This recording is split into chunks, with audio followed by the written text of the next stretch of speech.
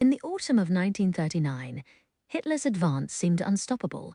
German military communications were relayed using hand ciphers, teleprinter codes, and above all Enigma machines, portable cipher devices that scrambled orders into nonsense so they could be relayed via Morse code over radio transmitters, then unscrambled in the field.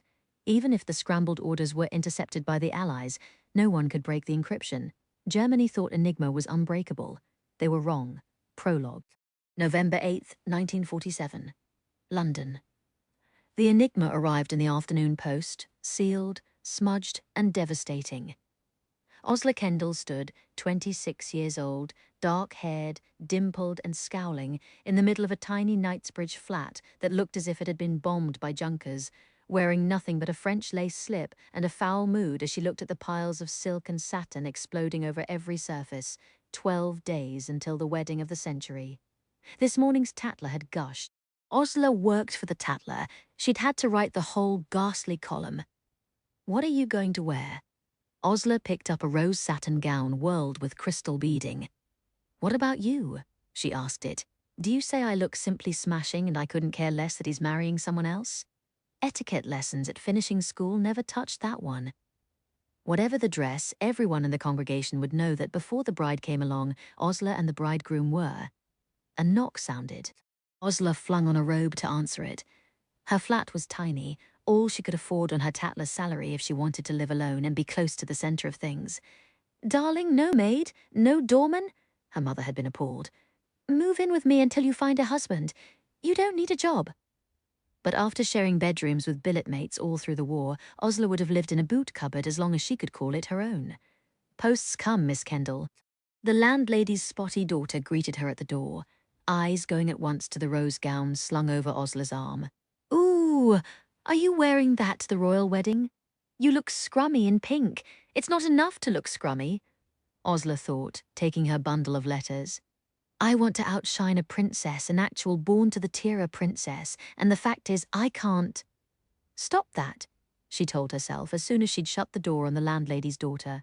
Do not fall in the dismals, Osler Kendall, all over Britain. Women were planning what they'd wear for the most festive occasion since VE Day.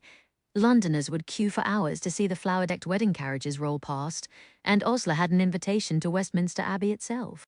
If she wasn't grateful for that, she'd be just like those ghastly Mayfair moaners blithering on about how tiresome it was attending the social event of the century. What a bother getting the diamonds out of the bank. Oh, woe is me to be so tediously privileged.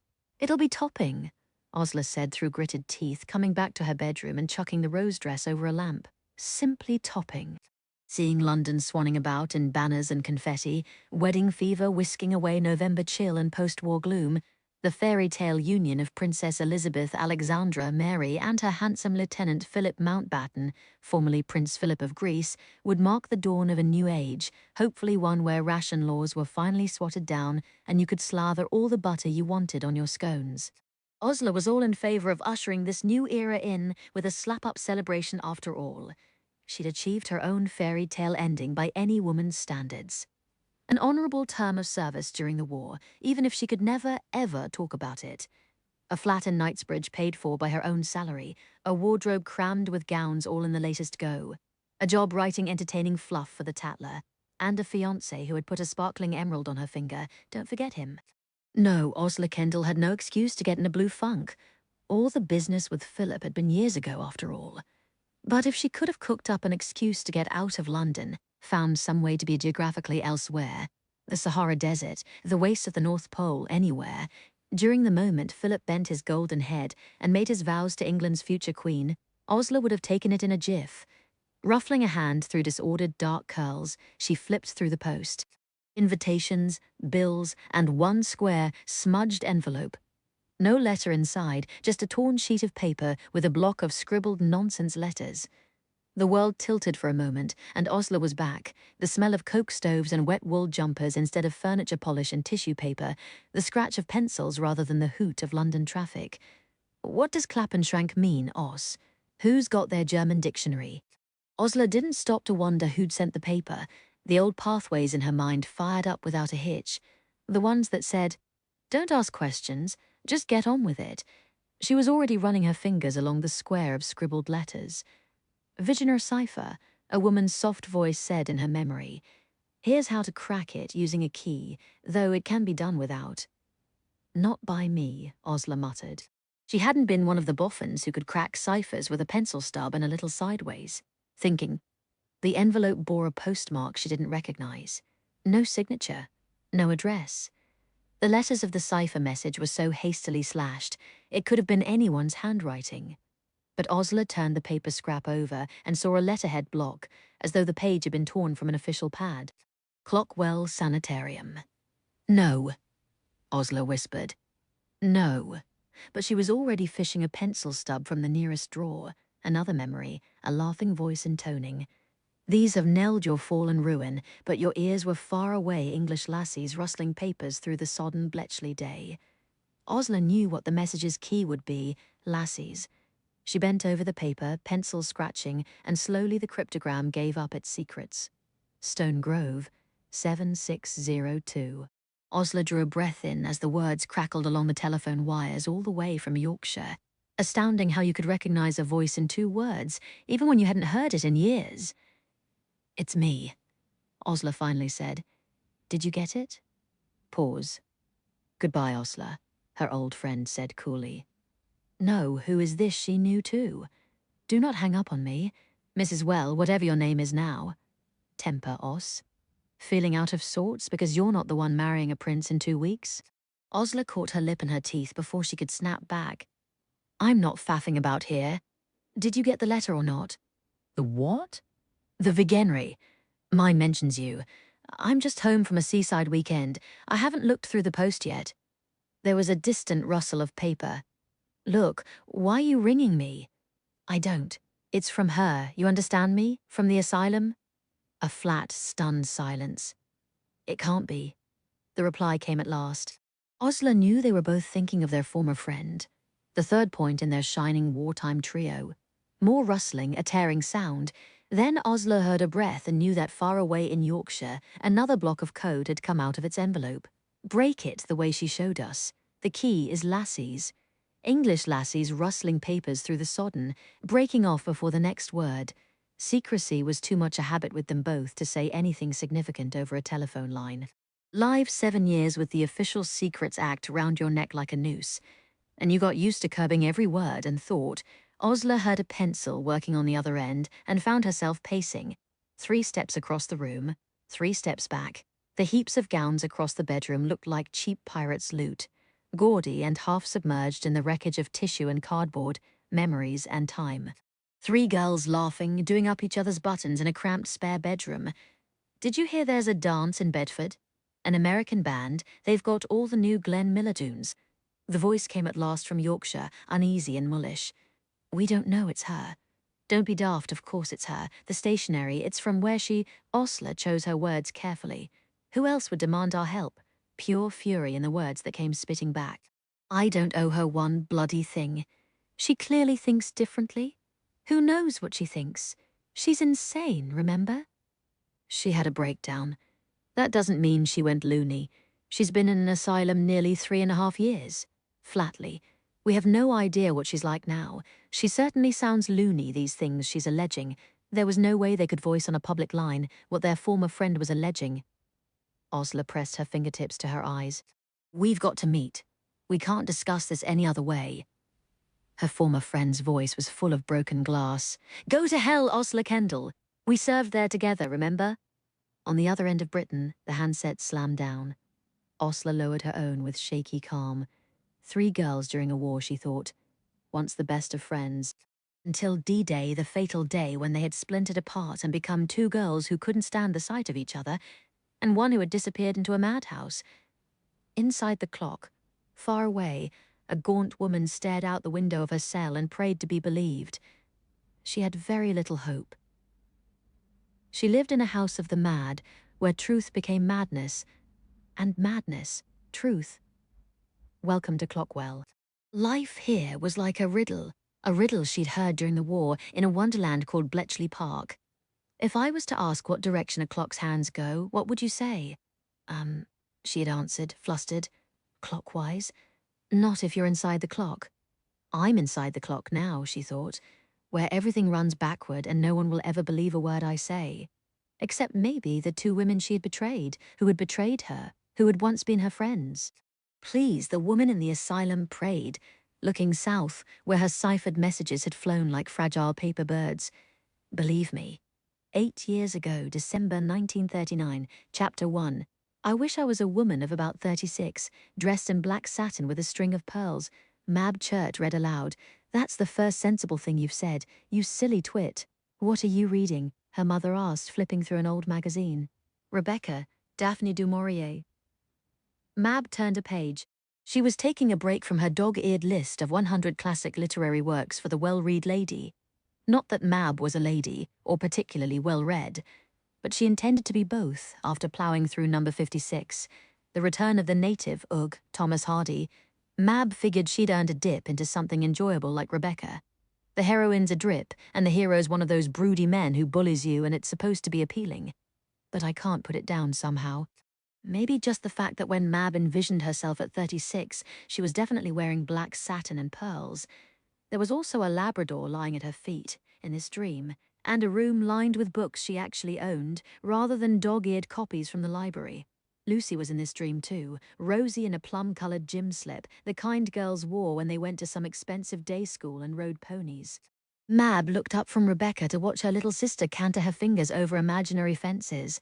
Lucy, nearly 4 years old and too skinny for Mab's liking, dressed in a grubby jumper and skirt, forever pulling off her socks.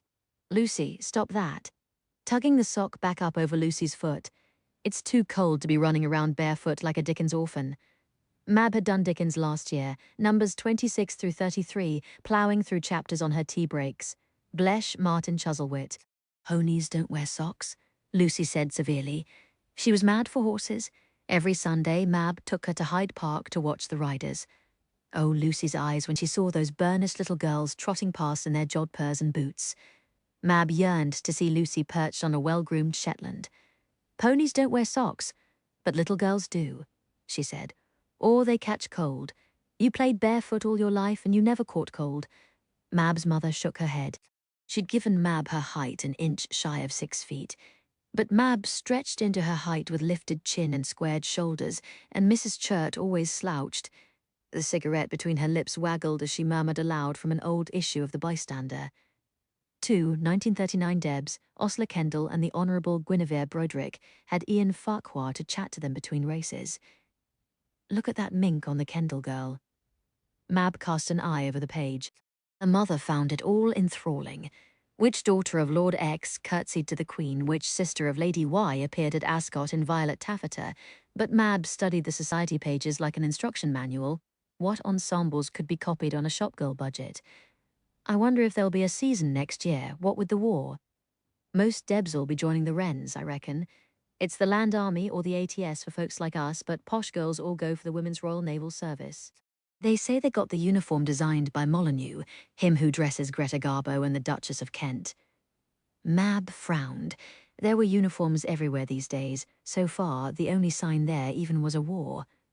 She'd been standing in this same East London flat, smoking tensely alongside her mother as they listened to the radio announcement from Downing Street, feeling chilly and strange as Chamberlain's weary voice intoned, "This country is at war with Germany."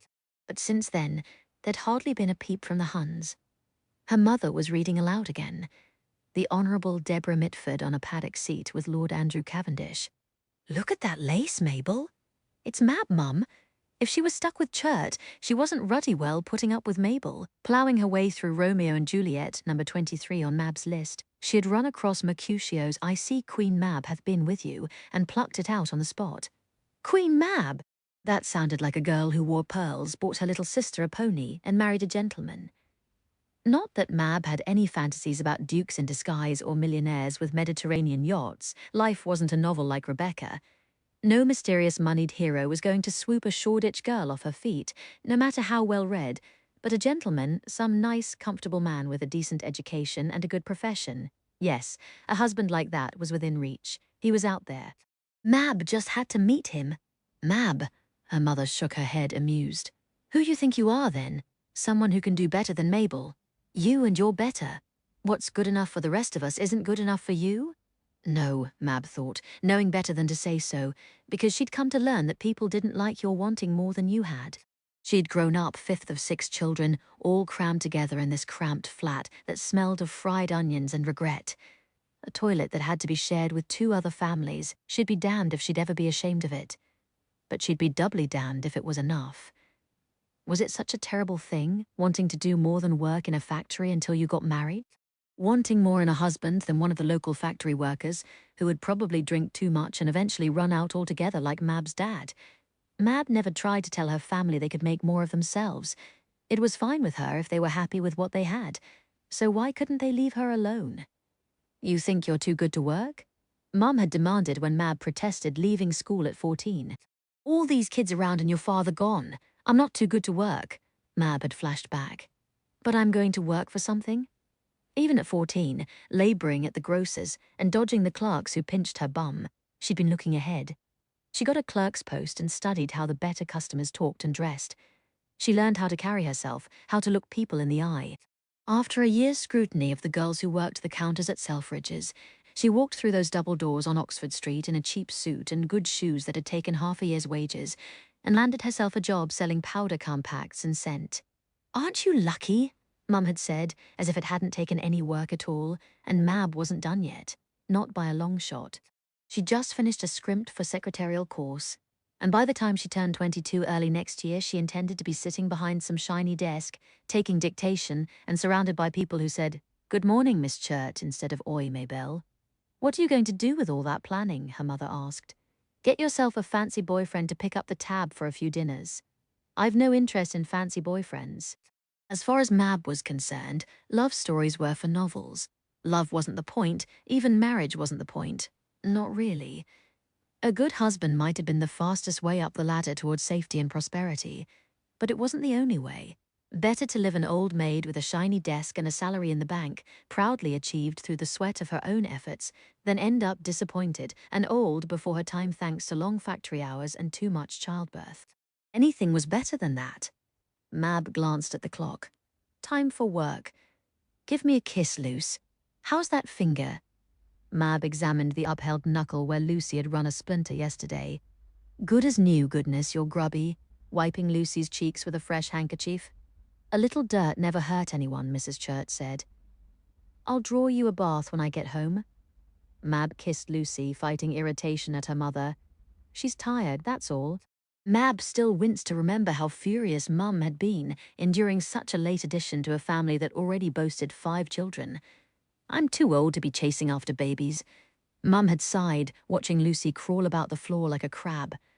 Still, there hadn't exactly been anything they could do about it except manage. For a little while longer, anyway, Mab thought. If she landed a good husband, she'd wheedle him into helping her sister, so Lucy would never have to leave school for a job at 14. If he'd give her that, Mab would never ask for anything else. Cold slapped her cheeks as she hurried out of the flat into the street. 5 days until Christmas, but no snow yet. 2 girls in auxiliary territorial service uniforms hurried past, and Mab wondered where she'd sign up if service became compulsory.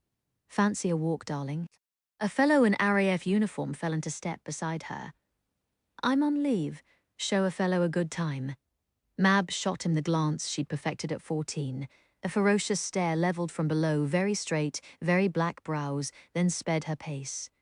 You could join the WAF, she thought, reminded by the fellow's uniform that the Royal Air Force had a women's auxiliary branch.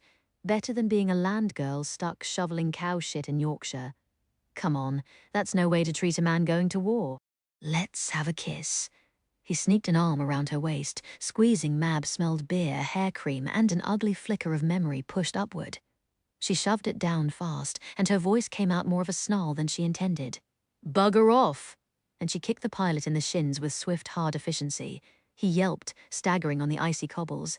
Mab pried his hand off her hip and headed for the tube, ignoring the things he called after her, shaking off the shiver of memory. Silver linings, the streets might have been full of handsy soldiers. But plenty of soldiers wanted to take a girl to the altar, not just to bed. If there was anything war brought in its wake, it was hasty weddings. Mab had already seen it in Shoreditch.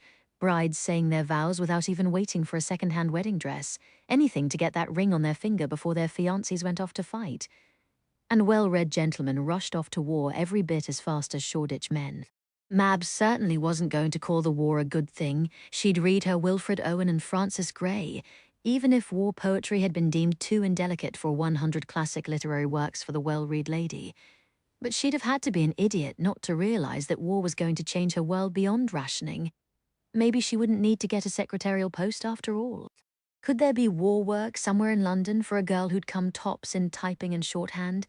Some post where Mab could do her part for king and country, meet a nice man or two and look after her family. A shop door banged open, releasing brief strains of The Holly and the Ivy from a radio inside. By Christmas of 1940, Mab thought things might be entirely different. This year, things had to change. War meant change. Chapter 2. I Need a Job. It had been Osla's first thought, returning to England at the end of 39. Darling, aren't you supposed to be in Montreal? Her friend Sally Norton had exclaimed Osla and the Honourable Sarah Norton shared a godfather and had been presented at court a season apart. Sally had been the first person Osla telephoned when she stepped back on English soil.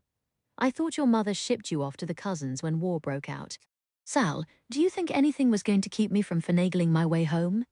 It had taken Osla 6 weeks, seething and furious, to scheme an escape after her mother had shipped her to Montreal. Some shameless flirtation with a few influential men for travel permits, some creative fibbing to her Canadian cousins, a tiny bit of fraud. That air ticket from Montreal to Lisbon had been much better off with Osla than its original owner, and a boat ride out of Portugal later, Vol. Goodbye, Canada, Osla sang, tossing her travelling case into the taxi.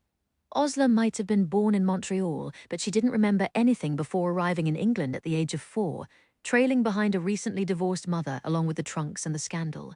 Canada was beautiful, but England was home. Better to be bombed at home among friends than be safe and corroding in exile. I need a job, Osla told Sally. Well, first I need a hairdresser because that horrid boat from Lisbon gave me lice, and I look like a dog's dinner. Then I need a job. Mama's in such a pelter she's cut off my allowance, for which I don't blame her. Besides, we've got to poke her up, as the Yanks might say, and do our bit for the war, the old sceptred isle in her hour of need, and so forth.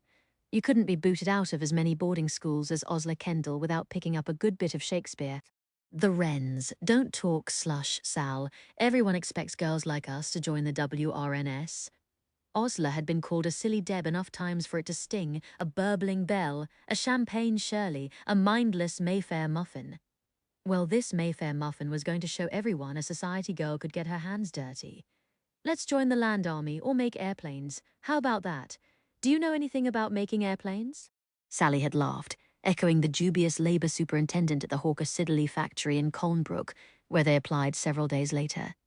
I know how to take the rotor arm off an automobile to save it being stolen by Huns if we get invaded, Osla retorted pertly. And in no time at all, she was clapped into a boiler suit, drilling 8 hours a day in the factory training room beside 15 other girls. Maybe it was dull work, but she was earning a wage, living independently for the first time in her life. I thought we'd be working on Spitfires and flirting with pilots, Sally complained across the workbench on New Year's Eve. Not just drilling, drilling, drilling. No grousing, the instructor warned, overhearing. There's a war on, you know. Everyone was saying that now. Osla had observed. Milk run out. There's a war on, ladder in your stockings. There's a war on. Don't tell me you don't despise this stuff, Sally muttered, banging her Durall sheet, and Osla eyed her own with loathing. Durall made the outer skins for the Hurricanes flown by RAF squadrons, if RAF squadrons actually flew any missions in this war when nothing yet was happening, and Osla had spent the last 2 months learning to drill it, file it, and pot rivet it. The metal fought and spat and gave off shavings that clogged her hair and nose so thickly her bathwater turned grey. She hadn't known it was possible to cherish a hatred this profound for a metal alloy. But there you were. You'd better save some swoony RAF pilot's life when you're finally slapped onto the side of a hurricane, she told the sheet, levelling her drill at it like a gunslinger in a cowboy film. Thank God we got tonight off for New Year's, Sally said when the clock finally ticked over to 6 in the evening and everyone streamed for the doors. What dress did you bring? The green satin. I can slither into it at my mother's suite at Claridge's. She's forgiven you for bunking out of Montreal. More or less, she's chuffed about everything these days because she's got a new beau. Osla just hoped he wouldn't be stepfather number 4. Speaking of admirers, there's a gorgeous fellow I promised to introduce you to.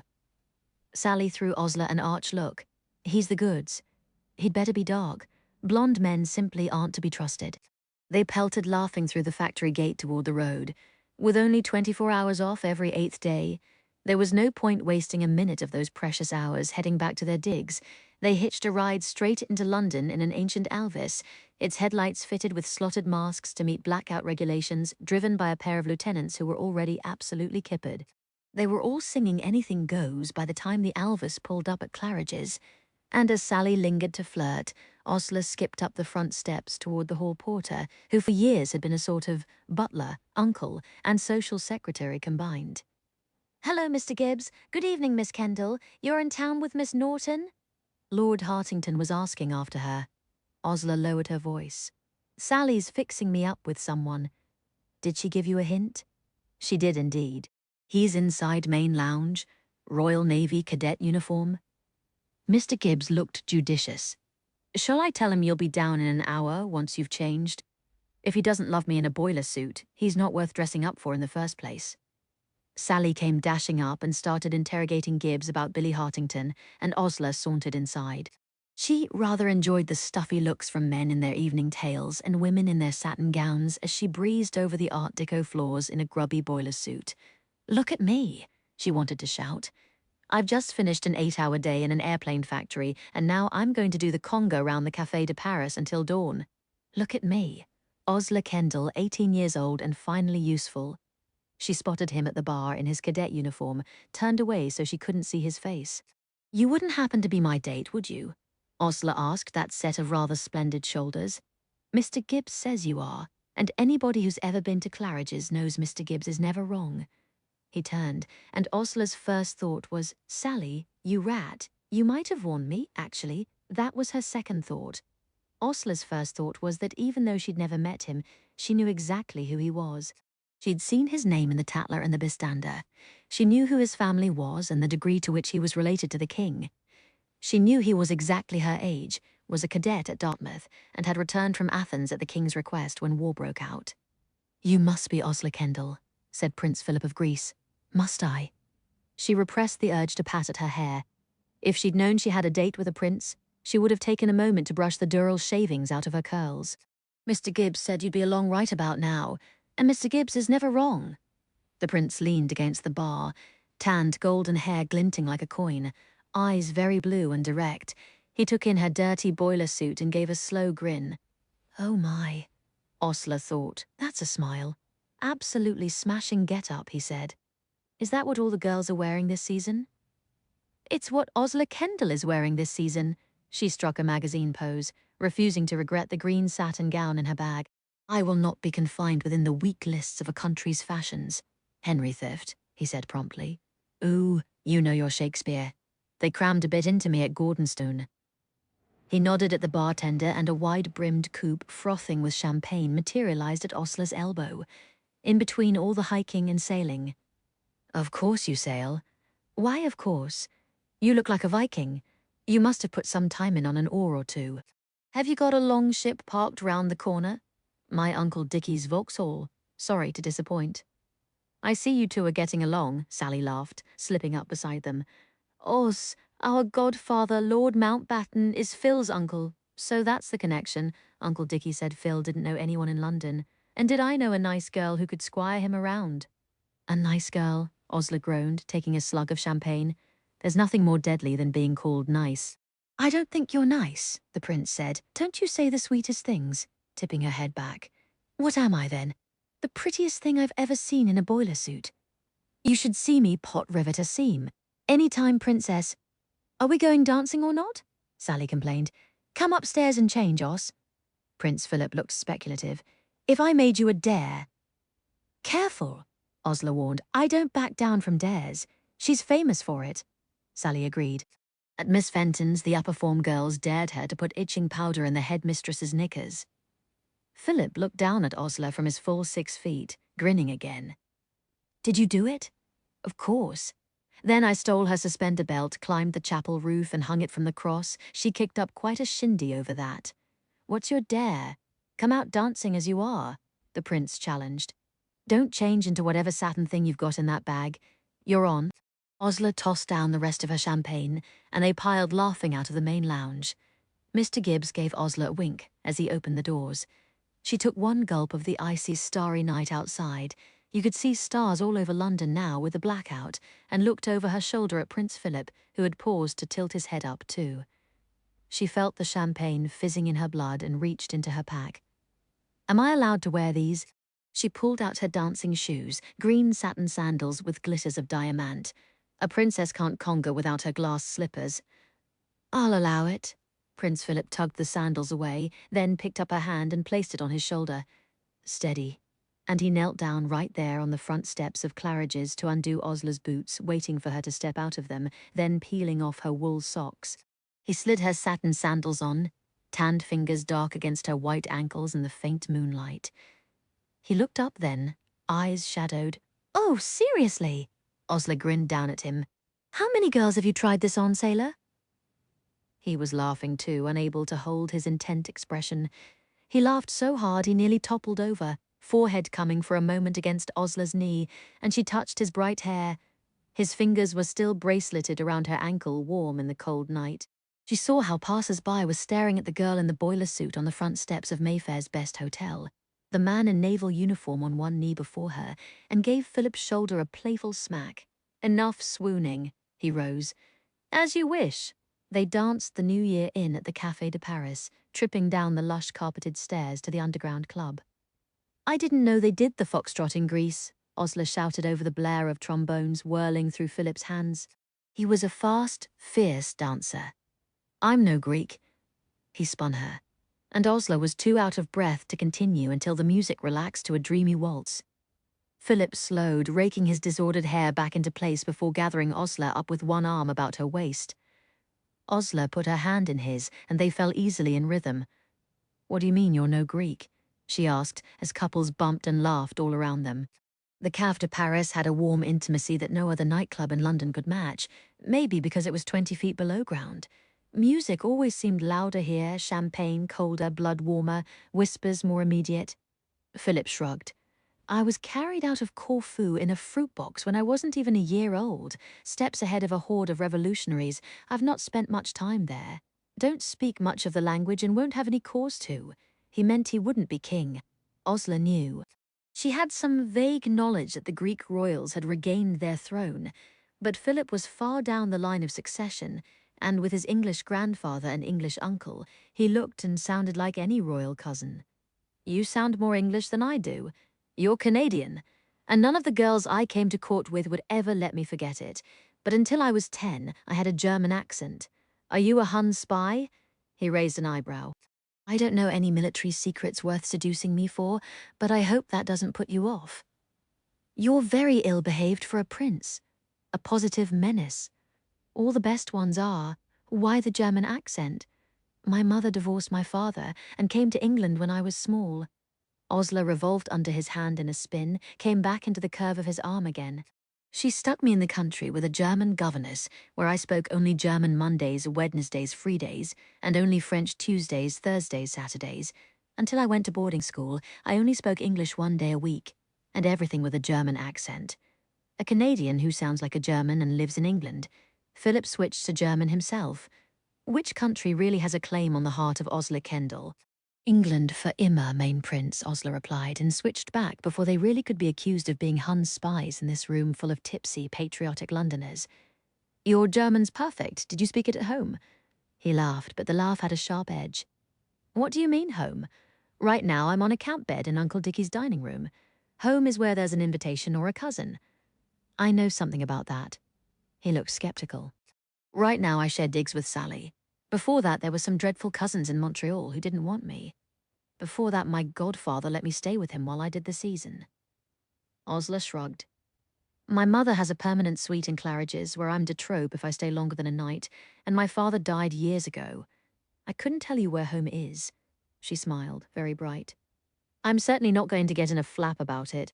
All my friends who still live at home are dying to get away. So who's the lucky one? Right now?" Philip's hand curled against her waist. "Me?" They waltzed in silence for a while, bodies moving in perfect ease. The dance floor was sticky with spilled champagne. The band dragged. It was near 4 in the morning, but the floor was still packed. No one wanted to stop, and that included Osler. She looked over Philip's shoulder and saw a poster pinned to the wall, one of the ubiquitous victory posters that had sprouted like mushrooms all over London. "We beat him before. We'll beat him again. I wish the war would get going," Osler said. "This waiting, we know they're going to come at us. Part of me wishes they'd just do it. The sooner it's begun, the sooner it's over." "I suppose," he said shortly, and moved so his cheek was at her hair and they weren't eye to eye anymore. Osler could have kicked herself, all well and good to say you wished the war would kick off when you, being one of the gentler sex, wouldn't be the one fighting it. Osler believed everyone should fight for king and country, but she was also aware that this was a very theoretical position when you were female. "I do want to fight," Philip said into Osler's hair as though reading her mind. "Go to sea, do my bit, mainly so people will stop wondering if I'm secretly a Hun." "What?" "3 of my sisters married Nazis. Not that they were Nazis when they first... Well, I'd like to shut up the fellows who think I'm slightly suspect because of the family sympathies. I'd like to shut up the ones who think a dizzy debutante can't possibly do anything useful. Do you go to sea soon?" "I don't know. If I had my way, I'd be on a battleship tomorrow. Uncle Dickie's seeing what he can do. It could be next week, it could be a year." "Make it a year," Osler thought, feeling his shoulder firm and angular under her hand. "So you'll be at sea hunting U-boats, and I'll be banging rivets in Slough, not too shabby for a silly socialite and a slightly suspect prince. You could do more than bang rivets." He gathered her closer, not taking his cheek from her hair. "Have you asked Uncle Dickie if there's anything at the War Office for a girl with your language skills? I'd rather build hurricanes, get my hands dirty. Do something more important for the fight than bang typewriter keys." "The fight? Is that why you finagled your way back from Montreal?" "If your country is in danger and you're of age to stand and defend it, you do so," Osler stated. "You don't cash in on your Canadian passport, or your Greek passport, and bunk out for a safer port of call. It's just not on. Couldn't agree more." The waltz ended. Osler stepped back, looked up at the prince. "I should get back to my digs," she said regretfully. "I'm knackered." Philip motored Osler and the yawning Sally back to Old Windsor, driving as ferociously as he danced. He helped Sally out of the back seat. She gave his cheek a sleepy peck and negotiated her way across the dark street. Osler heard a splash and a yelp. Then Sally's voice called back sourly, "Mind your shoes, Os. There's a lake in front of our door." "Better put my boots back on?" Osler laughed, reaching for her diamond buckles, but Philip swung her up into his arms. "Can't risk the glass slippers, princess." "Oh, really now?" Osler hooted, settling her arms about his neck. "How slick can you get, sailor?" She could almost feel his grin as he carried her through the dark. Osler's boots and evening bag dangled against his back, hanging from her elbow, and he smelled of aftershave and champagne. Philip's hair was mussed and sweat damp from dancing, curling softly against her fingers where her hands linked at the back of his neck. He splashed through the puddle, and before he could set Osler down on the step, she brushed her lips against his. "Gets it out of the way," she said, flippant. "So there's none of that terribly awkward. Will we, won't we on the step? I've never had a girl kiss me just to get it out of the way." His mouth smiled against hers. "At least do it properly." He kissed her again, long and leisurely, still holding her off the step. He tasted like a blue, sun-warmed sea, and at some point Osler dropped her boots into the puddle. At last he set her down, and they stood a moment in the darkness, Osler getting her breath back. "I don't know when I'll go to sea," he said at last. "Before I do, I'd like to see you again. Nothing much to do around here. When we aren't banging Durals, Sal and I eat porridge and muck about with gramophone records. Very dull." "I don't imagine you're as dull as that. In fact, I'll wager the opposite. I'll lay odds you're hard to get over, Osler Kendall." Any number of light, flirtatious replies sprang to her lips. She had flirted all her life instinctively, defensively. "You play that same game," she thought, looking at Philip. "Be charming to all, so no one gets too close." There were always people angling to get close to a pretty brunette whose godfather was Lord Mountbatten and whose father had bequeathed her a massive chunk of Canadian National Railway shares. And Osler was willing to bet there were many more people angling to get close to a handsome prince, even one tarnished by Nazi brothers-in-law. "Come see me any night, Philip," Osler said simply, playing no games at all, and felt her heart thumping as he touched his fingers to his hat and walked back to the Vauxhall. It was the dawn of 1940, and she had danced in the new year in a boiler suit and satin sandals with a prince. She wondered what else the year would bring. Chapter 3. June 1940. Mab was doing her best to disappear into her library copy of Vanity Fair, but even Becky Sharp flinging a dictionary out a coach window couldn't hold her attention when the train leaving London was so crowded, and when the man in the seat opposite was fondling himself through his trouser pocket. "What's your name?" he'd crooned when Mab dragged her brown cardboard suitcase aboard and she'd shot him her iciest glare. He'd been forced off to one side when the compartment filled up with men in uniform, most of them trailing hopefully after a stunning brunette in a fur-trimmed coat. But as the train chugged north out of London, the compartment emptied of soldiers stop by stop, and when it was just Mab and the brunette, the fondler began crooning again. "Give us a smile, love." Mab ignored him. There was a newspaper on the compartment floor, tracked with muddy boot prints, and she was trying to ignore that too. The headline screamed Dunkirk and disaster. "We're next," Mab's mother had said as Denmark fell, Norway fell, Belgium fell, Holland fell, one after another like boulders rolling inexorably off a cliff. Then ruddy France fell, and Mrs. Churt gave even bleaker shakes of the head. "We're next," she said to everyone who would listen, and Mab nearly bit her head off. "Mum, would you mind not talking about murdering, raping Huns and what they're going to do to us?" It had been a terrible row, the first of many once Mab had tried to persuade Mum to leave London with Lucy. "Just for a while," she said, and Mum retorted, "I leave Shoreditch feet first in a box," and that row had been so bad it was just as well that Mab had received this odd summons a week ago about a post in Buckinghamshire. Lucy didn't really understand she was going away. When Mab had hugged her tight that morning before departing, she just put her head on one side and said, "Night," which meant, "See you tonight." "I won't be seeing you tonight, Luce." Mab had never been away from Lucy overnight, not once. Well, Mab would take the train back to London the first day she had off.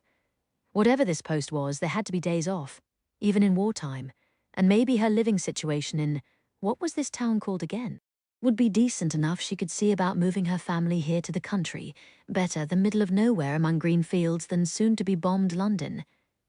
Mab shuddered and went back to Vanity Fair, where Becky Sharp was headed for a new job in the country too, not appearing to worry much about her homelands being invaded. But in Becky's day it had been Napoleon, and Napoleon didn't have bloody Messerschmitts, did he? "What's your name, lovely?" The fondler had switched his attentions to the little brunette in the fur-trimmed coat, who was now the only other passenger in the compartment. His hand began to work away in his pocket. Just one smile, gorgeous. The brunette looked up from her own book, flushing pink, and Mab wondered if she'd have to intervene. Normally, she abided by a Londoner's strict rule of keep your nose out of other folks' business, but the brunette looked like an absolute lamb in the woods. Just the sort of female Mab both slightly resented and also envied expensively dressed, pampered skin that a gushy novel would describe as alabaster, the sort of pocket-sized figure all women wanted and all men wanted to take a bite out of. The kind of silly overbred debutante, in short, who had grown up riding ponies and wouldn't have to lift a finger to bag herself a husband of means and education, but was otherwise completely useless. Any Shoreditch girl could handle a train compartment Lothario, but this little bit of crumpet was going to get munched right up. Mab laid down Vanity Fair with a thump, irritated with the fondler, and rather irritated with the brunette, too, for needing rescuing. But before she could even snap, "Look here, you!" the brunette spoke up. "My goodness, look at the tent in your trousers. I can't say I've ever seen anything quite so obvious." Most fellows do something incredibly creative with their hats at this stage. The man's hand froze. The brunette put her head to one side, eyes widening innocently. "Is something wrong? You aren't in pain, are you, chaps? Always act like they're in such pain at this point. I'm nobbled if I know why." The fondler, Mab observed, was red as a beet and had withdrawn his hand from his pocket. "Really? Do you need a doctor?" "You're looking absolutely in the basket." The man fled the compartment with a mutter. "Feel better soon," the little brunette called after him, then looked over at Mab, eyes sparkling. That fixed him. She flung one silk-stockinged leg over the other with evident satisfaction. "Nice work," Mab couldn't help but say, not such an easily munched bit of crumpet after all, even if the girl didn't look a day over 18.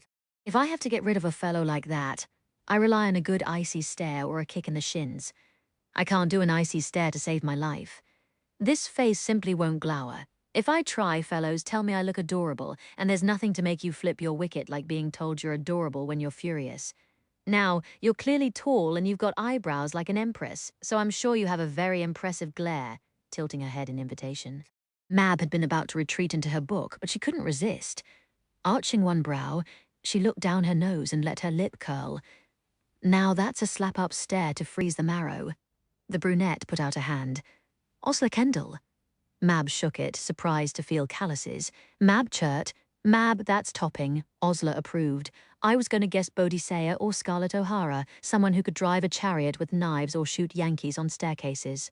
I got stuck with Osler because my mother went to Oslo and said it was too utterly divine. What she meant was that I was conceived there.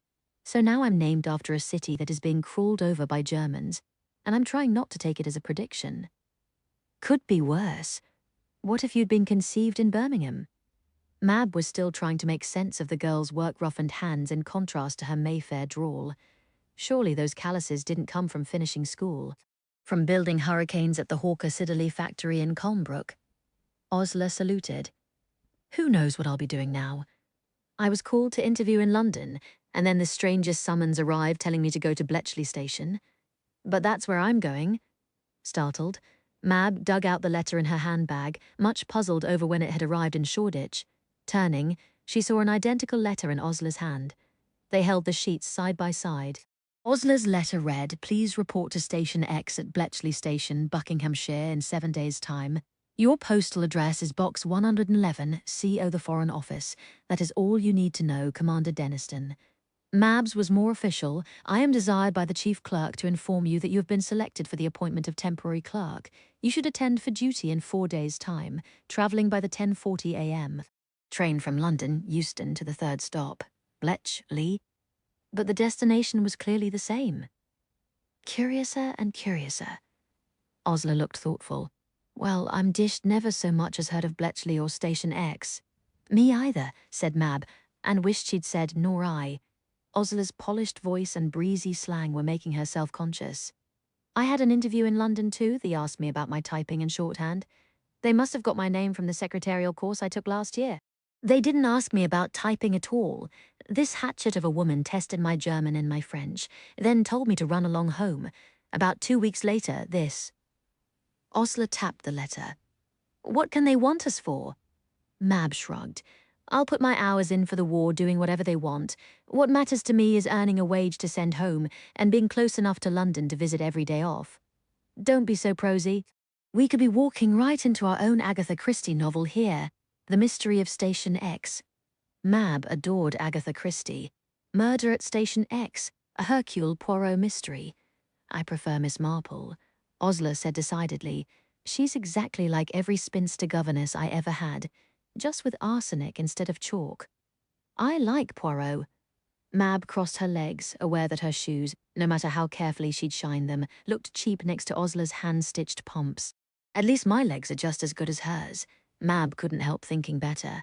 That felt rather petty and mean-spirited, but Osler Kendall was so clearly a girl who had everything. Hercule Poirot would give a girl like me a fair hearing, she went on. "The Miss Marples of the world take one look and decide I'm a tart." When the train drew to the third stop at last, Osler whooped tally-ho, but Mab's hopes soon waned.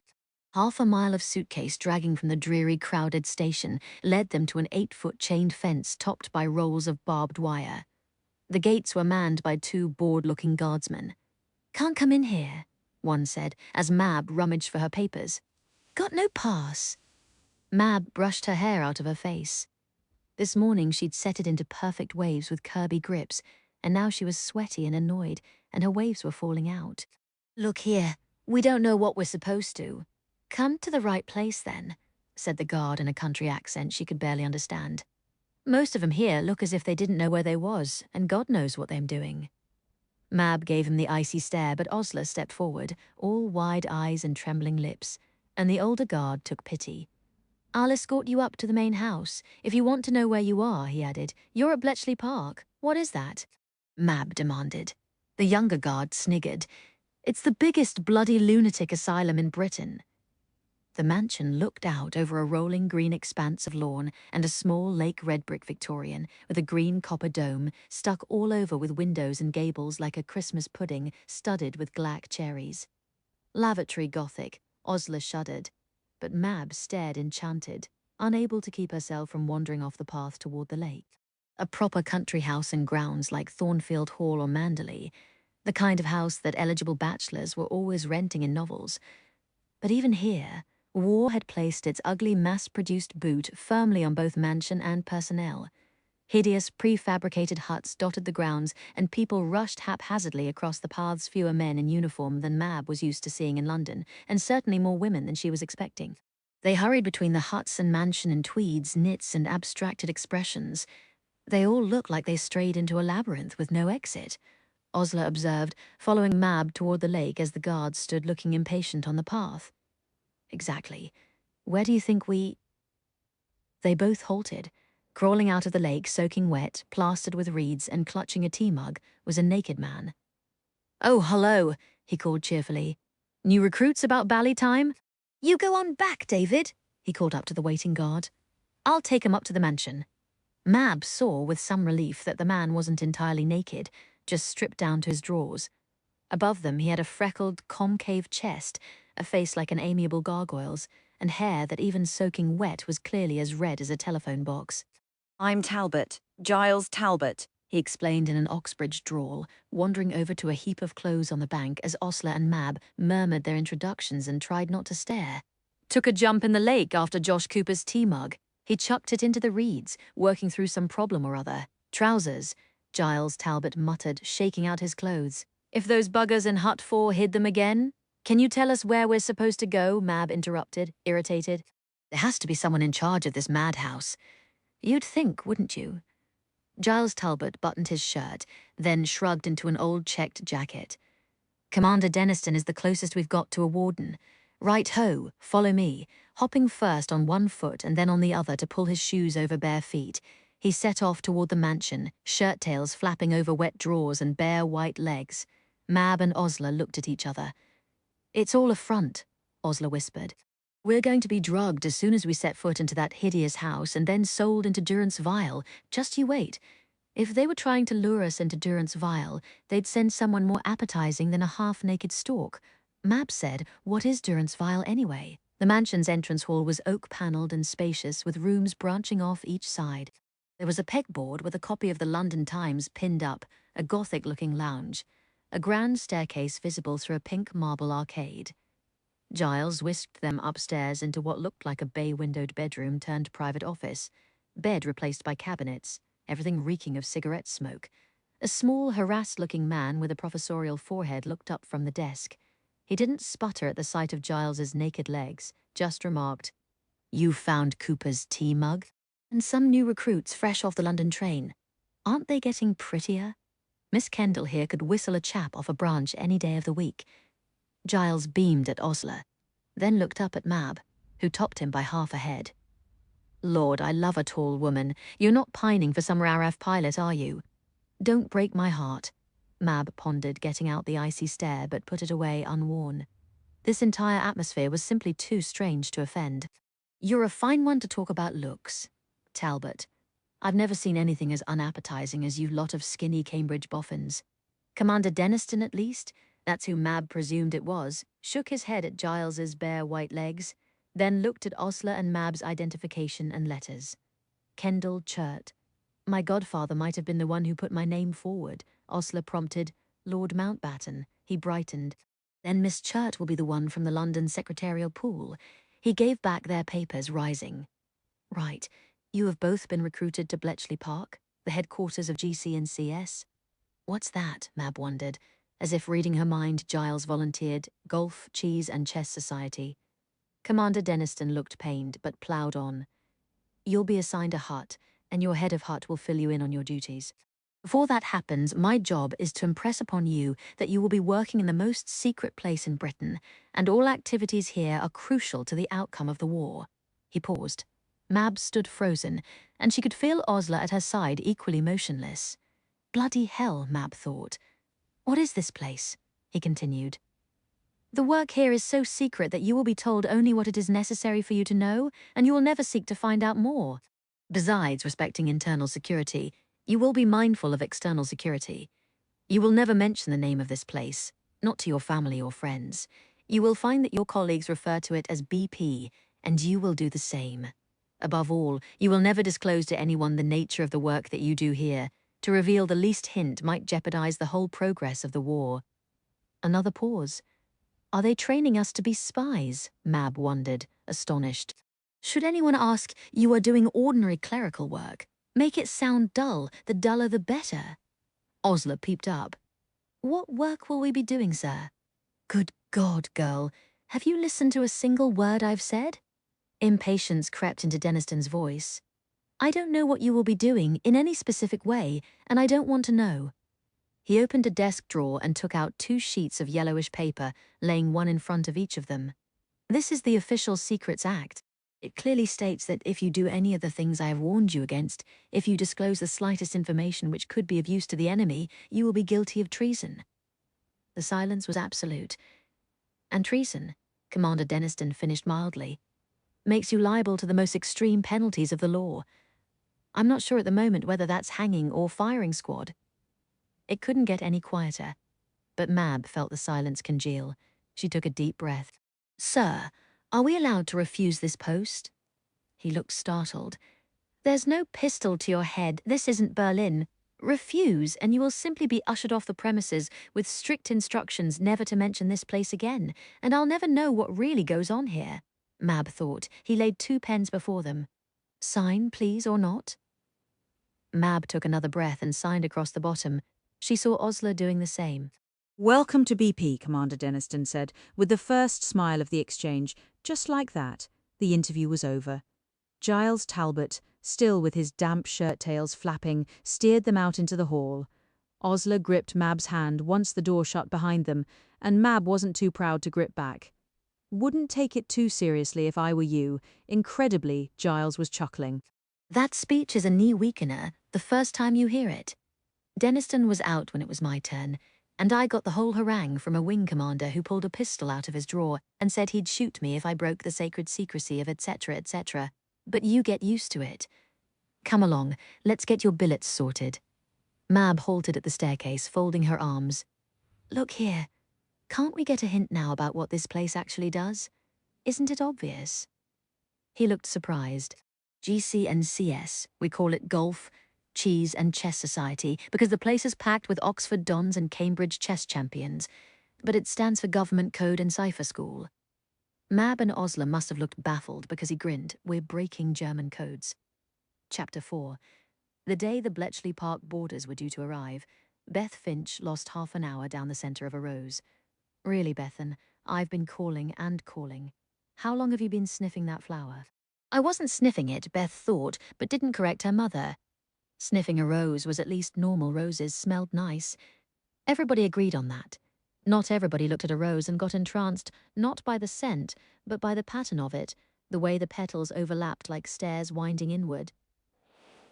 Inward. She'd run her finger gently along the spiral, moving toward the center. Only in her mind there wasn't a center with stamens. There was just the spiral going on and on toward infinity. It sounded very poetic. What lies at the center of a rose? But it wasn't the poetry that entranced Beth, or the scent. It was the pattern. And before she knew it, she'd lost half an hour, and her mother was standing there looking cross. They'll be here soon, and look at this room. Mrs. Finch took the bud vase from Beth, placing it on the mantel. Wipe down the mirror now. Whoever these girls are, they won't have anything to complain about in this house.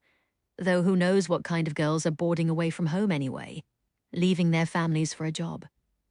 There's a war on, Beth murmured, but Mrs. Finch had been on a tear since learning that, being in possession of a spare bedroom with 2 narrow beds, they would be required to billet 2 females working at nearby Bletchley Park. Don't tell me it's the war. It's flighty girls taking any excuse to bolt out on their families and get into trouble. Mrs. Finch moved about the room in small, quick motions, straightening the bedside table doily, tweaking the pillowcase. She and Beth had the same mouse-fair hair, the same nearly invisible brows and lashes, but Beth stood round-shouldered and slight, while her mother was imposing, handsome, her bust like a prow. What kind of war work are they going to be doing in the middle of Bletchley? Who knows? The war had sent such ripples through their sleepy little village, blackout preparations, the call for air raid precautions wardens, Bletchley Park just down the road, suddenly a hub of mysterious activity. Everyone was curious, especially with women coming to work there as well as men. Women were flinging themselves into all sorts of new ventures these days, according to the papers joining the fans, to be nurses or shipping overseas with the Women's Royal Navy. Every time Beth tried to think herself patriotically into one of those roles, she broke out in a cold sweat. She knew she'd be expected to do her bit, but she'd volunteer for something behind the scenes. Something even utter idiots couldn't muck up. ARP, first aid maybe, rolling bandages and making tea. Beth was hopeless at most things. She'd been hearing that all her life, and it was true. These boarders had better be decent girls. Mrs. Finch was fretting. What if we end up with 2 tarts from Wapping? I'm sure not, Beth soothed. She didn't even really know what a tart was. It was her mother's all-purpose condemnation for any female who wore lipstick, smelled of French scent or read novels. Guiltily, Beth felt the weight of her latest library paperback in her pocket. Vanity Fair. Run out to the post office, Bethan. Mrs. Finch was the only one to call Beth by her full name. I can feel one of my headaches coming on. Massaging her temples, rinse out a cloth for me first, then, after the post office, the corner store. Yes, Mother. Mrs. Finch patted her shoulder fondly. Mother's little helper. Beth had been hearing that all her life, too. Bethan is so helpful. Mrs. Finch loved to tell her friends, what a comfort to think she'll be with me when I'm old. She might still marry, the widow down the street had said at the last Women's Institute meeting. Beth had been making tea in the kitchen, but the old woman's whisper carried 24 years old. That's not utterly hopeless. She hardly has 2 words to say to anyone, but that doesn't bother most men. Someone might still take her off your hands, Muriel. I don't want her taken off my hands, Mrs. Finch had said with that brisk finality that made everything seem preordained. At least I'm not a burden, Beth reminded herself. Most old maids were just a drain on their families. She was a comfort. She had a place. She was Mother's little helper. She was lucky, tugging at the thin mousefare plait hanging over one shoulder. Beth went to put the kettle on, then wrung out a cloth in cold water the way her mother liked. Bringing it upstairs, she darted back down and set off on errands. All Beth's siblings had settled out of town when they married, but not an afternoon passed when Beth wasn't dispatched to post a letter full of maternal advice or a package with a maternal decree. Today, Beth posted a square package to her oldest sister, who'd just delivered a baby, one of Mother's samplers, a wreath of pink roses round the words, "A place for everything, and everything in its place." An identical sampler hung over Beth's bed and over the bed of every new baby born to the Finch family. It was never too early, Mother said, to instill proper notions about one's place. "Have your boarders arrived yet?" the postmaster inquired. "They're peculiar fellows, some of them. Mrs. Bowden at the Shoulder of Mutton Inn, she's got a pack of Cambridge dons coming and going at all hours. That won't please your mother, eh?" He waited for a response, but Beth just nodded, tongue-tied. Something not right with that last Finch girl? The postmaster whispered to his clerk as she turned away, and Beth felt herself flushing crimson. Why couldn't she manage ordinary small talk?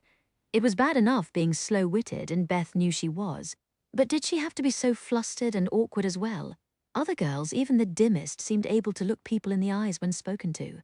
It was one thing to be quiet, another thing to freeze in every social gathering like a frightened rabbit. But Beth couldn't help it. She dashed home just in time to lift the kettle off the heat. At least the Finch household had been assured it would be girls boarding, not men. If life were a novel, the mystery boarders would have been dashing young bachelors who would then immediately have vied for Beth's hand. And Beth couldn't imagine anything more terrifying. Beth, Mr. Finch called absently from his armchair, doing the crossword. A freshwater fish of the carp family? 5 letters? Beth flipped her braid back over one shoulder, laying out the tea things. Tench? I thought bream. Bream puts a B into 17 down. Beth reached for the teapot, perfectly able to envision the crossword glimpsed this morning when she'd set the paper by her father's breakfast plate. And 17 down is codified. 17 down to organize into a system as in a body of law. 6 letters, right. Codify. Her dad smiled. I don't know how you do that. My one talent, Beth thought, rueful. She couldn't cook. She couldn't knit, she couldn't make conversation, but by God she could finish the Sunday crossword in 8 minutes flat without a single mistake. Unlucky or ill-fated. 7 letters. Beth's dad began, but before she could say hapless, footsteps sounded outside, and their boarders were being ushered in with a clatter of suitcases. Mr. Finch held the door. Mrs. Finch shot downstairs like a ferret into a rabbit's burrow, and by the time Beth had taken care of the kettle, introductions were flying. 2 girls, both clearly younger than Beth, entered the spotless kitchen and immediately seemed to take up all the air. Both were brunettes, but that was where the similarity ended. One was dimpled and beautiful and wrapped in a fur-trimmed coat, chattering in a very posh accent. The other was about 6 feet tall with severe features, perfect red lipstick, and black eyebrows arching like cavalry sabers. Beth's heart sank into her shoes. These girls were just the sort who made her feel clumsy, slow, and, well, hapless. "So pleased," Mrs. Finch managed to say through pursed lips, "to welcome you to my home." Her gaze travelled up and down the tall brunette who returned the stare coolly. Tart! Beth knew her mother was thinking. Who knew about the dimply girl, but the one with the eyebrows had without a doubt been classified as a tart before she spoke a single word. "We are so chuffed to be sent here," the dimply girl gushed, curly lashes working up a breeze of enthusiasm. "One can always tell nice people, can't one? I knew the moment I saw your absolutely topping vegetable garden." Beth could see her mother thawing at those polished Mayfair vowels. "We hope you'll be terribly comfortable here," she said, her own accent hitching north. "You'll share the room beside my daughter, first floor. The toilet? The loo, that is, can be found at the bottom of the garden." "Outside?" The smaller brunette looked startled. The tall one shot her an amused look. "You'll get used to it, Osler Kendall. I've never lived in a single flat with a loo inside." "Oh, shut up, Queen Mab." Mrs. Finch frowned. "What is it you young ladies will be doing over at Bletchley Park?" "Clerical work," Osler said breezily. "Such a snore." Another frown, but Beth's mother left it for now. "Lights out at 10, hot baths every Monday, no dawdling in the tub. We have a telephone, proudly. Few homes in the village did. But it is for important calls only, if you'll come upstairs." The kitchen seemed to echo when the newest additions to the household swept out. Dad, who hadn't said a word after shaking hands, sat back down with his newspaper. Beth looked at the tea tray, scrubbing her hands up and down her apron. "Bethan." Mrs. Finch swept back into the kitchen. "Don't just stand there, take up the tea." Beth made her escape, glad to be spared the dissecting of the 2 lodgers she was certain her mother was about to deliver. She paused outside the spare room door, mustering the nerve to knock, and heard the rustling of suitcases being unpacked. "1 bath a week," Mab's voice, crisp and scornful. "I call that stingy. I'm not demanding hot water, I don't mind a cold water scrub, but I want clean hair however I can get it." "We've a washstand, at least hello again," Osler Kendall exclaimed as Beth came in. "Tea, how scrummy. You're a darling." Beth couldn't remember ever being called a darling. "I'll leave you," she muttered. But she saw a copy of Vanity Fair unpacked from one of the bags and exclaimed, despite herself, "Oh, that's a good one." "You've read it?" Beth flushed to the roots of her hair. "Don't tell Mother. Wouldn't dream of it." Osler plucked a scone off Mrs. Finch's second-best china. "No one should tell their mother more than 1/3 of anything they get up to. Curl up with us and have a chin wag." Without knowing how it happened, Beth found herself perched on the end of Osler's bed. It wasn't much of a conversation. She hardly said 2 words as the other girls nipped back and forth about Thackeray and whether they should start a literary society. But they both smiled at her periodically, all encouraging glances. Maybe they weren't quite so intimidating after all.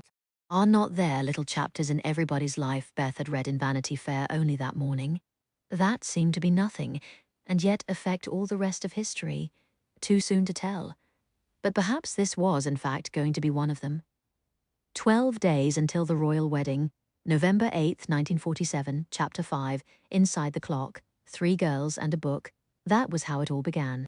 Or so it seemed to the woman in the asylum, lying in her cell, fighting the cocktail of lethargy that had been pumped into her veins. "Our institution is very progressive," a balding doctor had said when she first arrived, spitting and struggling, at Clockwell Sanitarium, nearly 3.5 years ago, 6 June, the day of the Normandy invasions, the day that began Europe's liberation and her own imprisonment. You may have heard horror stories about patients chained to walls, hosed with ice water, and so forth. We believe in gentle handling here, mild activity, sedatives to calm the nerves, Miss Liddell. That is not my name, she had snarled. He ignored her. Take your pills like a good girl. Pills in the morning, pills at night, pills that filled her veins with smoke and her skull with cotton wool. Who cared then about mild activity? There were blunted tools for working in the rose garden around the big grey stone house. There was basket weaving in the common hall. There were novels with missing pages, but very few patients made use of these things. Clockwell's inmates dozed in armchairs or sat outside blinking at the sun, eyes dulled and dreamy from the fog they swallowed every morning in tablet form. Progressive treatment. This place didn't need chains or electrical shocks. It didn't need beatings or ice baths. It was still a killing bottle, an eater of souls. Her first week here, she'd refused to swallow anything the doctors gave her. She got the syringe instead, orderlies holding her down for the needle prick. Afterward, she stumbled back to her cell. They could call it a room, but any room with locks on, only the outside was a cell. Window barred with mesh, bed bolted to the floor, a high ceiling so she couldn't reach the light fixture to hang herself. She thought of hanging herself that first week, but that would have been giving in. Looking well today. The doctor beamed, popping in on his daily rounds. Still a bit of a cough from that springtime bout of pneumonia, eh, Miss Liddell? The woman registered under the name Alice Liddell no longer bothered to correct him. She swallowed her pills obediently, then, as soon as he left, went to the plastic basin that served as a chamber pot at night. Forcing her fingers down her throat, she threw the tablets up in a wash of bile, then reached an indifferent thumb into the mess and ground everything together so the nurses wouldn't guess. She'd learned a few things in 3.5 years. How to vomit up her medicine, how to fool the doctors, how to slide past the orderlies who were spiteful and cultivate the ones who were kind, how to keep her sanity in the midst of madness. Because it would be easy, so easy, to go authentically mad here. Not me, thought the woman from Bletchley Park. She might have been sitting grey-faced and coughing in a madhouse cell, but she had not always been this. I will survive, I will get out. Not that it would be easy. The walls circling Clockwell were high and barbed. She'd walked them 1,000 times. Every entrance, the big gates at the front, the smaller access doors used by the grounds crew was locked, the keys kept under guard. And even if she could get past that wall, the nearest town was miles away across barren Yorkshire moors. A slippered woman in an institutional smock stood no chance. She'd merely wander the gorse until she was recaptured. She'd known from her second week here that if she was to get out, she would need help. She'd smuggled her ciphered messages out last week. 2 desperate missives launched into the void, like messages in bottles, sent to 2 women who had no reason to help her. They betrayed me, the thought whispered. You betrayed them, the whisper said back. Had they received the letters yet? If they had, would they listen? London. Osler stood in her lace slip and robe, looking at the message that had thrown such a spanner into her day. The echo of the telephone's furious slam on the other end of the line in Yorkshire still reverberated, along with her former friend's choked voice. Go to hell, Osler Kendall. A clock ticked in the corner, and a blue satin dress slid off the heap on the bed. What she would wear to watch Princess Elizabeth marry her own former boyfriend now seemed the stupidest bit of bobbery in the world. Osler flung down the cipher message, and sunlight bounced green sparks across the lines of code, reflected off the big emerald ring her fiancé had put on her left hand 4 months ago. Any other woman, Osler reflected, would have run to her husband-to-be if she got menacing letters from a madhouse inmate. It was the sort of thing fiancés liked to know if the women they loved were being threatened by lunatics. But Osler knew she was not going to tell a soul. A few years at Bletchley Park turned any woman into a real clam. Osler sometimes wondered how many women there were in Britain like her, lying to their families all day, every day about what they'd done in the war. Never once saying the words, I may just be a housewife now, but I used to break German ciphers in Hut 6, or I may look like a brainless socialite, but I translated naval orders in Hut 4. So many women. Be the end of the war in Europe. Bletchley Park and its outstations had 4 women to every man. Or so it seemed when you saw the swarm of victory-rolled hair and utility frocks come spilling out at shift change. Where were all those women now?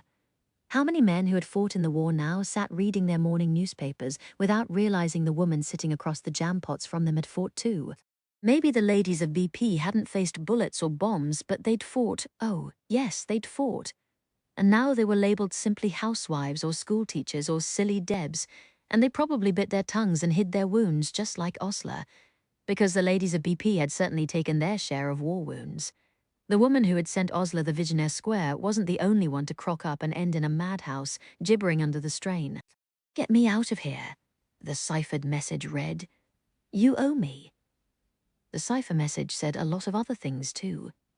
The telephone shrieked, and Osler nearly jumped out of her skin. She snatched up the handset. "Did you change your mind about meeting?" It surprised her, the thrum of relief that went through her. No love lost between herself and her old friend, but if she had someone to face this problem with... "Meeting whom, Miss Kendall?" The voice was male, insinuating, oilier than Brill cream on a cheapside shoe salesman. "Where are you off to? Private rendezvous with the royal fiancé, perhaps?"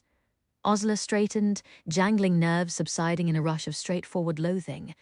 "I don't remember which scandal rag you write for, but stop talking slush and bugger off." She banged down the handset. The sheet sniffers had been haunting her doorstep ever since the royal engagement had been announced. It didn't matter that there wasn't anything to find. They wanted dirt. 1 hour ago, she'd been looking for any excuse to get away from them, from the wedding hysteria, out of London altogether. She heard the furious voice through the telephone again.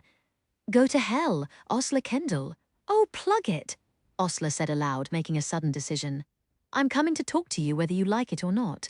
Because nothing about the woman in the madhouse could be discussed by telephone, and the only person she could talk to about it lived in York now, a long, long way from London. 2 birds, 1 stone. 7 years ago, June 1940. Chapter 6. Dear Philip, I work in a blinking madhouse. Osler imagined scribbling to her fair-haired prince. Not that she could give him details about her new job in those letters posted to Philip's ship, but she'd got into the habit of talking to him in her head, spinning the straw of daily life into entertaining gold anecdotes. It's a small madhouse tucked inside a larger one.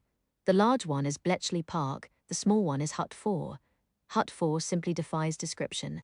She'd turned up for her first shift promptly at 9, the morning after signing the Official Secrets Act, thrilled to her bones to be doing something more important than pot-riveting seams. All she wanted in this world was to prove herself, prove once and for all that a Mayfair giggler who'd curtsied to the king in pearls and plumes could poke her up in wartime and serve as well as anyone else could do something important even. Well, banging hurricanes together might have been useful, but this was in a different class. Osler had already vowed she'd stick it out here, no matter how hard it was. She was only sorry she and Mab wouldn't be working together.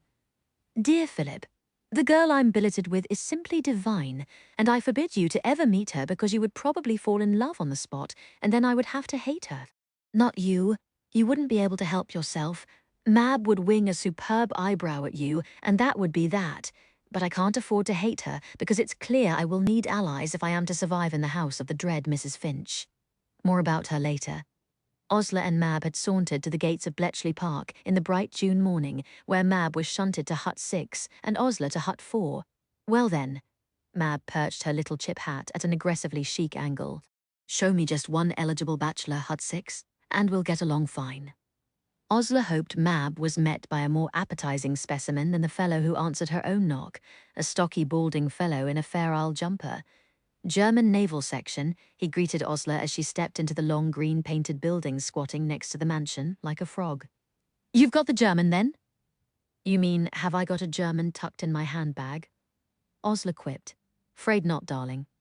He looked blank. She sighed, spouting some Schiller in her impeccable Hochdeutsch. He waved for her to stop. Good, good. You'll assist with the registration, the WT sorting, the teleprinted traffic. He whisked her inside the hut and showed her through. 2 large rooms separated by a door, a small room at the end, another little room after that which had been subdivided even smaller. Long tables heaped with papers and atlases, swivel chairs, pigeonholes, green steel filing cabinets. It was stiflingly hot, the men in shirt sleeves while the women patted perspiring faces with handkerchiefs, with a distracted have a go. He passed Osler over to a motherly middle-aged woman who took in the new arrival's evident confusion with a smile. It wouldn't be any clearer if he tried to explain. These Oxbridge types are hopeless at explaining anything. Dear Philip, my entire introduction to the world of code-breaking was, have a go. The middle-aged woman introduced herself as Miss Senyard and made introductions to the others. A few girls like Osler, all Mayfair diction and pearls. A few girls with universities stamped all over them, all efficient and friendly as they showed the new girl the ropes. Some were sorting wireless telegraphy forms. Some were collecting unknown German naval codes and identifying call signs and frequencies with slashes of a pencil. Osler received a towering stack of loose papers and a punching machine. Take these signals and bind them up properly, dear. It's the early naval enigma traffic. Poor Mr. Birch's cupboards are positively overflowing, and we've got to get it filed. Osler studied a sheet, a report of some kind, translated German broken and patchy as if parts of the sentence hadn't come through. Why is this in German and not that? She asked the girl next to her, nodding at the cards with their keys and call signs, much of it gibberish. This is the undeciphered stuff. We log it, register it, then it goes out to the naval section boffins to be broken. The boffins are the brainy ones. Admiringly, who knows what they do or how they do it, but the undeciphered stuff comes back to us broken into readable German. Oh, that was where the important work was done then. Osler wrestled with the punching machine, fighting a sense of deflation, punching holes to bind papers together and stick them in cupboards. Was this really the best use of her language skills? Had she managed yet again to land in a place where the real work was being done by someone else? Not that she was going to get in a wax about needing to be important. She just wanted to be used well. Never mind that, she scolded herself. It's all important, and it's only your first day. What do we do with all these reports and signals?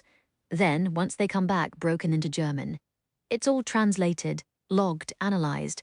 Miss Senyard's box files have copies of every German naval and naval air signal. Periodically, we get someone in a tearing hurry, requesting a copy of this report or that one, and we send the raw decrypts to the Admiralty as well as reporting by telephone. We've got a direct line. Hinsley rings since he's liaison. Then they give him the brush off, and he goes about muttering insults for the next hour. Why do they brush him off? Would you believe it if some reedy Cambridge student from the middle of nowhere called to tell you where the U-boat wolf packs were? And when you asked how that information was obtained, his reply was, "You don't need to know." Dear Philip, the Admiralty currently making decisions for your beloved Navy lurches along on shrugs, shoeboxes, and ignorance. Is this entire war run by idiots?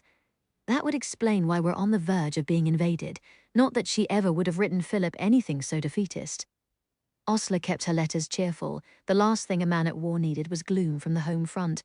But to herself, in her own head, she didn't mind being pessimistic. It got difficult keeping your chin up, all the while imagining what London would look like once the Jerrys had nailed German street names over the signs to Piccadilly and St. John's Wood. It could happen. Not that anyone said it, but everyone was in a pelter worrying that it would happen. The Americans weren't coming to the rescue. Most of Europe had fallen. England was next. That was the bleak reality. I might see the news here first, Osler thought, reaching for a new report. She might know before anyone else in the country, before Churchill, before the King, when they were being invaded, because the next decoded German report might be orders for a pack of destroyers to sail for Dover. Just because the brainy boys here could decode what the Nazis said to each other, that didn't mean they could stop it. I don't know what you're doing in there, Osler thought to the boffins breaking codes for the U-boat packs that hunted ships like Philip's. But do it faster. That made her wonder. If this is naval section, can we look up our own ships in the decrypted reports? See if the Germans have flagged them in their radio traffic. Like HMS Kent, currently bearing a certain fair-haired royal midshipman toward Bombay. Or are we not allowed to ask about such things? The orders had been no talking to anyone outside Bletchley, and no talking to anyone outside or inside about one's work, but those instructions still left quite a few grey areas. Osler had no intention of breaking the Official Secrets Act on her very first day. Dear Philip, I'm going to be hanged for treason, or possibly shot by firing squad. We all talk in hut, the reassuring answer came. It's all right as long as everything you learn stays in hut. You can try looking up a ship if you've got a fellow on board, but you can't pass on anything you find to his mum. That wouldn't be a problem, Osler reflected. Philip never mentioned his mother. He'd talk about his sisters, the ones who had married Nazis and to whom he could no longer write. He'd talk about the sister who died in a plane crash with her entire family a few years ago. He'd even mention his long-estranged father, but never his mother. So, your shipboard friend. A nudge? Fiank? Oh, just a boyfriend, Osler murmured, banging away at the punching machine. She'd had boyfriends since she was 16. Casual crushes conducted over late-night dancing, and the occasional kiss in the back of a taxi. Nothing serious. Philip had gone to sea in February. They'd barely known each other 6 weeks, dancing at the Caf de Paris when Osler got a night off from the hurricane factory. Long evenings when he'd drive to her shared digs and lie with his head in her lap as they listened to gramophone records and chatted the night away. Are you falling for your handsome prince? Sally Norton teased one evening after Philip ambled out after midnight. He's not my prince, Osler retorted. He's looking for a girl to splash out with before going to war. That's all. For me, he's just another boyfriend. Except Philip was the only one who made her bones burn. The first kisses of her life that felt dangerous. The last night before he'd shipped out, he'd gripped her hand tighter than usual and said abruptly, "Write to me, Oz. If you do, I'll write to you. I haven't anyone to write to, really." "I'll write," Osler had said. No jokes, no teasing. He leaned in for another of those long, heated doorstep kisses, the ones that went on, his hands moving across her back, her fingers deep in his hair. Before he pulled away, he pressed something into her hand and then leaned down and crushed his lips to her folded fingers for a long moment. So long, princess. She'd opened her hand and seen the cool glitter of his naval insignia like a little jeweled pin. As she fastened it to her lapel like a brooch, she warned herself again. Careful. Her mother spent all her time making a mug of herself over unsuitable men, and Osler was determined to be the apple who fell a long way from that tree. Someone came over, a scholarly type in an unraveling jumper, interrupting Osler's musings. "Give me a hand, girls. I need this report." And he rattled off a series of numbers. "Make him out a copy, dear," Miss Senyard directed, pulling the report, and Osler obeyed as the man nearly danced on his toes with impatience. Osler remembered red-haired Giles saying the park was stuffed with Oxford dons and Cambridge chess champions, and wondered where he worked if he was one of the brainy ones working the middle stage of this process, taking the raw gibberish from German radio traffic, the stuff they were registering and logging, and breaking it apart until it was something that could be read, translated, analyzed, and filed in sections like this one. Thanks. The man flew off with his copied report, leaving Osler feeling both pleased and deflated, and she went back to binding and filing signals. She had absolutely no idea what had just happened, why that one report had been needed, and she never would know. That was all right. It was important to someone, and she'd played her part. But there wasn't any doubt this job was a lot simpler than she'd hoped for. The pace might have been frenetic, but anyone with a teaspoon of brains and a little attention to detail could bind and file. Dear Philip, am I an ungrateful cow if I've gone from wishing I could do more for the war than bang sheets of Dural to wishing I could do more for the war than wield a punching machine? My job's a yawn, so let's hear about yours, Osler told her billet mate that night. Mab had just slipped in from the outdoor loo, and Osler lay across her narrow bed in slip and knickers, trying to get in a chapter of Vanity Fair before lights out. Day 1, how was it? Not bad. Mab stripped out of the robe she'd donned to go downstairs, standing in her own slip and knickers. Can't say much more than that, can I? All this secrecy. Are we even allowed to ask each other how's work? Mab's slip was nylon and very worn. Osler, in peach silk with French lace inserts, remembered the girls of her Deb season tittering about the poor girls, by which they meant the ones who wore the same frock twice in 1 week. She'd watched Mab unpack exactly 4 dresses from her suitcase into their shared wardrobe, all perfectly pressed, and felt self-conscious unpacking more than 4 of her own. "Mind you," Mab went on, picking up her hairbrush, "I don't think our nosy landlady cares about secrecy. Did you see her pursing her lips over supper when we wouldn't answer every question? And good luck to anyone else trying to get a word in. Osler had tried to ask the washed-out daughter a thing or two, but the poor mouse hadn't uttered a peep around her mother's peppering questions. Osler still wasn't sure if the girl's name was Beth or Bess. She wondered if she could get by with Darling through the entire war. I'll tell you one thing about my hut." Mab's hair crackled as she stroked the brush vigorously through it. "It's got my future husband in it somewhere. I've never seen so many eligible bachelors in my life. Ooh, glamour boys," I said, eligible, not glamorous. Mab gave that grin of hers, the one that cracked the cool, guarded expression on her rather severe face and made her look like a pirate who had spotted a Spanish treasure galleon on the horizon. Enish Queen Mab out to chase and board the unsuspecting bachelors of Bletchley Park, thought Osler. Anyone in your hut catch your eye? Oh, I'm not looking for a fellow, Osler said airily. Dear Philip, it's a madhouse, and maybe my job's a touch undemanding, but I think I like it here. Chapter 7, June 1940. If Bletchley Park had a motto, Mab thought, it would be "You dinna need to know." Are the other huts set up like this one?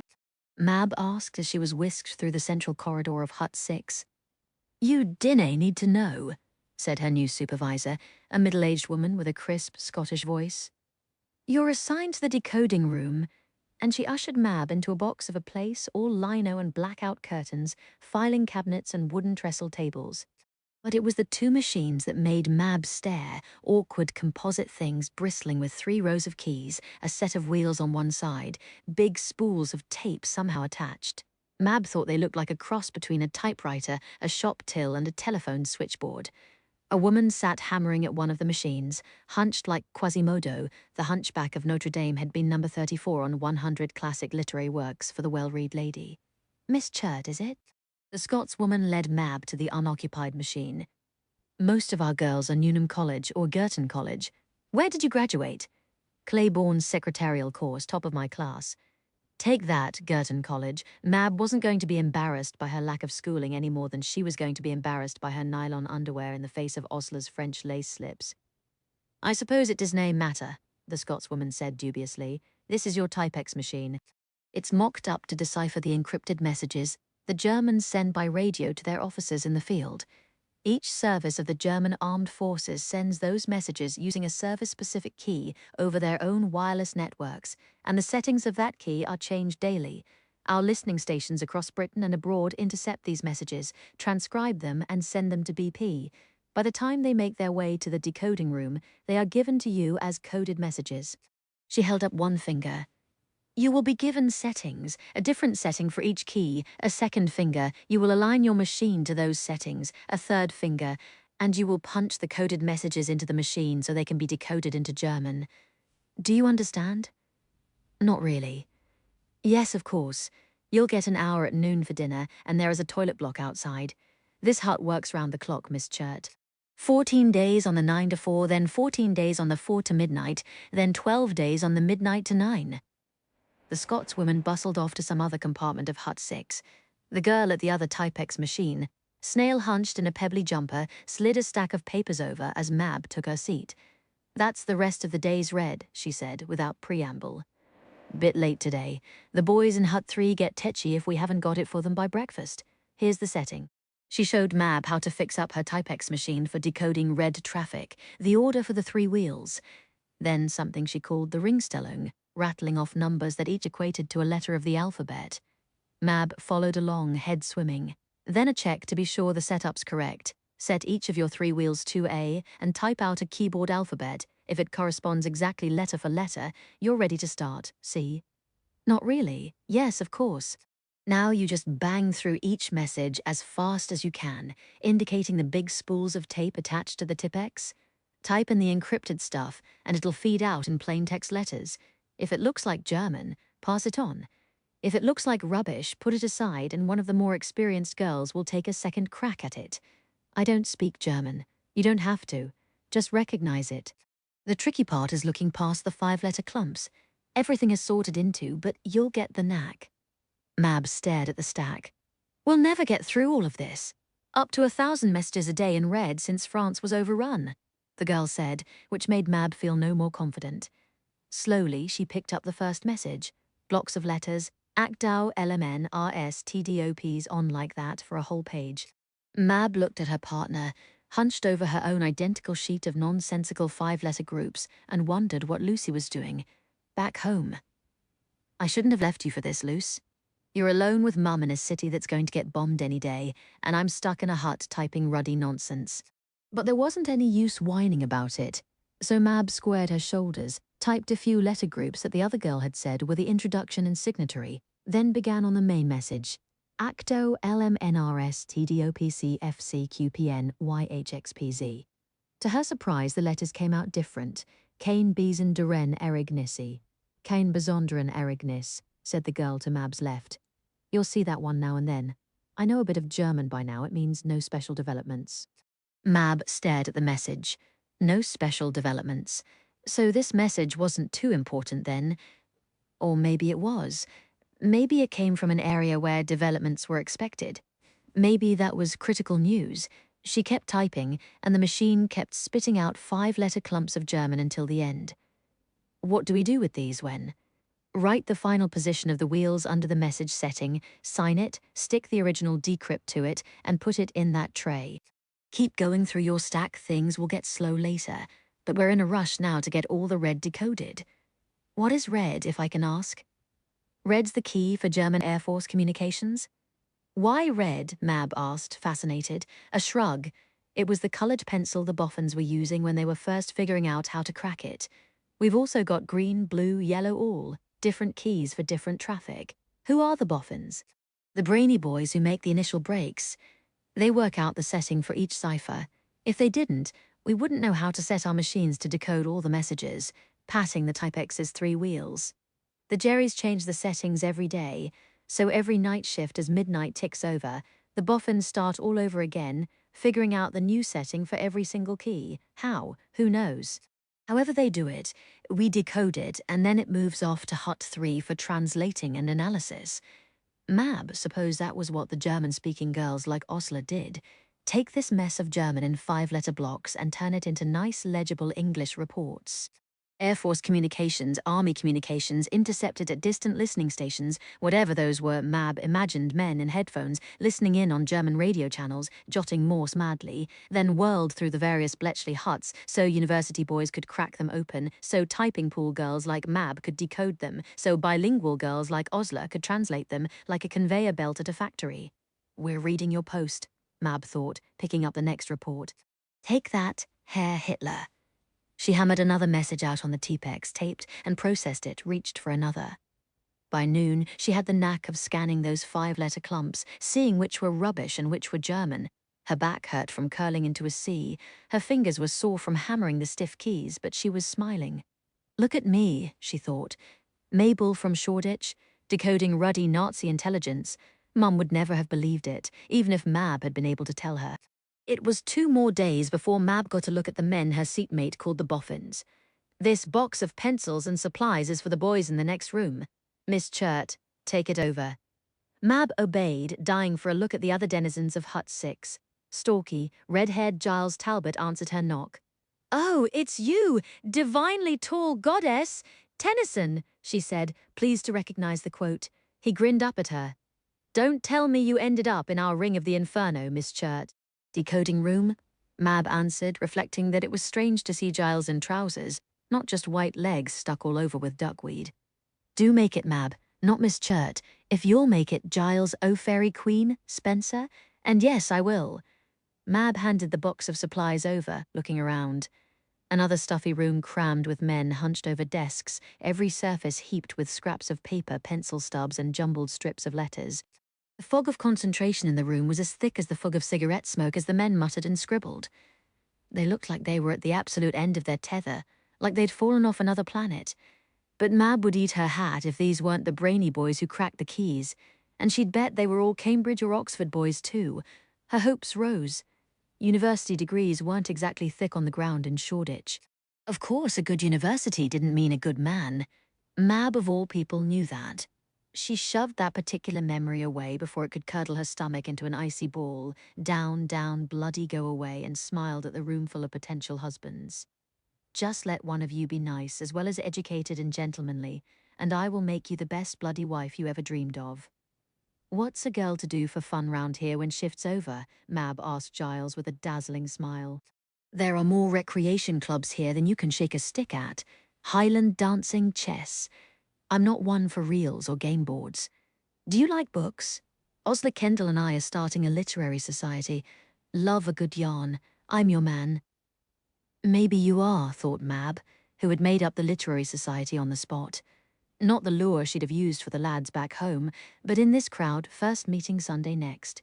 Bring the boys. She aimed another smile round the room and went back to her Typex. I'm knackered, Osler groaned when Sunday next finally arrived. The work's not hard, but every day it feels like the pace doubles. My hut, too, if it had been peacetime. The frenetic rate of the work would have given Mab thoughts of transferring elsewhere. But with a war on, all you could do was grit your teeth. She reached up to fluff her hair. Forget the work for a night. It's time for fun. The Shoulder of Mutton Inn was to host the first meeting of the Bletchley Park Literary Society. Giles said their fish and chips weren't to be missed. And after Mrs. Finch's leaden stews, fish and chips sounded like heaven. I nabbed a fellow for tonight's meeting, by the way, just for you. Osler, too, sounded like she was determinedly putting her very long week behind her, along with the war and everything else unpleasant. He's hut 8, simply scrumptious. The tallest thing you've ever seen, positively made for a 6-foot wife. You won't be stuck in flats your entire life. I don't mind men who are shorter than me. I mind men who are touchy about being shorter than me. What about Giles, then? He's too much the jester to get in a wax about anything, much less tall women. Something tells me he's the bachelor type. We'll see after tonight. Mab grinned. The nice thing about meeting men here is that they can't drone about what they do. They actually have to talk about books or the weather.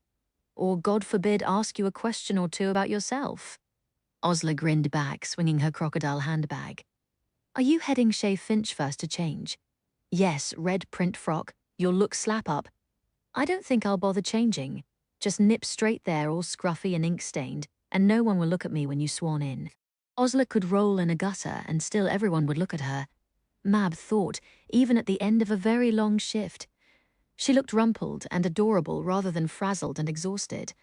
It should have been easy to resent Osler, but Mab couldn't quite manage it. How could you resent a girl who scouted men over 6 feet tall for another girl's husband pool? There you are, Mrs. Finch, greeted Mab as she came into the scrubbed kitchen. Working on a Sunday, I see. No rest when there's a war on. Mrs. F. Mab tried to slide past, but Mrs. Finch blocked her way. Now why won't you just give us a hint what you do? She said with a little laugh. What do you all get up to behind those gates, my goodness? Really, it's too boring to talk about. You can trust me. Mrs. Finch was clearly not giving up. Her voice was cozy, but her eyes had a certain gleam. Just a hint, I'll dole you a bit extra from the sugar ration. No, thank you, Mab said coldly. Such a careful one. Mrs. Finch patted her arm, gleam in the eye hardening, but she moved out of the way. Mab rolled her eyes at the retreating back, not realizing until she heard the nearly inaudible voice that Mrs. Finch's colourless daughter was sitting in the corner of the kitchen, shelling peas. You should just tell Mother something. She won't be satisfied till she knows. Mab looked at the other girl. Hardly a girl, she was 24, and she volunteered with the Women's Voluntary Services when she wasn't being run off her feet by her mother, but she gave the impression of a girl with that colourless skin that showed every wash of emotion and those eyes that never rose from the floor. Mab couldn't help a flash of annoyance. I'm not here to satisfy your mother's curiosity, Bess. The girl flushed dull red. Beth, she said almost inaudibly. She sat, shoulders rounded, like a puppy whose cringing practically invited a certain kind of person to give a good kick. As she carried the shelled peas to the counter, Mab could see the outline of a paperback hidden in her skirt pocket. Done with Vanity Fair yet? Beth flinched, fiddling with her plait's stringy ends. You didn't tell Mother, did you? Oh, 4. Mab swallowed some less than polite words. A woman of 24 should not be apologizing to her mother about a library habit. Grow a spine, Mab wanted to say. While you're at it, put a lemon rinse on that hair and try looking people in the eye. If there was anything Mab couldn't stand, it was limp women. The women in her own family were hardly perfect. In fact, most of them were flint-hard cows, but at least they weren't limp. Beth sat back down at the kitchen table. She'd probably sit here the rest of the night until her mother told her to go to bed. Get your coat, Beth, Mab heard herself saying. What? Get your coat while I change. You're coming to the first meeting of the Bletchley Park Literary Society, Chapter 8. The Shoulder of Mutton reared its thatched head at Buckingham and Newton Roads. The bar cosy and bright, the private sitting room low-beamed and inviting. It was everything Beth feared about social gatherings. Tight quarters, loud noises, cigarette smoke, fast conversation, strange people and men. Anxiety choked her throat, and she couldn't stop fiddling with the end of her plait like it was a lifeline. You billet here, Giles? Someone was asking the lanky red-haired man. Blimey, you got lucky. Don't I know it, Mrs. Bowden's a gem. Not much bothered by rationing, I swear. She's queen of the local black market. We've got the private room. Get your drinks. Beth found herself clutching a sherry she didn't dare sip. What if her mother smelled liquor on her breath? Swig that down, Mab advised. What? Beth was eyeing the group piling around the table. Osler laughing as an army lieutenant lit her cigarette. Several gangling academic sorts gawping at Mab like puppies, red-haired Giles, and a truly massive black-haired man who had to duck under the rafter. All of them worked at the mysterious Bletchley Park. So what was Beth doing here? She didn't know what to make of these people. Some looked so shabby in their patched tweeds that her mother might have taken them for tramps. But they talked in such overeducated drawls she could hardly understand a word they said. Relax, Mab said. She had a glass of beer, and she'd thrown one leg over the other in casually elegant fashion. We're only here to talk books. I shouldn't be here, Beth whispered. It's a literary society, not a bordello. I can't stay. Beth set her sherry down. My mother will pitch a fit. So, it's her house, her rules, and I. It's your house too, and really, it's your father's house. Beth's words dried up. Impossible to explain how slight a presence her father really was in the Finch household. He never put his foot down. He wasn't that kind of husband, that kind of father. The finest of men, Beth's mother always said smugly when other women in the village complained of overbearing husbands. I can't stay, Beth repeated. The greatest tyrants over women are women, Mab quoted. Have you read that far in Vanity Fair? She arched one brow, then addressed the men across the table. So shall we vote on a book every month? How shall we tally up? Popular vote, one of the skinny academics was saying. Or the ladies will have us all reading romantic tosh. Romantic tosh? Osler demanded, squashing in on Beth's left. The last thing I read was Vanity Fair. That's about girls, isn't it? Giles objected. It's written by a man, so that's all right, Mab said tartly. Why do you men get the swithers if you have to read anything written by a female? Osler wondered. Aren't we a century out from poor Charlotte Brontë signing herself Currer Bell to get published? Fish and chips arrived, leaking grease. Beth didn't dare touch hers any more than the sherry. Nice girls did not eat in public houses. Nice girls did not smoke or drink or argue with men. Osler's a nice girl, Beth thought, marshalling arguments for later. Nothing Mab did was going to find approval with Mrs. Finch, but Osler was another story. She's been presented at court. You can't say she isn't a lady, Mother. And here Osler was crunching up chunks of fried cod, swilling sherry, and arguing with Giles about Lewis Carroll's Through the Looking Glass, obviously having a grand time. Somehow Beth didn't think that argument was going to weigh much with her mother either. Mrs. Finch wasn't going to care about anything except that Beth had gone out without permission. I vote for Conan Doyle.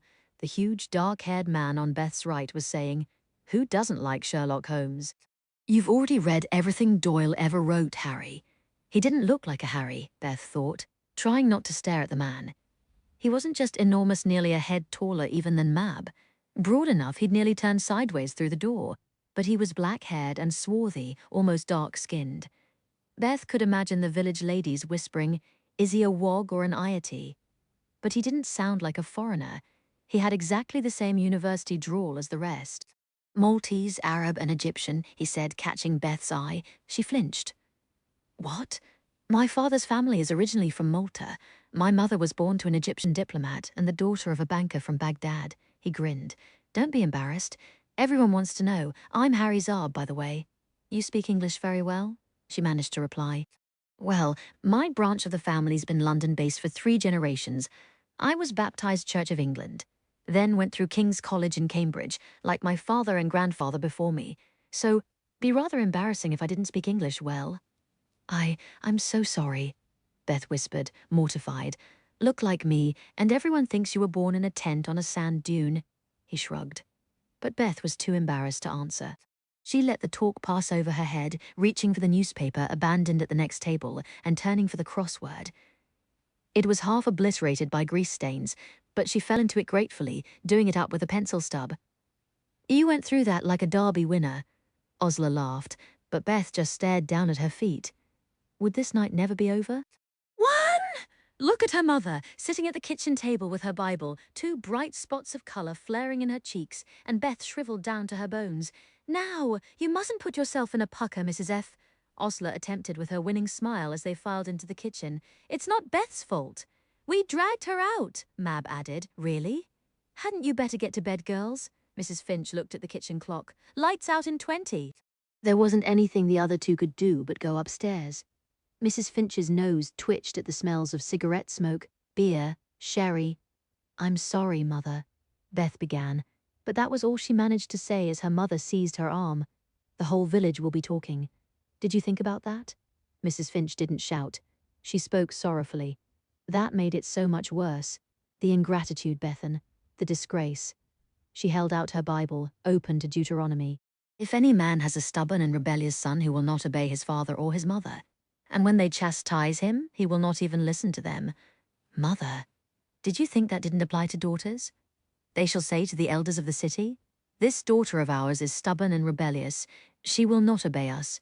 She is a glutton and a drunkard. I didn't drink a drop. Mrs. Finch shook her head sadly, holding out the Bible. Beth took the heavy book and held it straight out, tear-blurred eyes fixed on the page of Deuteronomy. The longest she'd ever had to hold it up was 30 agonizing minutes. Surely, it being so late, Mother wouldn't. You've disappointed me, Bethan. A hard pinch to the inside of Beth's arm as the Bible began to droop. Then the gentle disapproval flowed on. Beth had behaved shamefully. She had disgraced her mother, who took care of her when she was too slow-witted and head in the ski to look after herself. Beth was lucky she'd never marry and have children, so she'd never know how they broke your heart. 15 minutes later, Beth was hiccuping with sobs, tears dripping off her hot cheeks, arms shaking and burning with the effort to keep the book level with her eyes. Of course I forgive you, Bethan. You may lower the Bible. A pat instead of a pinch to Beth's arm as she dropped the book. This is bringing on one of my headaches. Beth flew teary-eyed for a cold cloth, a footstool. It was half an hour before she was allowed to go to bed. Her arms hung loose as noodles, muscles aflame. Finally daring to massage the tender flesh inside her elbow, Mrs. Finch had strong fingers. They pinched so hard Beth reached the first landing and heard voices through Osler and Mab's door. Poor Beth, Osler was saying, she could grow a spine, Mab responded tartly. If my mother went at me like that at my age, I'd dish it right back. She's not you, Queen Mab. I've never seen anybody so perfectly hopelessly Fanny Price in my life. Mab made an inquiring noise. You know, the dish-rag heroine in Mansfield Park, who goes about looking like a dog's dinner and raining on everyone's fun. Don't tell me you haven't read Austen. Beth didn't wait to hear any more. Tears sliding from her eyes all over again, cheeks burning with dull humiliation, she stumbled into her bedroom. How idiotic, how pathetic, thinking that because the Bletchley Park girls threw her a few nice words like a bone to a dog, they actually liked her in the slightest. Even more idiotic and pathetic to think that just because the red brick mansion down the road had become a hive of wartime activity, life would change. Nothing for Beth was going to change ever. Chapter 9, June rolled into July, and Osler was dying for a project. Work in German naval section might have carried on at a frenetic pace, but it was about as intellectually taxing as noughts and crosses. I need a challenge, Osler thought, yawning as she helped Miss Senyard notate unknown German codes to be passed up the ladder for identification. Or at least I will when I'm back on days. The 9 to 4 shift wasn't bad, but when the shift change rolled around to the 4 to midnight, Osler had to fight to keep herself from falling in the dismals. It was one thing to trip home after midnight because you'd splashed out at the Café de Paris. It was quite another to fall into bed at 1 in the morning after a night spent making preparations for when the enemy invaded.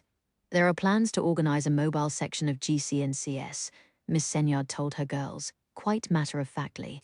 Those members of German naval section chosen will be supplied with special passports in preparation for hasty departure, so they can bunk off into the hills and keep up the fight once the Germans have taken over here. Osler thought with a sick twist of her stomach.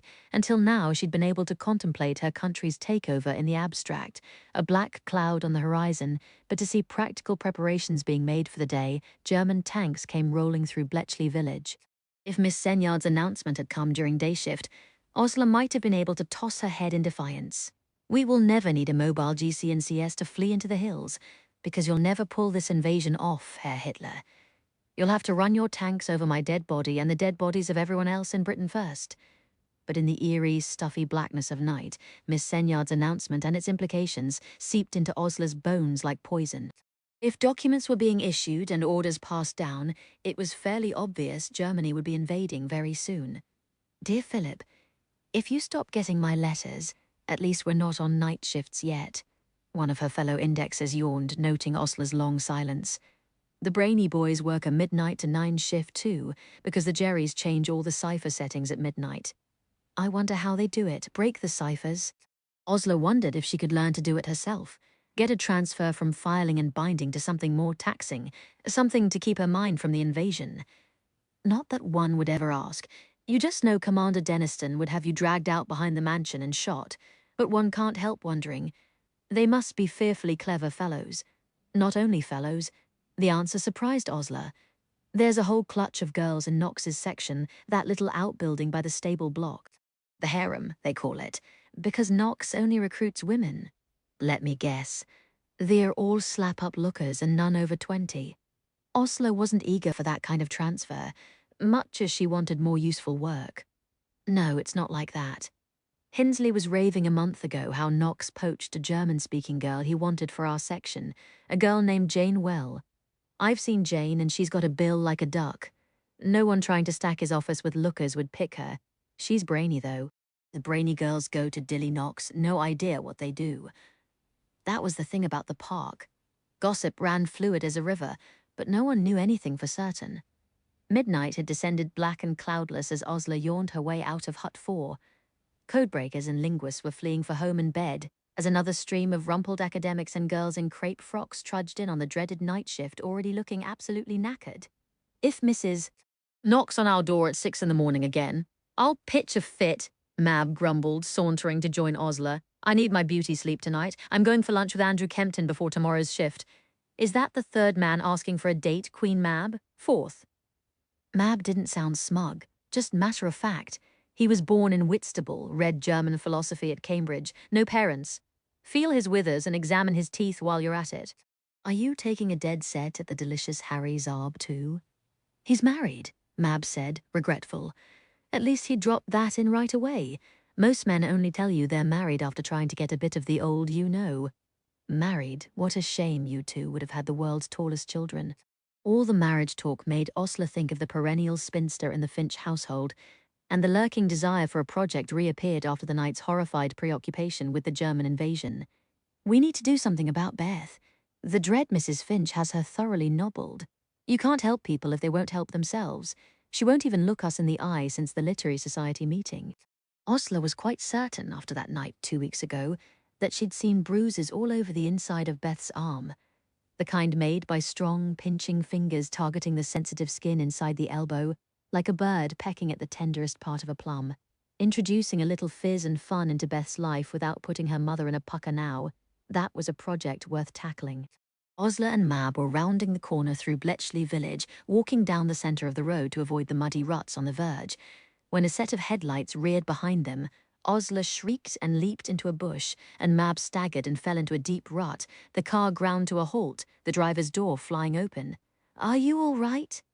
A man came round the bonnet, his shadowed shape hatless and stocky, by the flare of the car's headlights. He lifted Osler easily out of the bush. "I didn't see you till I rounded the bend." "Partly our fault," Osler said, getting her breath back. "Mab." Stiffly, her friend picked herself up. Osler winced. Even in the indirect glare of the masked headlights, she could see that Mab's crisp cotton print was mud from collar to hem. Reaching down, Mab slipped her left shoe off and examined the snapped heel, and Osler saw her face crumple in the shadows. Every night, she watched Mab polish those cheap shoes before bed, no matter how tired she was, to give them a Bond Street shine. "I'm sure we can fix it," Osler began. But Mab's crumpled expression vanished. She drew back and hurled the broken shoes straight into the chest of the man who'd nearly run them off the road. "What are you doing? Taking a turn at that speed, you bloody bastard!" she bellowed. "Are you blind, you stupid bugger?" "Clearly," the man said, barely catching the shoe. He stood half a head shorter than Mab, a shock of russet hair falling over his forehead as he shaded his eyes to look at her. "My apologies. We were walking in the middle of the road," Osler pointed out, but Mab stood on her one-shod foot in the mud and let the stranger have it. He let it rain down, expression more admiring than horrified. Blew your tire, Mab finished with a withering look. Guess you'll have to get down in the mud and change it out. Would if I could, he replied. I'll just leave the car and head for the station. Are there any trains this late? Mab folded her arms, cheeks still scarlet with indignation. Easier to put the spare on if you've got a kit. Haven't a clue how. Mab slipped out of her other shoe, whizzed it into his hands, marched in her stocking feet through the mud to the car's boot, and hurled it open. Have my shoes properly mended, and I'll change your ruddy tire. Deal. He looked on, grinning, as Mab began yanking out tools. How do you know how to change a blinking tire? Osler wondered. I haven't the foggiest, a brother who works in a garage. Mab rolled up her skirt at the waist to keep it out of the mud. Her flat stare promised the stranger slow, painful death if he ogled her legs.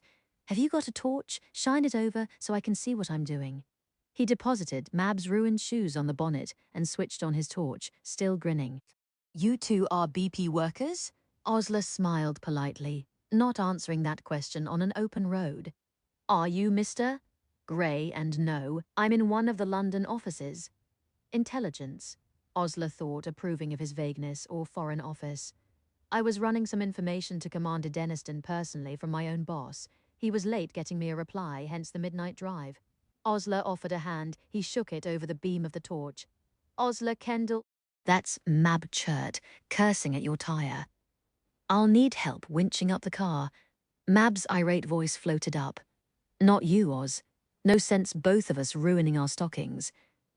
Osler watched as Mr. Grey lent a hand. He stayed to lug the spare through the dark and pass a few more tools until Mab snapped.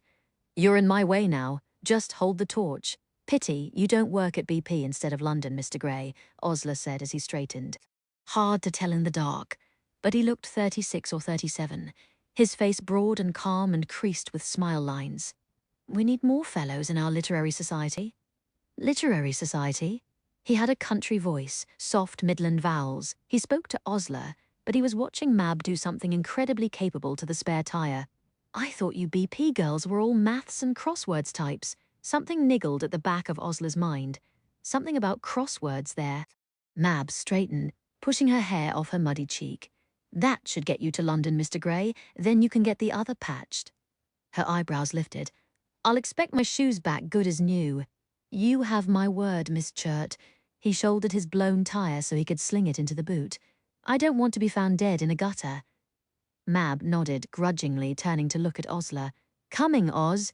You go, Osler said as Mr. Grey nodded farewell in the dark and slipped back into his car. The bit about crosswords had dropped in her head with a click. I've had an absolutely topping idea. She hadn't been back inside the mansion since her first day.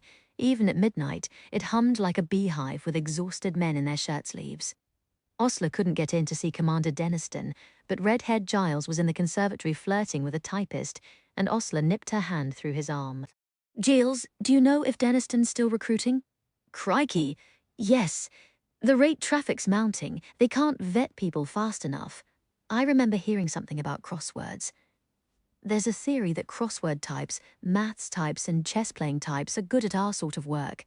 Personally, I think it's bollocks. I certainly can't tell a rook from a bishop. Osler cut him off. My landlady's daughter is an absolute whiz at crosswords. That mousy little thing you brought to the shoulder of mutton. Are you mad, you dim-witted Deb? Her name is Beth Finch, and don't call me that. Osler remembered how fast Beth had finished the newspaper crossword at the pub. Osler Kendall, not only are you not a dim-witted Deb, you are a genius. Because maybe what Beth needed was a peroxide rinse, a new dress in the latest go, and a date with an airman or two. But she wasn't going to get any of those things if she never got out of the house. Even sitting behind a typewriter or binding signals on night shift had to be better than toiling for the dread Mrs. Finch until the Nazis came goose-stepping into Bletchley. Take a puck, Giles, and put in a word with Deniston. Beth's going to fit right in at Bletchley Park. Chapter 10, August 1940. You'll do.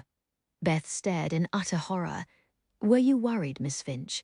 The tired-looking man, Paymaster Commander Bradshaw, as he'd introduced himself at the start of Beth's interview, stamped something on the file in front of her. It's not all Oxford graduates here, you know. Your background came in clean as a Sunday wash, and being a local girl, we won't have to billet you. Start tomorrow. You'll be on the day shift. You'll need to sign this." Beth didn't even hear the dire imprecations of the Official Secrets Act as they were rattled off. They weren't supposed to take me, she thought in a blur of panic.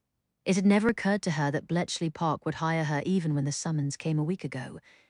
"It only says to present myself for an interview," Beth had reassured her mother, who had slit Beth's letter open when it arrived and demanded explanations.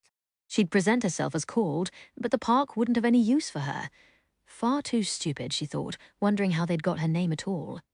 And the interview, conducted in a muggy back room behind the red brick mansion staircase, had seemed utterly routine. Questions about typing and filing, which Beth couldn't do, education, which Beth didn't have, and foreign languages, which Beth didn't speak. She whispered one-word answers, mind half on the strange things she'd seen while trudging up to the mansion. A man cycling through the gates wearing a gas mask as though he expected an attack any moment. 4 men and 2 women playing rounders on the lawn. Even as she walked up the drive, Beth had already been relieved at the thought of going home and telling her mother it was all over. Then, suddenly, "You'll do. Surely there's a mistake," she managed to stammer. But Mr. Bradshaw was shoving a pen at her. "Sign the act, please." Dazed, Beth signed. "Excellent, Miss Finch. Now for your permanent pass." Mr. Bradshaw broke off as a commotion resonated outside. Good Lord, these codebreakers are worse than quarrelling cats. Out the door he went. Beth blinked. Codebreakers?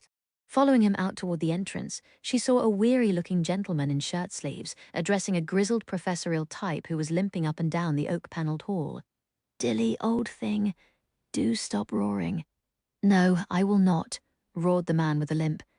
To Beth, he looked like the White Knight in Through the Looking-Glass, which Osler and Mab were reading for the first Literary Society book pick, long, gangling, faintly comical eyes snapping behind horn-rimmed spectacles. "Denniston, I won't have my work passed off half done. Dilly, you haven't got the personnel, and you keep turning down the new ones I send you. I don't want a yard of wrens all looking the same. We haven't even got any wrens, and I don't want any debutantes in pearls whose daddies got them into BP because they knew someone at the Admiralty." "This one might do, Dilly," Mr. Bradshaw interrupted, and Beth shrank as every eye in the hall turned to her. "I was going to put her into administration, but you might give her a trial first if you're short-handed." "Eh?" The White Knight turned with a glare. His eyes behind the glasses raked Beth, and she stood frozen. "You're good with languages?" "No." Beth had never felt so shy, slow, stilted, and stuck in her life. From Commander Denniston's grateful glance at Bradshaw, she knew perfectly well this was a diversion, chucking her into the line of fire to avert further shouting. Her face burned. "What about linguistics? Literature?" The White Knight fired off. "Even maths?" "No." Then for some reason Beth whispered, I'm good at crosswords." "Crosswords, eh? Peculiar." He pushed his glasses further up his nose. "Come along. Miss Finch hasn't got her official pass yet. Has she signed the act? Let her start. As long as you can shoot her if she blabs. Who cares about the pass?" Beth nearly fainted. "I'm Dilly Knox. Come with me," the White Knight said over his shoulder, and led her through the looking-glass. What is this place? Trailing after Mr. Knox as he limped out of the mansion toward what appeared to be a converted stable block, Beth couldn't stop Lewis Carroll from chaining together in her whirling head. Her brain did that sometimes, went flashing down an association, and kept linking others to it to make a pattern. Glancing up at the bronze-faced clock mounted on the half-timbered upper tower, she wouldn't have been surprised to see the hands running backward. Why hadn't Osler and Mab warned her? But they couldn't say anything. They'd signed an oath.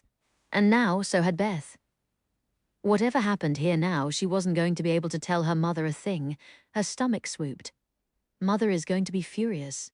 Beyond the old stable yard was a compact single-storied block, 3 brick cottages joined together in a single whitewashed unit with 2 doors. Mr. Knox struck open the rightmost. "We work here," he said, beckoning Beth through a corridor. "It's like a great factory, the rest of BP. Here's where we do proper cryptography." Cryptography, Beth thought. I now do cryptography. There was no wonderland inside the desk-crammed, chalk-dusty room where he led her. Just 5 or 6 women hard at work, short and tall, pretty and plain, looking as young as 18 or as old as 35 in their jumpers and skirts. None looked up. "Were you shouting at Denniston again, Dilly?" an older woman with straw-fair hair asked. I was sweet as a lamb. I told him just last week that he couldn't. Dilly, darling, no. The woman was manipulating a set of cardboard strips in a pattern Beth couldn't follow. You didn't tell Deniston anything last week, didn't I? He scratched his head, all his earlier rage seemingly dissipated. I rather thought last week one had said the right thing. One hasn't said anything before today. One hasn't spoken to Deniston at all for 2 weeks. The straw-haired woman exchanged smiles with the younger girls. That would explain why he looked so puzzled, mister. Knox shrugged, turning back to Beth. Meet my ladies. He gestured to the room. Dilly's fillies, they call 'em at the mansion. Utter rot, but around here, if it rhymes, it sticks. Ladies, meet. He looked at Beth. Did you tell me your name? Beth Finch. Ladies, Beth Finch. She's... He trailed off, patting his pockets. Where are my glasses? On your head, at least 3 of the women said without looking up. He located his spectacles and draped them over his nose. Take a desk, he said, waving at Beth. Have you got a pencil? We're breaking codes. He flung himself down at a desk by a window, fumbling for a tin of tobacco, and seemingly forgetting Beth's existence. Most of the girls went right on working as though this were a perfectly normal state of affairs, but the small woman with the straw-fair hair rose, extending a hand. Peggy Rock, one of the older women, 35 or 36, a plain face that sparkled with intelligence. I'll show you the ropes that still win Alfred Knox, she said, pointing to the White Knight. And he was breaking German codes back in the 1418 war. Dilly's team here researches the stuff that has to be lockpicked rather than brute force assembly lined through the other huts. Right now we're working the Italian naval Enigma. What's Enigma? Beth said, utterly bewildered. The machine the enemy uses to encrypt most of their military traffic, Peggy said. Italians and Germans, naval traffic and air traffic and army traffic. And every cipher has a different setting.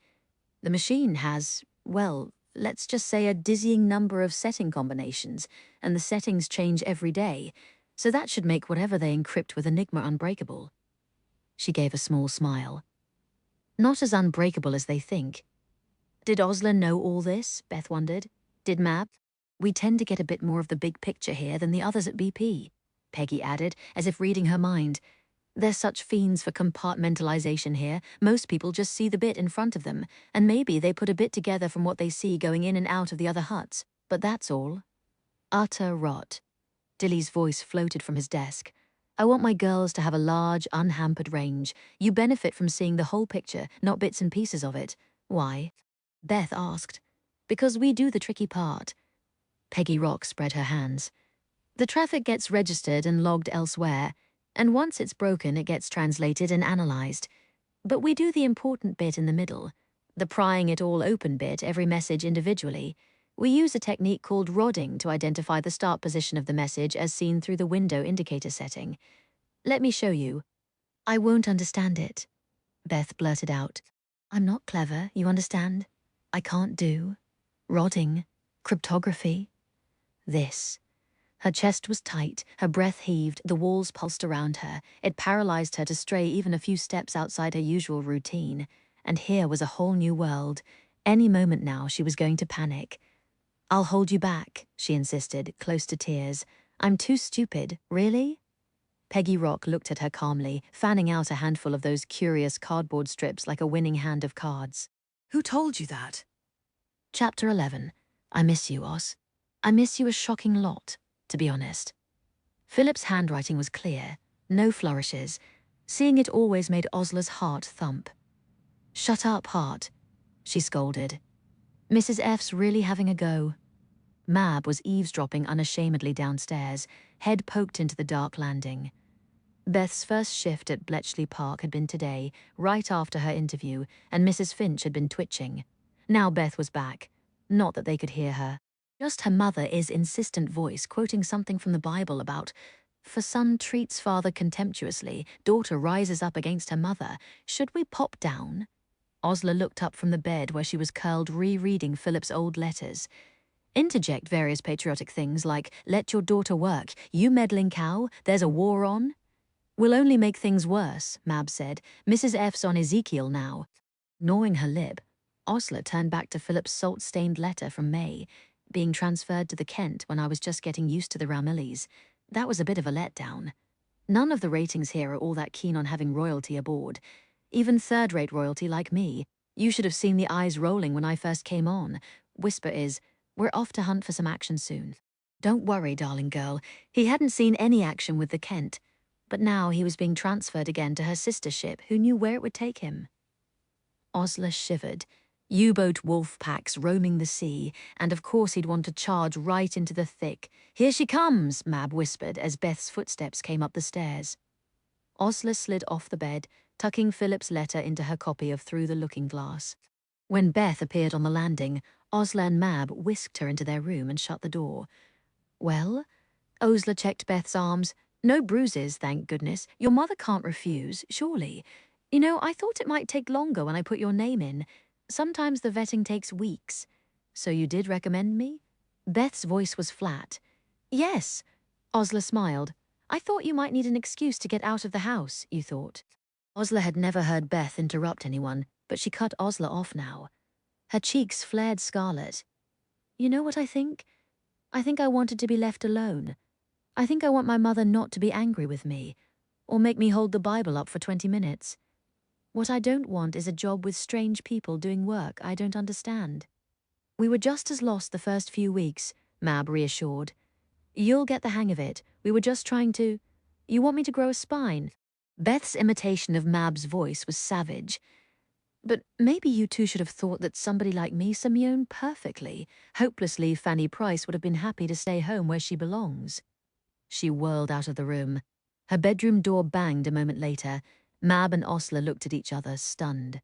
I should have asked before I put her name up. Osler sank down on the bed. I shouldn't have stuck my nose in. You didn't mean to boss her about like her mother does.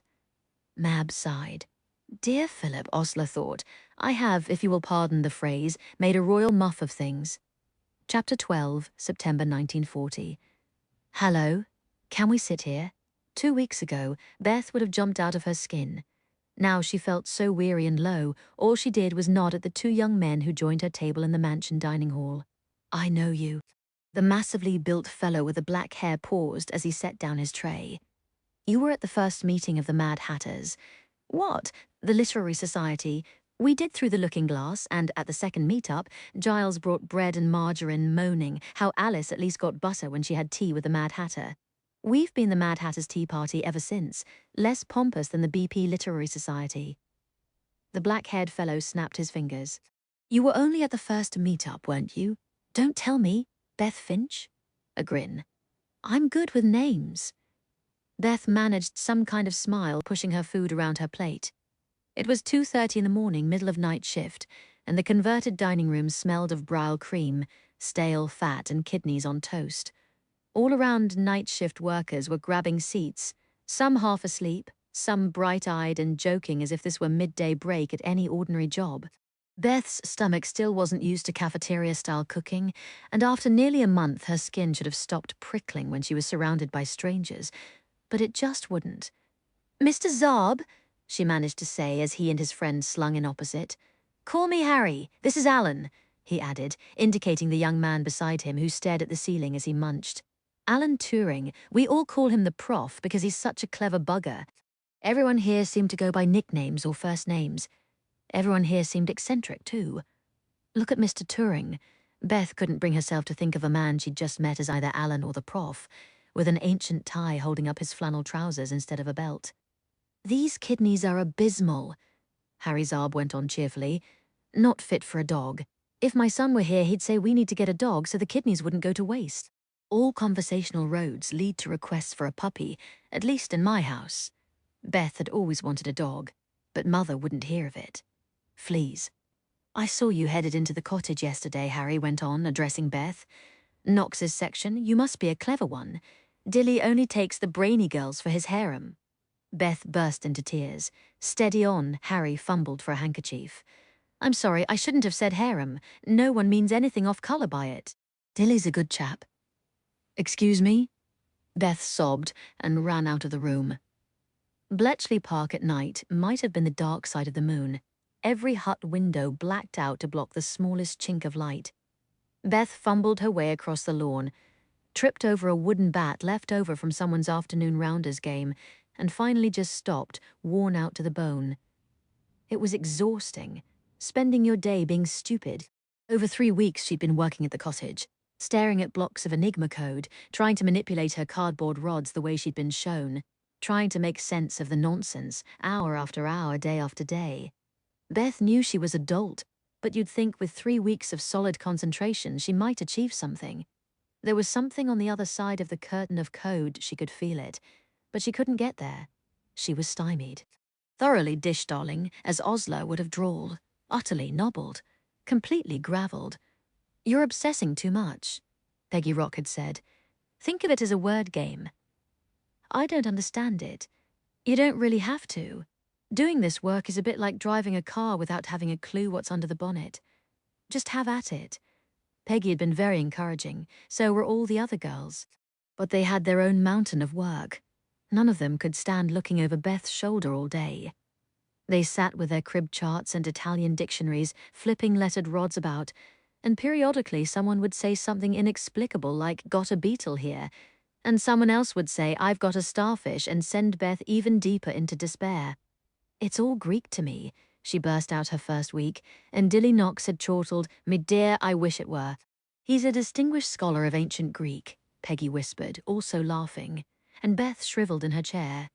Dilly was very kind, but he got so wrapped up in his own work that he barely seemed to know where he was, much less anyone else. The only reason Beth could think why she hadn't been sacked by now was because everyone was too busy to realize what a dismal flop she was. And then to go home every single day and face her mother, so hurt she wouldn't even speak to Beth, even when Beth turned over her entire Bletchley Park salary as mother insisted. "You have no idea what you're doing to her," Dad had said yesterday, shaking his head. Osler and Mab were giving Beth a wide berth. Beth flinched when she remembered how she'd hissed at them, but she wasn't sorry. Osler shouldn't have meddled. Beth Finch didn't belong here, and that was a fact. "I'm packing it in," she thought. Tomorrow. 3 weeks ago she wouldn't have dreamed of marching up to the imposing Christmas cake fayade of the mansion and resigning. But now she knew she could screw up the courage. Only a few girls were inside the cottage when Beth slipped back inside most workdays alongside Dilly.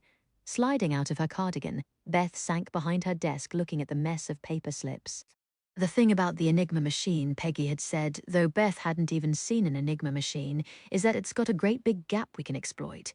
You press the A key on the keyboard, an electrical current passes through the 3 wheels and a reflector, which sends the current back through the wheels and lights up the bulb of a different alphabet letter on the lamp board. A scrambles out as, say, F. Press the A key again, and another current goes through, and this time it scrambles out as Y. There's no direct equivalent. A won't always equal FA always comes out different. That's why Enigma's so hard to crack. Except for one thing. Thank goodness, the machine won't let A ever come out, as A no letter can ever be encrypted as itself. "That's a gap," Beth had said, utterly adrift. "About as wide as the English Channel, ducky. Look at any block of encrypted letters. ADIPQ. Well, you know, A is any letter but A. D is any letter but D." Peggy had paused to light a cigarette. "Most messages that are encrypted have common phrases or words, cribs, we call them. For Italian Enigma, most messages start out with the officer. The message is intended for per comandante. So slide through each block of letters looking for a string where not one letter matches up with PERXCOMANDANTE,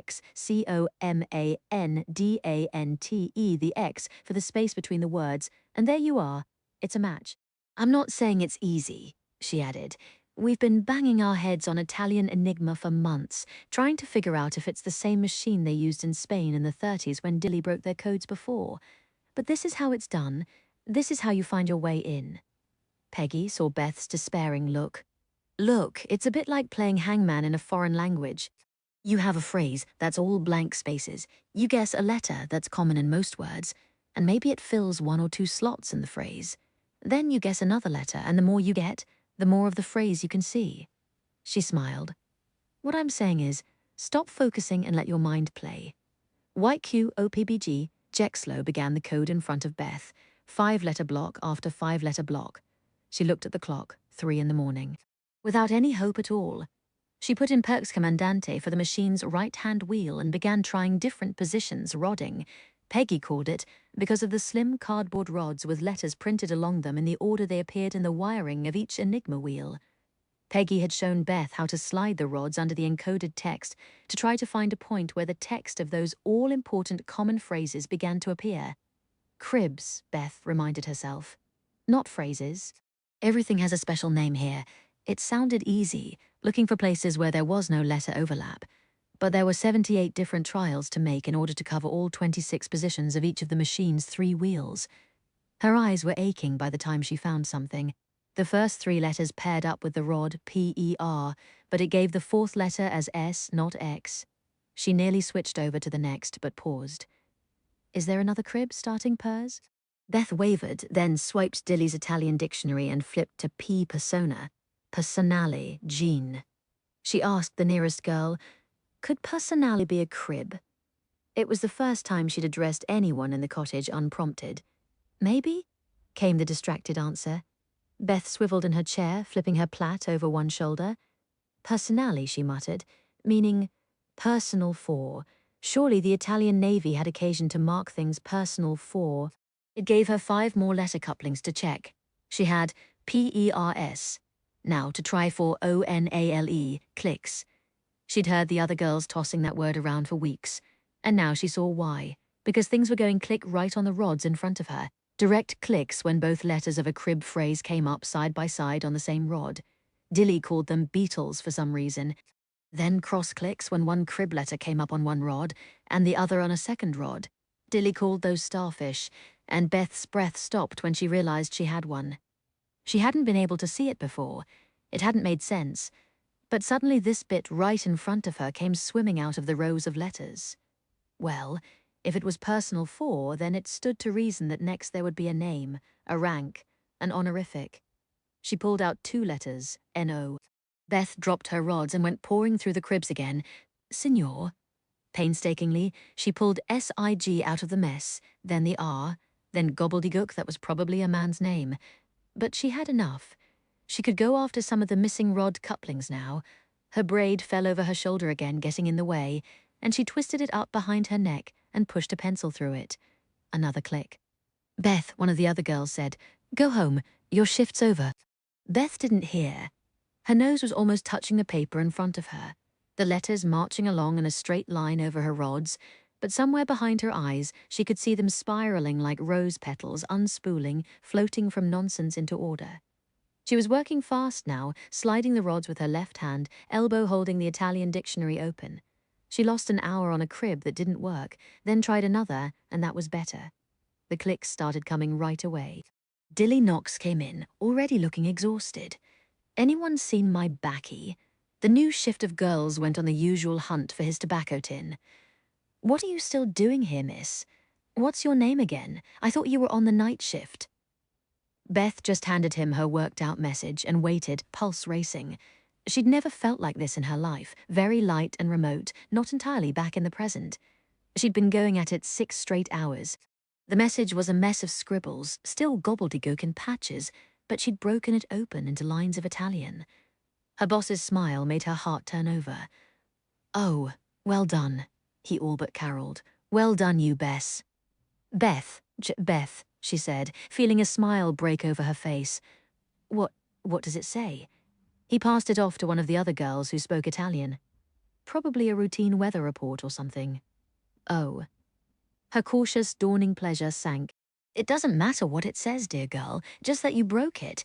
We've had such trouble cracking Italian Enigma since they entered the war. This might be the best break we've had in ages." "It is?" Beth looked around at the others, wondering if they'd think she was showing off. But they were grinning. Peggy clapped. "It was an accident. Makes no difference. That's how it happens. Now we have this, we'll get the rest quicker, until the IITs change things up, at any rate." He gave her a swift, assessing look. "You need breakfast. A proper one. Come with me." Dilly drove his baby Austin out through the gates of Bletchley Park like the 4 horsemen of the apocalypse were after them, and was soon tearing up Watling Street with absolutely no regard for either tank traps or passing traffic. At any other time, Beth would have been sure she was about to die in a ditch, but rather than clutching the door and whimpering, she sat statue passive in the passenger seat. She was still coming down from another world, electric and distant spirals of letters turning lazily behind her eyelids. Dilly didn't seem to expect conversation.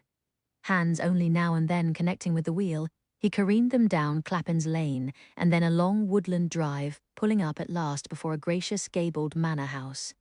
"Corn's Wood," he announced, swinging out of the car. "I call it home, though with the war on I'm hardly here. Olive," he called, moving into a dim-panelled hall. A plump, greying woman appeared, dusting flour off her hands. "My wife," Dilly said, somewhat unnecessarily. "Olive, meet Beth, a budding cryptanalyst in need of sustenance." "Hello, dear." Mrs. Knox greeted Beth tranquilly, as if utterly unsurprised to find a dishevelled young woman trailing behind her husband after what had very clearly been a long night. "If you were married to Dilly Knox, perhaps you got used to living in a perpetual wonderland. Could you eat an omelette?" she said, then answered her own question, clearly seeing Beth was beyond speech. "I'll bring 2 library dears." Somehow, Beth found herself in a disorganized study lined with books and warmed by a roaring wood fire, gin and tonic in her hand. "Drink up," Dilly said, mixing one for himself and settling into a leather chair opposite. Nothing like a stiff gin after a hard night with the rods and cribs. Beth didn't stop and think. What would Mother say? She just lifted her glass and drank half. The gin fizzed like sunshine and lemons. "Cheers." Her boss raised his own glass, eyes sparkling. "I think you'll be a good addition to the cottage, my dear. I thought I was going to be sacked." "Nonsense," he chuckled. "Now, what did you do before coming to BP?" "Nothing.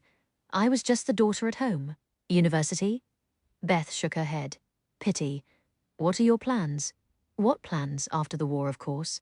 There were tank traps the length of Watling Street, and every headline was full of German Messerschmitts poking their snouts over the coast. Are the Germans going to give us an after the war? Beth heard herself wonder.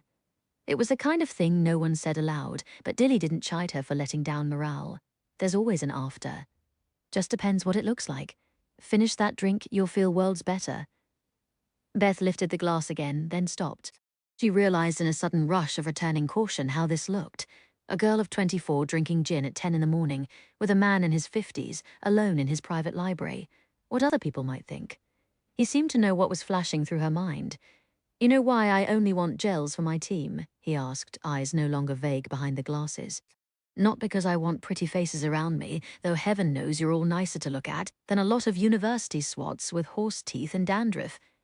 No, I take gels as my new recruits because they are far better, in my experience, at this kind of work."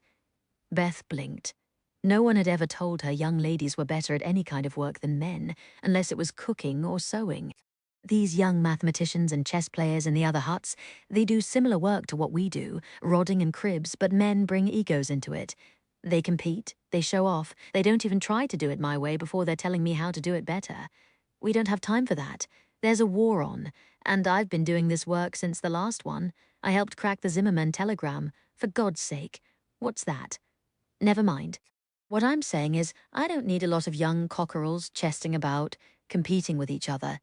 Women, Dilly levelled a finger at Beth, are more flexible, less competitive, and more inclined to get on with the job in hand. They pay more attention to detail, probably because they've been squinting at their knitting and measuring things in kitchens all their lives. They listen. That's why I like fillies instead of colts, my dear. Not because I'm building a harem now. Drink your gin. Beth drank it. Mrs. Knox brought their breakfast, retreating with another tranquil smile, and a wave of hunger nearly flattened Beth. "I don't know if I can do it again," she found herself admitting even as she balanced the plate on her lap. No food had ever tasted so good. Yes, you can. Practice makes perfect. I've turned more schoolgirls into first-rate rodders than I can count. I didn't exactly get much training when I started. Dilly chewed a forkful of his own omelette. "That's because I want you coming to it fresh and inventive, not with every instinct and impulse trained out of you. Imagination. That's the name of the game. It's not a game." Beth had never contradicted a superior in her life, but in this cozy library, overlooking a tangled garden, none of the ordinary rules seemed to apply. It's war. It's still a game. The most important one. You haven't seen an Enigma machine yet, have you? Monstrous little things. The Air Force and naval machines have 5 possible wheels, which means 60 possible orders depending on which 3 are picked for the day. Every wheel has 26 possible starting positions, and the plug board behind it has 26 jacks. That makes 150 million starting positions. And then the Jerrys change the settings every 24 hours, so every midnight we have to start over. That's what we're up against. The Italian Enigma machine isn't quite such a beast. No plug board, but it's quite bad enough. Dilly toasted her with a tilted smile. It's odds to make you weep, which is why we must think of it as a game. To do otherwise is sheer madness. Beth was trying to figure out how many zeros there were in 150 million and couldn't do it.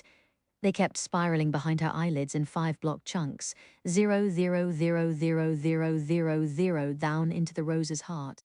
If the odds are that bad, we won't ever do it. But we are.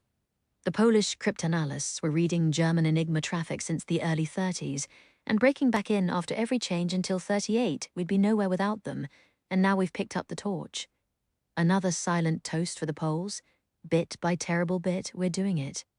Do the Germans really have no idea? None. Our fellows are very careful at the top level, how they use the decrypted information we give them. I understand there are rooms of intelligence chaps here who do nothing but mock up plausible ways our information could have been found by some other source than breaking Enigma. Dilly waved a hand. Not our business, that part. But they must be doing it right, because the Jerrys don't seem to have realized we're reading their post-German arrogance. They got their perfect machine, their unbreakable system, so how could anyone possibly be getting around it? Especially a lot of scrubby English lads and lasses in the middle of the countryside, going at it with nothing more than pencil stubs and a little lateral thinking. What's lateral thinking? Thinking about things from different angles, sideways, upside down, inside out. Dilly set his empty plate aside. If I was to ask what direction a clock's hands go, what would you say? Beth twisted her napkin. Clockwise. Not if you're inside the clock. Pause. See, he smiled. Yes, Said Beth Finch. There were no smiles the following day when she reported for her next shift. Dilly looked preoccupied, shoving Beth some new crib charts. No Italian Enigma today. The Hut 6 lads need help getting through this lot. It's piling up and it's critical German Enigma, mostly the red traffic. Beth automatically coiled her plait up on the back of her head, jamming another pencil through to keep it off her neck, waiting for the nerves to swamp her as they had every day for weeks. The terrible fear that she was stupid and useless and wasting everyone's time. The fear came, the worry, the nerves, but much diminished. What Beth primarily felt was hunger. Please, God, let me do it again. Chapter 13, September 1940. Your shoes, Miss Churt, proved broken beyond repair. I hope you will allow me to replace them, with my apologies for ruining their predecessors. F. Gray, Mab let out a surprised hemph, footsteps slowing as she came into Bletchley Village. A package had come in her batch of post, which, like everyone else's, was delivered to Bletchley Park from a P.O. box in London, then sorted and sent to each hut section to be picked up after shift. Mab had torn open the envelope from Lucy first, another crayon drawing of a horse, this one with a purple mane, then turned to the package with its brief cover note. She caught her breath as she lifted out a pair of shoes, no staid replacement for her now-deceased sensible pumps, but patent leather slings with a French heel, not too fancy for day, but perfectly gorgeous. Apology accepted, Mr. Gray. Mab grinned at the shoes. Pity I didn't have you lovely things last night. She'd had a dinner date with Andrew Kempton Hott, 3, sweet fellow, bit of a bore, getting quite starry-eyed.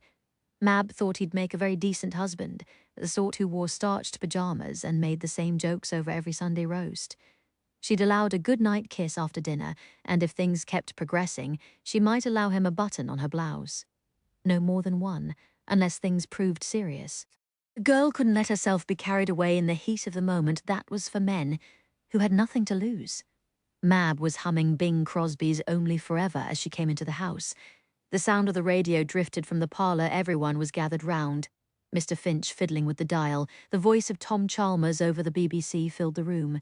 Can see practically the whole of London spread around me, and if this weren't so appalling, Osler was standing with enormous eyes, arms wrapped around her own waist. Beth leaned against her mother, who clutched her hand rather than pushing her aside, as she'd been doing lately to punish Beth for getting a job. Mab took another step, staring at the radio. The whole of the skyline to the south is lit up with a ruddy glow, almost like a sunrise or a sunset. Osler spoke in a monotone. The Germans are bombing London. The Prime Minister's bulldog voice coming through the radio. No one should blind himself to the fact that a heavy, full-scale invasion of this island is being prepared with all the usual German thoroughness and method. Churchill sounded so calm, Mab thought. How could he? The iron hammer of the Luftwaffe had turned away from the RAF airfields to pound London into glass. Over the radio, Mab had listened, frozen to descriptions of flame-billowing buildings collapsing, wave after wave of German bombers pulsing overhead, dropping incendiaries on the East End docks from London Bridge to Woolwich. There was nothing there of military value, nothing, only Londoners. Those monsters, Mab thought. Those monsters. Churchill's voice bowled on. Every man and woman will therefore prepare himself to do his duty. Duty? Mab thought. Over 400 dead had been reported after the morning of the first raid alone.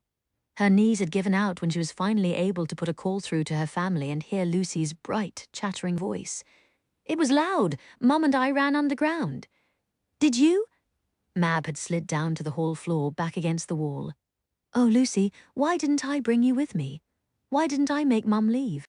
And now here they were, days later, and Churchill was intoning, "This is a time for everyone to stand together and hold firm."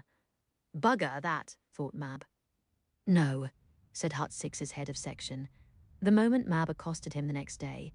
Leave will not be granted for you to go to London to see if your boyfriend is safe. It's my mother and sister, not my boyfriend, and I don't need a full day. Just half. You think everyone else isn't asking for the same thing? Go back to work, young lady.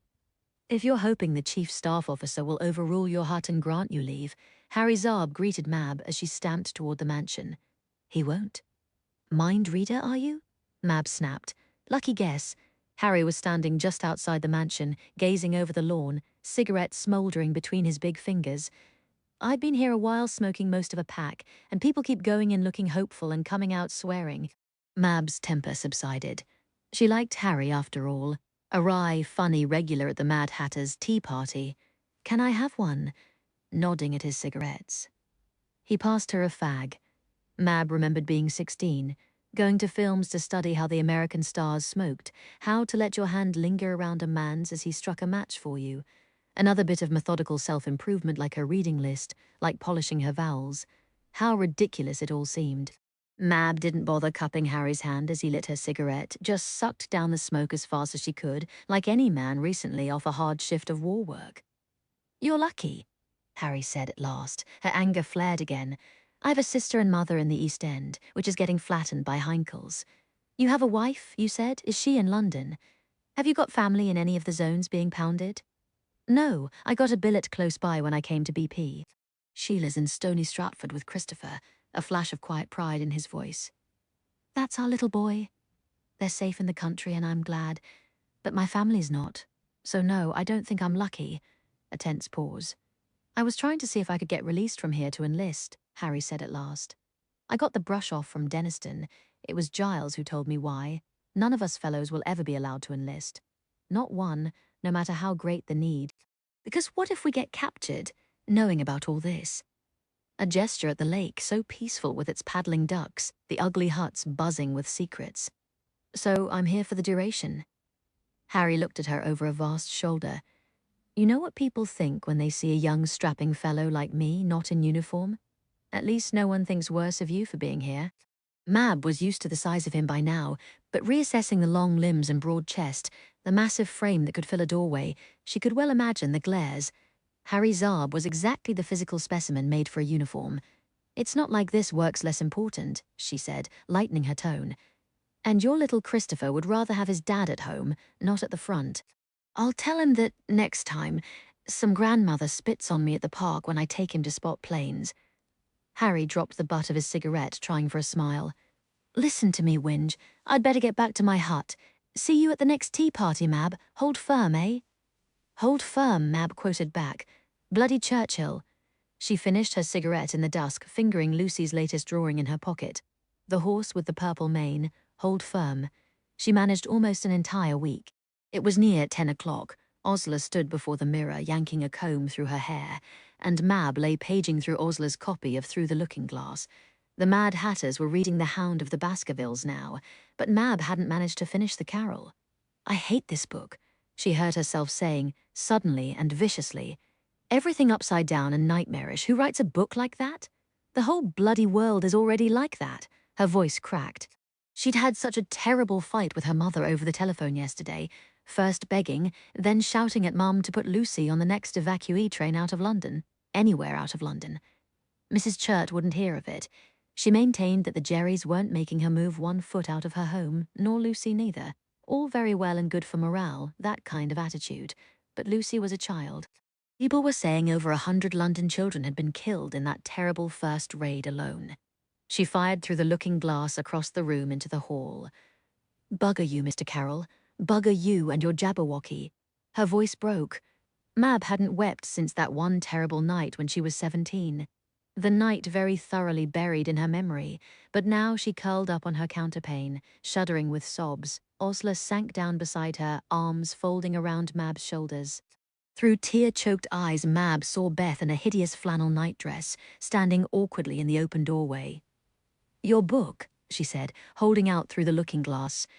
She didn't seem to know whether to leave or to come embrace Mab too, so she shut the door and stood by Mab's bed. Mab couldn't stop sobbing, all the tension and dread that had wound her tighter than a clock since war had been announced unspooled in one violent fit of weeping. She looked up, tears falling, as Osler squeezed her shoulders and Beth shifted from foot to foot. "How long?" She said it brutally, not caring if it was defeatist. "How long before we have panzers rolling down Piccadilly? Because even if the bombs missed Mum and Lucy in Shoreditch, the imminent invasion wouldn't." "It might not happen," Osler said hopelessly. "The invasion can't go if the tides aren't. The invasion was postponed." The words flew out of Beth as if fired from a rifle. Mab and Osler both stared at her. Plain prim Beth in her nightdress buttoned to the throat, flushing so crimson she nearly glowed. Beth. Mab's mind flashed with all the things she was and wasn't allowed to ask, knowing they'd already transgressed those bounds. "How do you know?" She couldn't make herself finish, but she couldn't make herself take the question back either. Her heart pounded, and the room was so quiet she almost thought she could hear Beth and Osler's hearts thudding too. The lights went out all at once. Mrs. Finch, turning everything off at the main below, determined no one would keep a light on past her curfew. Mab nearly jumped out of her skin at the sudden blackness. An instant later, Beth's small, cold hand found her wrist. Presumably Osler's too, because in the pitch darkness she pulled the 3 of them together, so close their foreheads touched. "The invasion has been postponed," Beth repeated in a nearly soundless whisper. "At least I think it has." Some of my section was sent to help Hut 6 work on overflow German Air Force traffic. The message was broken at the desk next to mine. It was about airlifting equipment on Dutch airfields being dismantled. There was more. I don't know what, but the way the Hut head reacted, if the loading equipment was dismantled, the invasion is being pushed back. The words burst out of Osler as though Beth's confession had shattered a dam. That could explain the messages I saw in German naval section, going out to all naval networks. But in my section, we're still getting messages on the buildup of forces. Mab contributed, feeling her own dam break. So surely it's just a deferment, not a cancellation. But it probably means next spring at the earliest. Osler finished. No one would want to launch invasion barges in winter tides. They all took that in, still frozen together with their foreheads touching in the blackness. "Who else knows about this?" Mab whispered at last. "A few Hut heads. Mr. Churchill, surely he can't make it public. He probably won't rule out invasion this year until he's utterly certain. But he and the people at the very top, they know." Osler gulped. "And us." This is why they don't want us talking to each other, Mab thought, remembering Commander Deniston's strictures. We all just see one piece of the puzzle, but when we start talking and put them together, you can't tell. Beth's words rushed. "You can't tell anyone we're safe until spring, no matter how scared they are. I shouldn't have told you. Her breath hitched. "Deniston could sack us, put us in prison. He won't find out. And we can't be the first to compare notes, no matter what they threaten. You know, how many girls ask me to look for whatever ship their boyfriend or brother's on, because I'm in German naval section," Osler said softly. They aren't supposed to, but they do. The invasion postponed. It didn't mean safety from bombing. It didn't mean safety next spring. But it had been so long since they had heard any good news at all. It felt like a much bigger weight lifted than it really was. Yes, there would still be air raids. Yes, the Germans might cross the Channel next year. But who knew where they'd all be next year? All you could think about in wartime was today, this week. There wouldn't be any German barges rolling into Dover this week, and knowing that, Mab thought she could go back to work and hold firm. I swear right now, Mab whispered, I won't say a word to my mum or anyone outside this bedroom. No one here will get in trouble with Denniston because of me. I still shouldn't have told. There was an agony of shame in Beth's voice. Mab surprised herself by pulling Beth into a ferocious hug. Thank you, she muttered. I know you won't do it again, but thank you. When a girl has broken national security to ease your mind about your family's lying in the path of an invasion route, she has officially become a friend. 11 days until the royal wedding, November 9th, 1947, Chapter 14. London, marry for friendship, not love, Osler had heard her mother quip. Friends listen better than lovers. So what did it say when you got engaged to a friend and he didn't listen a whit? Darling, Osler said, trying to keep her voice even. I've asked you repeatedly not to call me kitten. I've told you nicely that I dislike it. I've told you firmly that I despise it. I'm telling you now that I loathe it with every fibre of my being. Even more than she loathed being called a silly Deb. Claws in, kitten. He chuckled down the telephone line, still in bed by the sound of him. Why the early call? Osler gave a measured exhale. I'll be out of town for a few days, old friend in a bit of a flap. I thought you were coming over tonight. His voice lowered. Staying over. I'm sure you can find someone else to fizz your sheets while I'm gone. Osler thought. He certainly hadn't given up other women since their engagement, and Osler supposed it didn't matter. They had an understanding, not a great love. Let's give it a go, Os, had been his marriage proposal. Romance is for bad novels, but marriage is for pals like us. Why did I say yes? She sometimes wondered when she looked at the emerald on her finger, but a scolding reply always followed fast on that thought's heels. You know perfectly well why.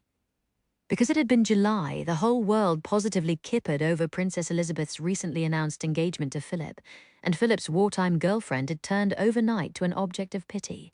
Suddenly it didn't matter that Osler wrote for the Tatler, loved her work, and splashed out at the Savoy every Saturday night with a different beau. All that mattered after the royal engagement was that she was a pathetic ex-debutante, jilted by the princess's future husband and still unmarried, a week of pitying glances and sheet-sniffing journalists, and Osler had quite simply crocked up.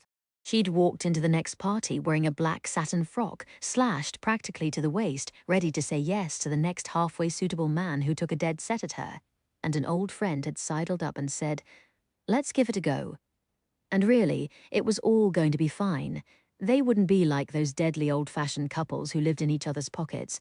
They weren't in love, and who needed to be. It was 1947, darling, not 1900. Better to marry a friend, even one who called her kitten, than expect some grand romance. A friend whose presence at the royal wedding would assure all onlookers that Osler Kendall was a radiant fiancé, not a bitter old maid. Sorry to snaffle your plans, darling, but I'll be back before you miss me. Osler rang off, then whisked downstairs with her travelling case. A taxi screeched to a halt, and soon Knightsbridge fell behind her. The thought of her fiancé's eyes was replaced by the memory of a woman's serious blue gaze, the eyes of the woman who had disappeared 3.5 years ago into Clockwell. The last time Osler had seen those eyes, they'd been wide and bloodshot as she simultaneously wept and laughed, rocking back and forth on the floor. She'd looked utterly on her beam ends, like she belonged in an asylum. The cipher message crackled in Osler's pocket. You owe me. Maybe I do, Osler thought. But that doesn't mean I believe you. Believe the other half of that desperately scribbled message, the very first line, which Osler had read and reread in shock. But she remembered those blue eyes, so painfully earnest. Eyes that had never lied. What happened to you, Osler wondered, for the 1000th time? What happened to you, Beth Finch? Inside the clock. Into the garden, Miss Liddell. We want our exercise, don't we? Beth caught herself rocking again, back and forth on her bench, as she wondered what was going on in the world outside. At BP, she'd been better informed than anyone outside Churchill's cabinet, living here in this wool-padded ignorance. With an effort, Beth stilled herself. Only madwomen rocked back and forth. She wasn't mad. Not yet. Miss Liddell, the matron, hauled her up, voice dropping from sugary to sharp as the doctors bustled out of earshot. "Outside, you lazy bitch!" The thing Beth hated most here, anyone could touch her whenever they wanted. She had never liked to be touched unless it was on her own terms. And now every day there were hands, at her arms to steer, at her jaw to pry her mouth open, touching, touching, touching. Her body was no longer her own, but she moved out into the garden, because if she didn't, she'd be dragged. That Liddell gives me the shivers. Beth heard the matron mutter an hour later, sharing a cigarette in the rose garden with another nurse. Underneath that empty stare, it's like she's thinking how to take you apart. Correct, Beth thought, maintaining her vacant look as she wandered the roses. Who cares what they're thinking, as long as they're quiet? The nurse shrugged. At least we don't have the dangerous ones like at Broadwell or Rampton. They're docile here. They're docile, all right. The matron reached over to the vacant-eyed old woman who had been wheeled out to the garden in her bath chair and tapped hot cigarette ash onto her wrist. No response, and both matrons giggled. Endure. Beth picked up the discarded, half-smoked cigarette after they wandered away, taking a welcome drag. Just endure. She left the rose garden and wandered the high outer wall, which had been cleared of trees or shrubs or anything that might provide help climbing upward. A trio of burly orderlies walked the perimeter every hour, looking for knotted sheets or makeshift ropes flung over the walls. Not looking too seriously. It had been years since anyone tried to make a break for it. I intend to be the next, Beth thought. And then I will come for the person who put me here. 3.5 years, and she still wasn't entirely sure who that was. She'd told her former friends as much in her cipher message. Osler and Mab, there was a traitor at Bletchley Park, selling information during the war. I don't know who, but I know what they did. I found proof it was someone who worked in my section, but whoever they are, they had me locked up before I could make my report. You may hate me, but you took the same oath I did to protect BP in Britain. That oath is bigger than any of us. Get me out of this asylum and help me catch the traitor. Get me out of here. You owe me. Everyone in, now. Exercise over, the same hard-faced matron called across the garden, sounding impatient. Pick up your feet when I talk to you, Liddell. Giving Beth's arm a hard, careless twist as she passed, Beth lifted the still smouldering cigarette she'd managed to conceal between 2 fingers and planted the burning end on the matron's hand. Not my. Name 2 orderlies dragged her to her cell, face stinging with slaps. Beth fought every step of the way, clawing and spitting as they buckled her into the straitjacket. She tried to lie low. Oh, she did. But sometimes she couldn't stop herself. She snarled as she felt the needles prick, felt her veins filling with smoke, felt herself heaved like a hay bale onto her cot. The furious matron lingered as everyone else left, waiting until she could spit down Beth's cheek. It would dry and be mistaken for drool. Beth knew. You can lie in those sheets till you've pissed them, you little cow. Then you can lie in them a while longer. Go to hell, you starched bully. Beth tried to say, but a fit of lung-rattling coughs erupted, and by the time she was done hacking, she was alone. Alone, straight-jacketed, drugged to the gills, with nothing to think about but the traitor of Bletchley Park. Mab and Osler would surely have the letters by now. Beth thought dizzily. The question was, would they dismiss her claim as a mad woman's paranoid fantasy, or would they believe the unbelievable, that a traitor had been working at Bletchley Park and passing information to their enemy? 6 years ago, March 1941. Bletchley Bletherings. BP's new weekly, everything we dinna need to know. March 1941. Bletchley Bletherings has it on good authority that some unknown prankster smeared Commander Deniston's office chair with strawberry jam during night shift. Waste of good jam, Says BB. This month's Mad Hatter's Tea Party is discussing The Great Gatsby. It is officially Giles Talbot's turn to bring the topper for all you giggle mugs who have not clapped eyes on this monstrosity picture, a Dickensian stovepipe festooned with false flowers, ancient Boer War medals, ascot plumes, etc.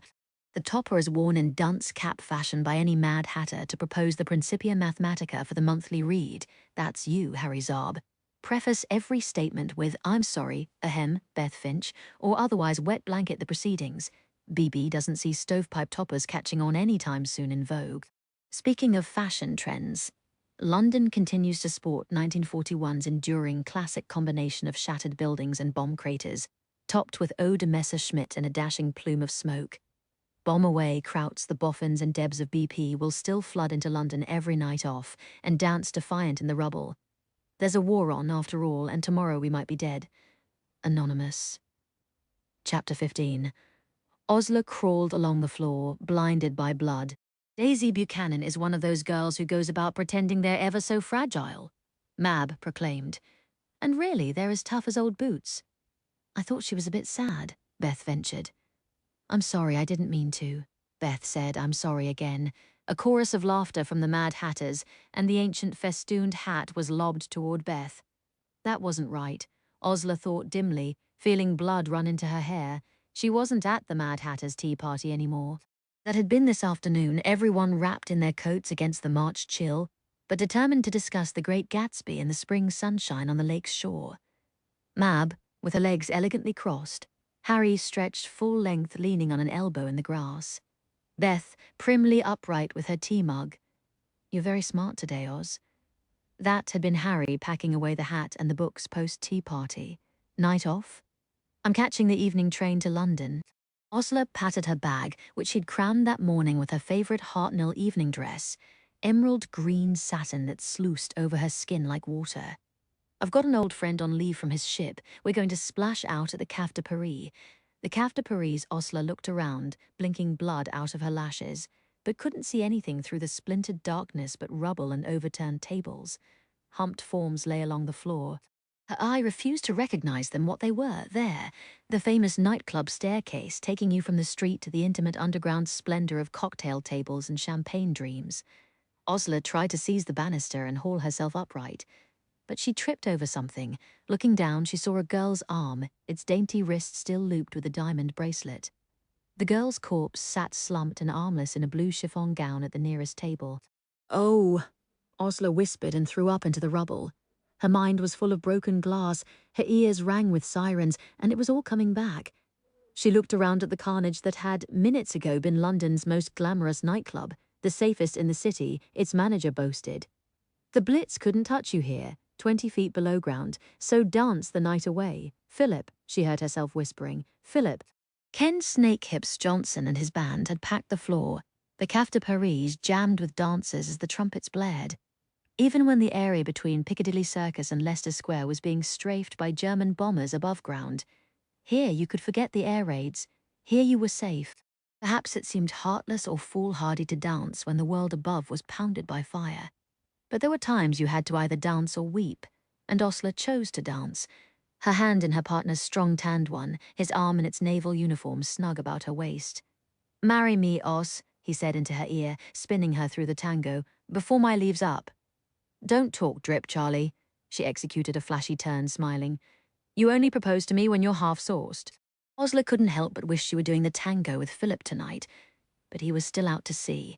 Charlie was an old chum from her Deb days, a young officer heading out into the teeth of the Atlantic.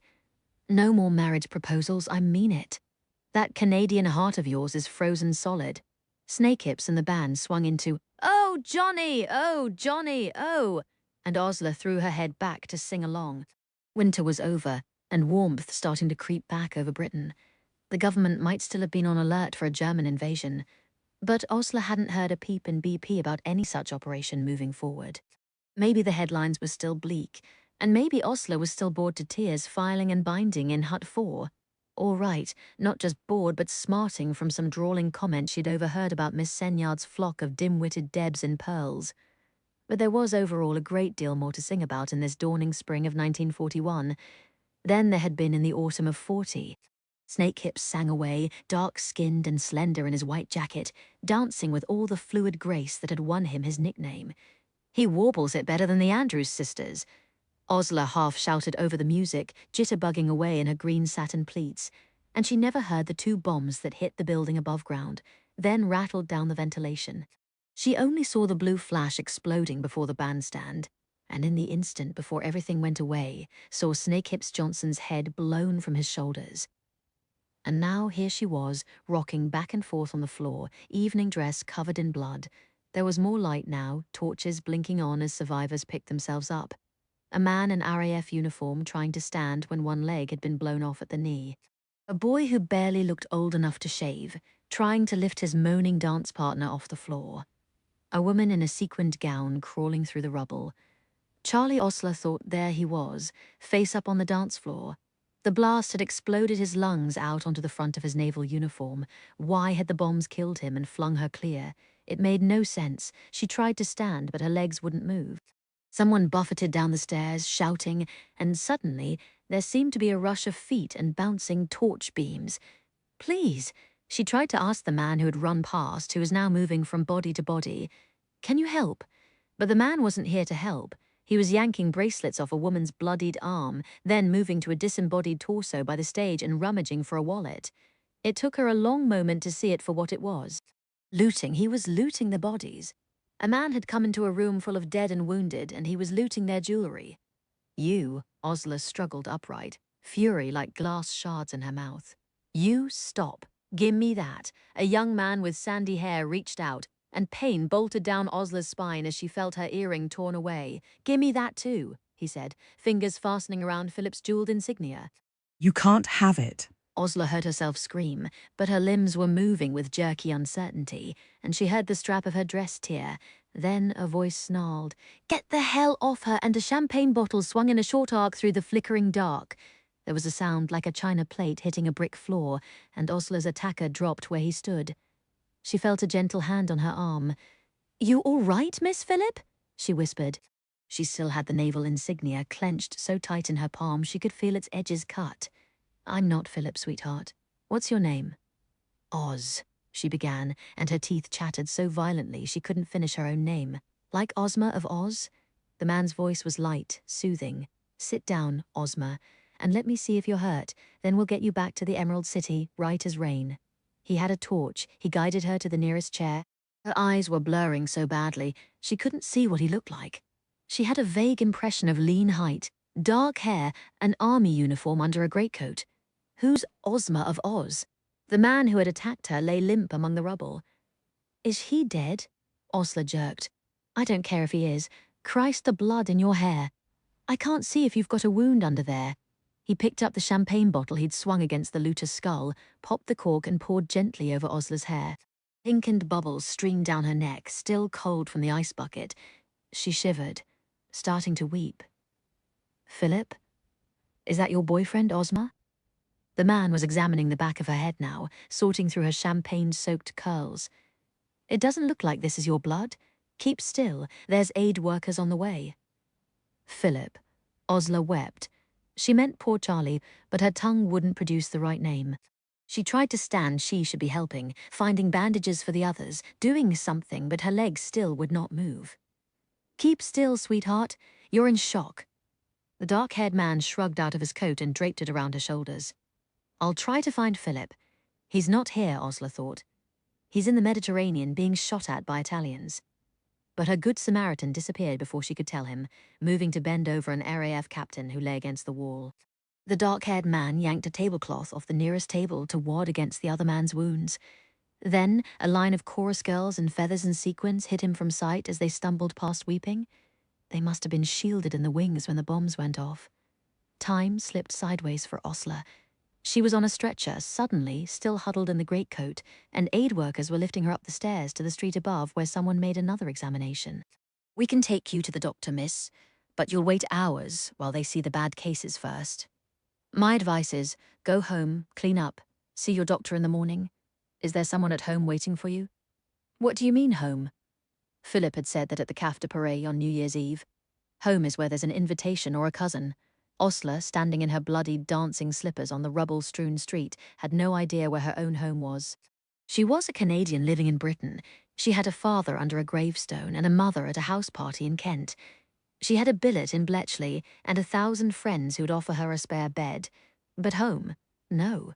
None. Claridge's, she managed to say, because at least she could have a hot bath in her mother's empty suite. She'd have to catch the dawn milk train to get back to Bletchley in time for her shift. Once at the hotel, it was a long time before she could get undressed.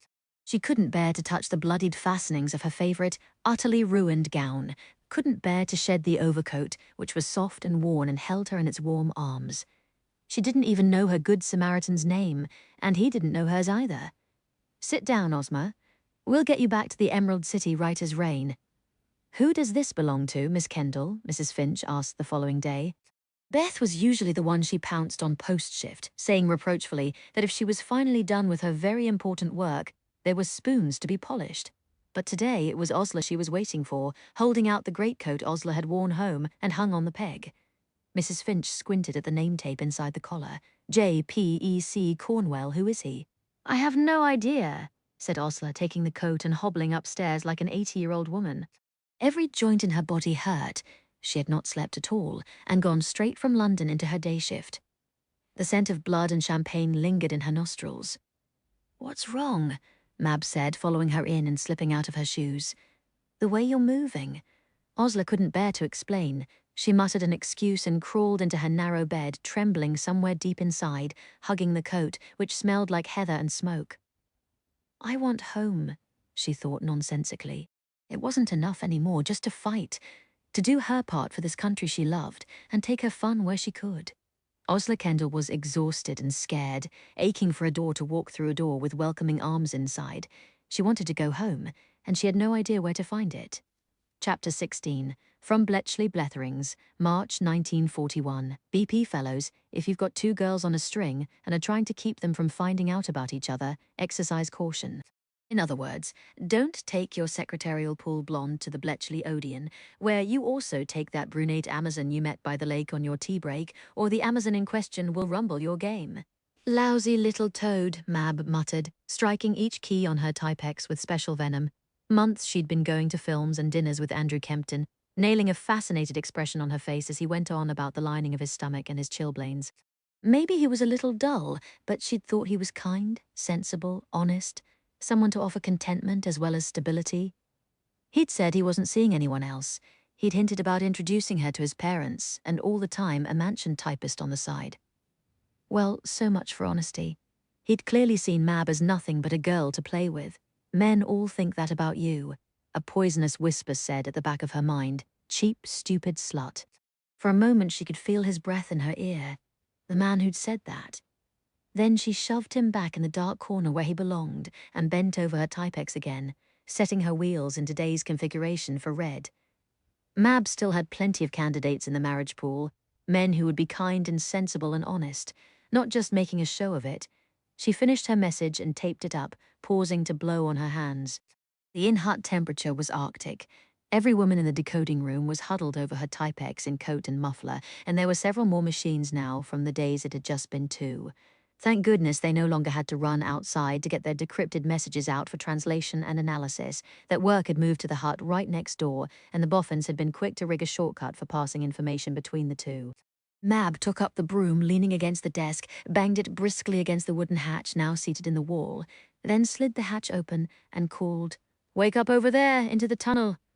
Someone at the other end in Hut 3 shouted, "Bugger off," and then with a series of clanks a wooden tray was yanked into the room.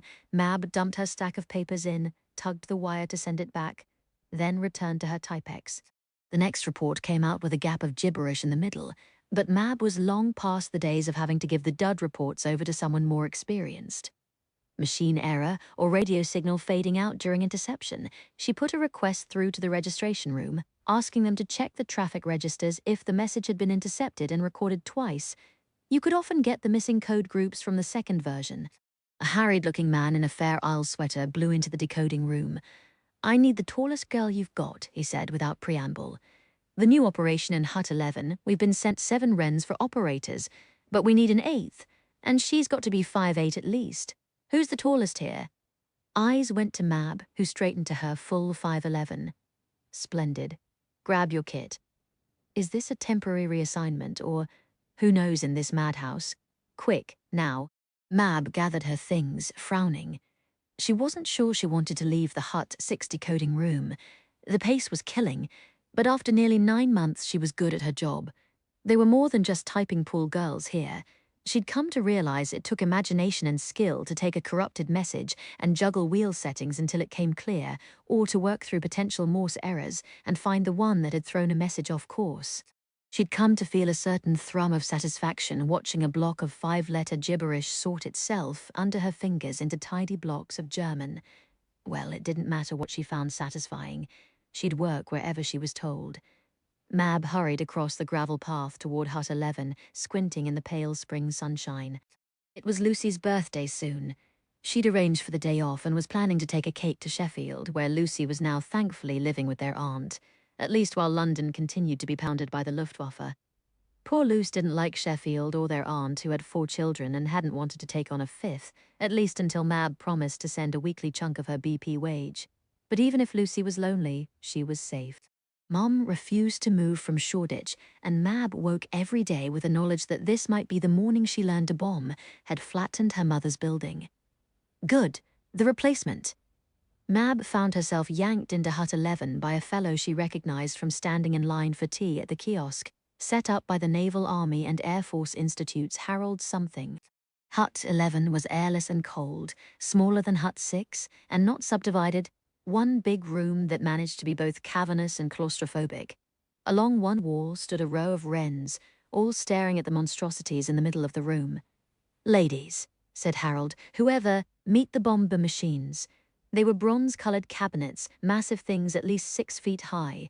The front held rows of circular drums, 5 inches in diameter, letters of the alphabet painted round each one.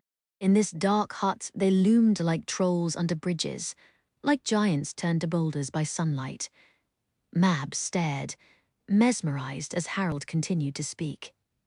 "You're here to help break German codes, ladies, and the bomb machines have been designed by some of our cleverer chaps to help speed that process up. It'll be tedious work keeping these beasts going, and precision is essential, so I've been authorized to share a bit more than usual about what they do." He patted one of the massive cabinets like a dog. "Every cipher has a great many possible machine settings, and we can't get any further on the decoding till we have the settings. And it's slow going, getting those by hand. These beasts will speed everything up, and that's where you ladies come in. The brainy fellows will send over something like this." Harold held up a complicated diagram of numbers and letters like nothing Mab had ever seen in Hut 6, called menus. "Why, sir?" one of the wrens ventured. "Probably because menu sounds better than worked-out guess." Harold pushed his spectacles up. "You take the menu. Plug up your machine accordingly. The plugs in the back correspond to the positions on the menu. Then start the machine up and let her rip. Each wheel on the bomb," he indicated the rows on the nearest machine, "goes through thousands of possible settings, faster than anyone could do by hand. It finds a possible match for the wheel wiring and ring setting, as well as one possible match for a plug board letter. That leaves, a few million possible settings to check the other plug board possibilities. When the machine finally stops, you'll use the checking machine to match the stop position of the bomb, make sure you haven't got a false positive, and so forth. Assuming you haven't, you alert the boffins back in their huts that you've broken their setting for that key. Then plug your machine up for the next menu and the next key questions." About 1,000, Mab thought. But that wasn't how it was done here. At BP, it was just button up the questions and have a go. "Miss Churt and Wren Stevens, I'm putting you on this machine here. Someone named her Agnes Day, or maybe just Agnes," Aggie Mab thought, already disliking her. Machine's back looked like a knitting basket crossed with a telephone switchboard, a mass of dangling plugs and great crimson pigtails of plaited wires like snarled yarn, snaking down through rows of letters and numbers. Wren Stevens looked similarly nonplussed. "I thought I'd ship out somewhere glamorous if I joined the Navy," she whispered to Mab as Harold began showing them how to keep the wires apart with tweezers. "Out to Malta or Ceylon, getting my drinks poured by lieutenants. Not buried in wiring in the middle of Buckinghamshire. Good luck getting out now you're in," Mab said, still staring up at Aggie. "Nobody transfers out of BP unless you fall pregnant or go crazy, so take your pick." Servicing Aggie was like ministering to some cranky mechanical deity. Mab's arms ached after an hour of hoisting heavy drums into their slots. Her fingers were pinched red from the heavy clips that snapped each drum in place. Plugging up the back was a horror, wrestling with a mess of wires and coupling jacks, trying not to set sparks off, squinting at a menu that looked like an arcane diagramming exercise or maybe a spell for raising the dead. Mab jumped, fingertips buzzing as a prickle of electricity shocked her for the 4th time, and set the machine going with a muttered curse, With all the bombs at full roar, the din of Hut 11 was incredible, pounding her ears like hammers. "Work at the other drums while you wait for the machine to stop," Harold shouted over the noise. Mab pried open the drums to reveal circles of wire inside, going at the nest with tweezers to make sure not even a single one brushed against another and shorted the electrical circuit. Within the hour, her eyes were smarting from the concentration, and her reddened fingers pricked by copper wire. "What happens if the wires touch?" she called over the din. "Don't let the wires touch," Harold replied simply. Mab worked, sweat collecting between her aching shoulder blades, cuffs and wrists growing greasy from the bomb's fine spray of oil droplets, pushing limp, sweaty hair off her forehead. She straightened as Aggie stopped dead, every drum frozen. "Did we break it?" Mab asked as the other machines whirred. "No. She's telling you it's time to check her results." Harold showed Wren Stevens how to take the reading from the other side of the bomb, run it through the checking machine.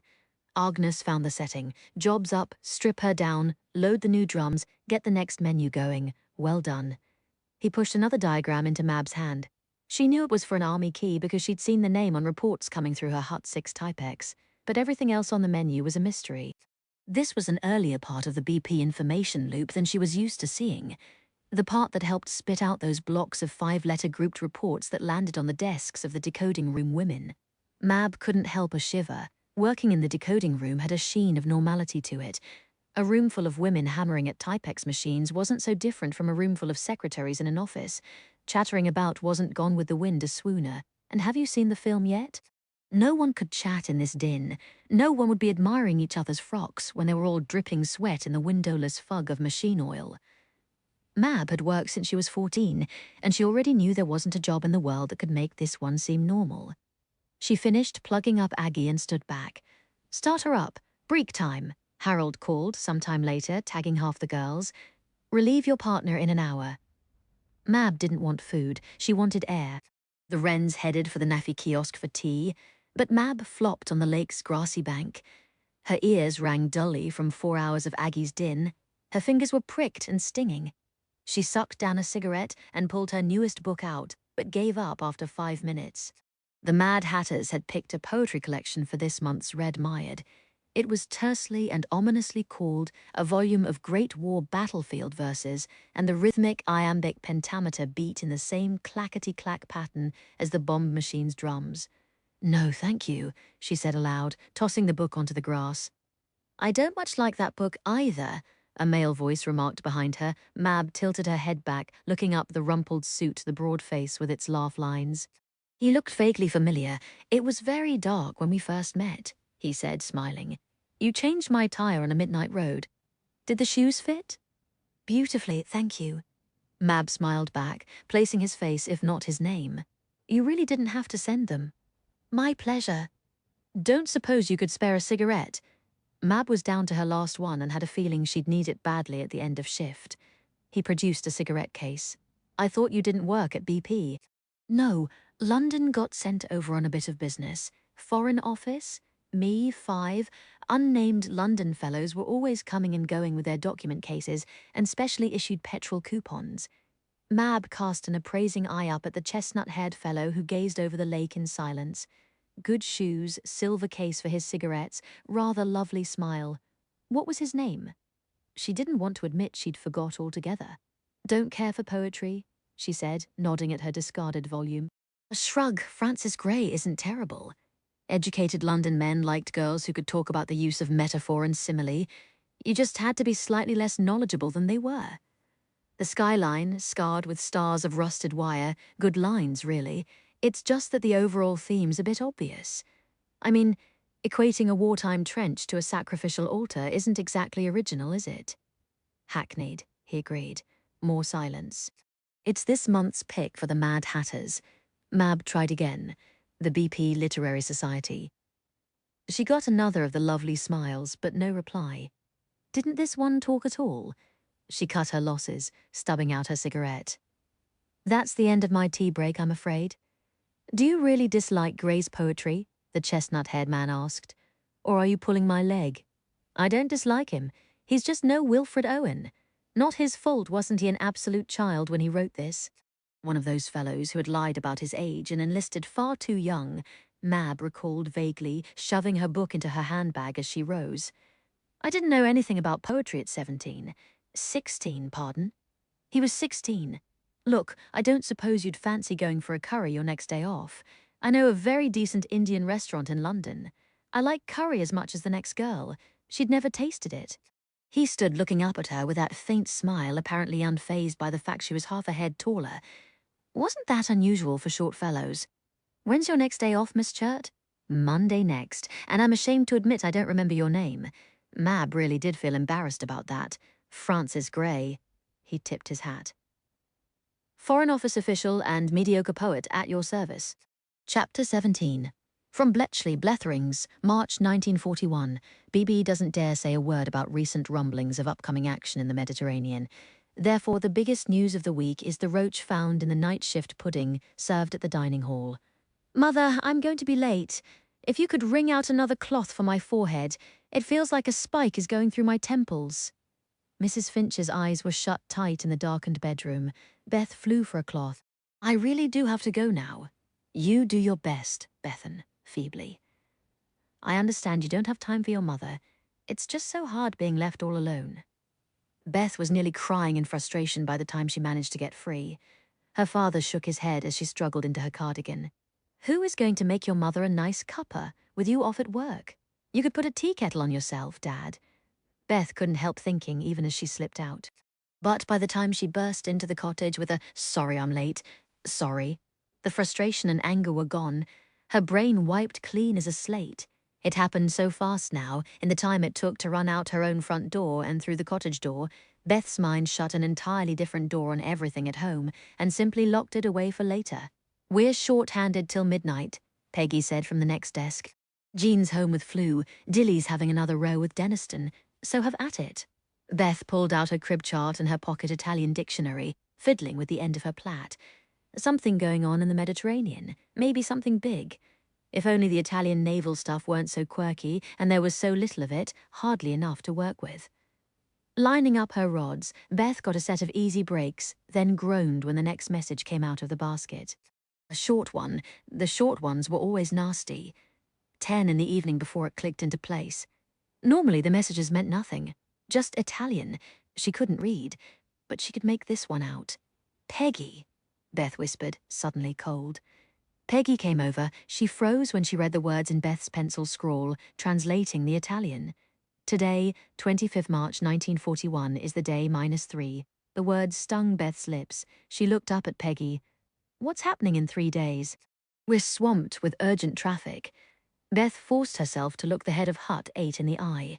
We need anyone you can spare.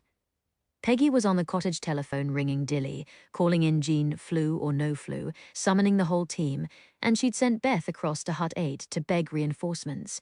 They borrow our people. Now it's time to return the favor. Normally Beth would have stood hunched in an agony of shyness, getting the words out, but the code still had her in its spiral grip, the one that took her outside her own awkward self. Please. Oh, the Hut head strangled some impolite words. You can have Harry's arb. I can't spare more. Beth nodded, arms wrapped around herself in the chilly spring night, waiting until Harry came shouldering out in his shirt sleeves. Hello, he said cheerfully. Need a hand with the Dago traffic? I can say Dago, he said, noticing Beth's wince. I get called a Dago often enough, if not a wog. It's your inevitable fate if you're any darker than paste in merry oldie England here. He'd been about to shrug into his disreputable jacket, but dropped it over Beth's shoulders instead. She started to demur, but he brushed that aside. What's the rush in Dilly's section? Beth filled him in as they crossed the dark grounds. She was used to seeing Harry among the Mad Hatters, where he was wry and relaxed, leaning on his elbows in damp grass by the lake or scattering toast crumbs on his book. But he was a different man on the BP shift clock, alert and focused brows mobile as he listened. He let out a low whistle at today as the day -3, stride lengthening until Beth had to trot to keep up. As Harry ducked into the cottage, Peggy was on the telephone snapping. Don't care if your nose is running like the Thames, get back here. So this is the famous harem. Harry glanced around, looking enormous and dishevelled in the cramped clutter of desks. Hugh Alexander owes me 2pence. He made a bet you'd have mirrors and powder rooms. Where can I work? It sounds like it'll be a full house. Share my desk. Thank goodness Hut 8 had given her someone familiar, Beth thought, not a stranger who would take over her space and freeze her solid with nerves. He pulled up a stool on the other side of Beth's desk, black hair flopping, reaching for pencils that looked like twigs in his huge hands. Cribs? Beth pushed a crib chart over. Italian for English cruiser, submarine. Here are the rods, Ingles incrociatori, sommergibili, he read off the slip. Christ, listen to us butcher the poor Italian. They reached simultaneously for the stack of messages and fell headlong into the spiral. Today is the day, -3. Every time someone got up from their desk, they chanted it aloud, and then it became today is the day -2, because none of Dilly's team left the cottage, not for so much as a cup of Ovaltine. I brought you some clothes. Osler passed Beth a package at the door, peering over at Peggy, who was coming downstairs from the attic yawning. Are you all sleeping here? We take turns on the attic cot when we sleep at all. Beth had done 10 hours straight in her chair, 15 hours 18. She could barely even see Osler, pretty and worried looking. Beth muttered her thanks, going to the loo to tug on a new blouse and underclothes, then staggered right back to her desk, where Harry passed her a cup of chicory coffee and her rods. Something big. They all knew it, and 9 of the cottage's 18 women had been seconded to it, working like madwomen. Dilly had disappeared so far down into his rods he was barely even present. Beth saw him try to stuff half a cheese sandwich into his pipe instead of his tobacco as he muttered his way through a new message. She merely removed the pipe from his hand, pulled the mangled sandwich out, placed the tobacco in his palm instead, and returned to her desk.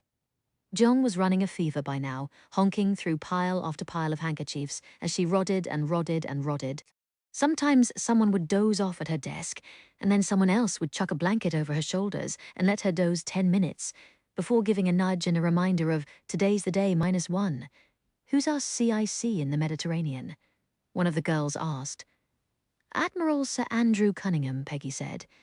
Dilly said he's been notified something will be coming down. If we can find out what. Beth reached for her next stack, only to touch the bottom of the wire basket.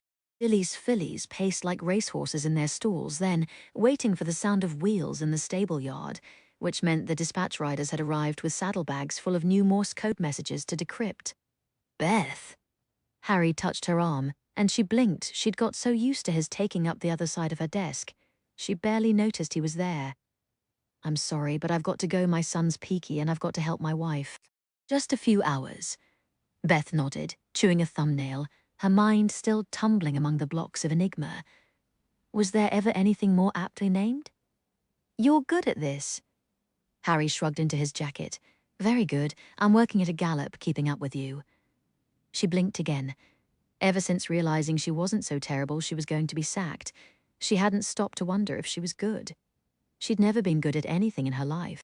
I like it, she heard herself saying, voice hoarse from going hours without saying a word.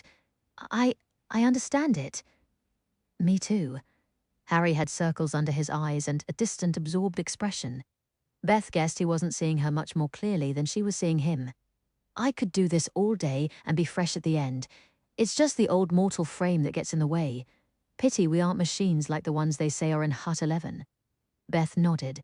The physical needs that got in the way of work had annoyed her these last 2 days, the need to bolt a cup of tea, the need to stretch her aching back. Irritably, she realized she was starving.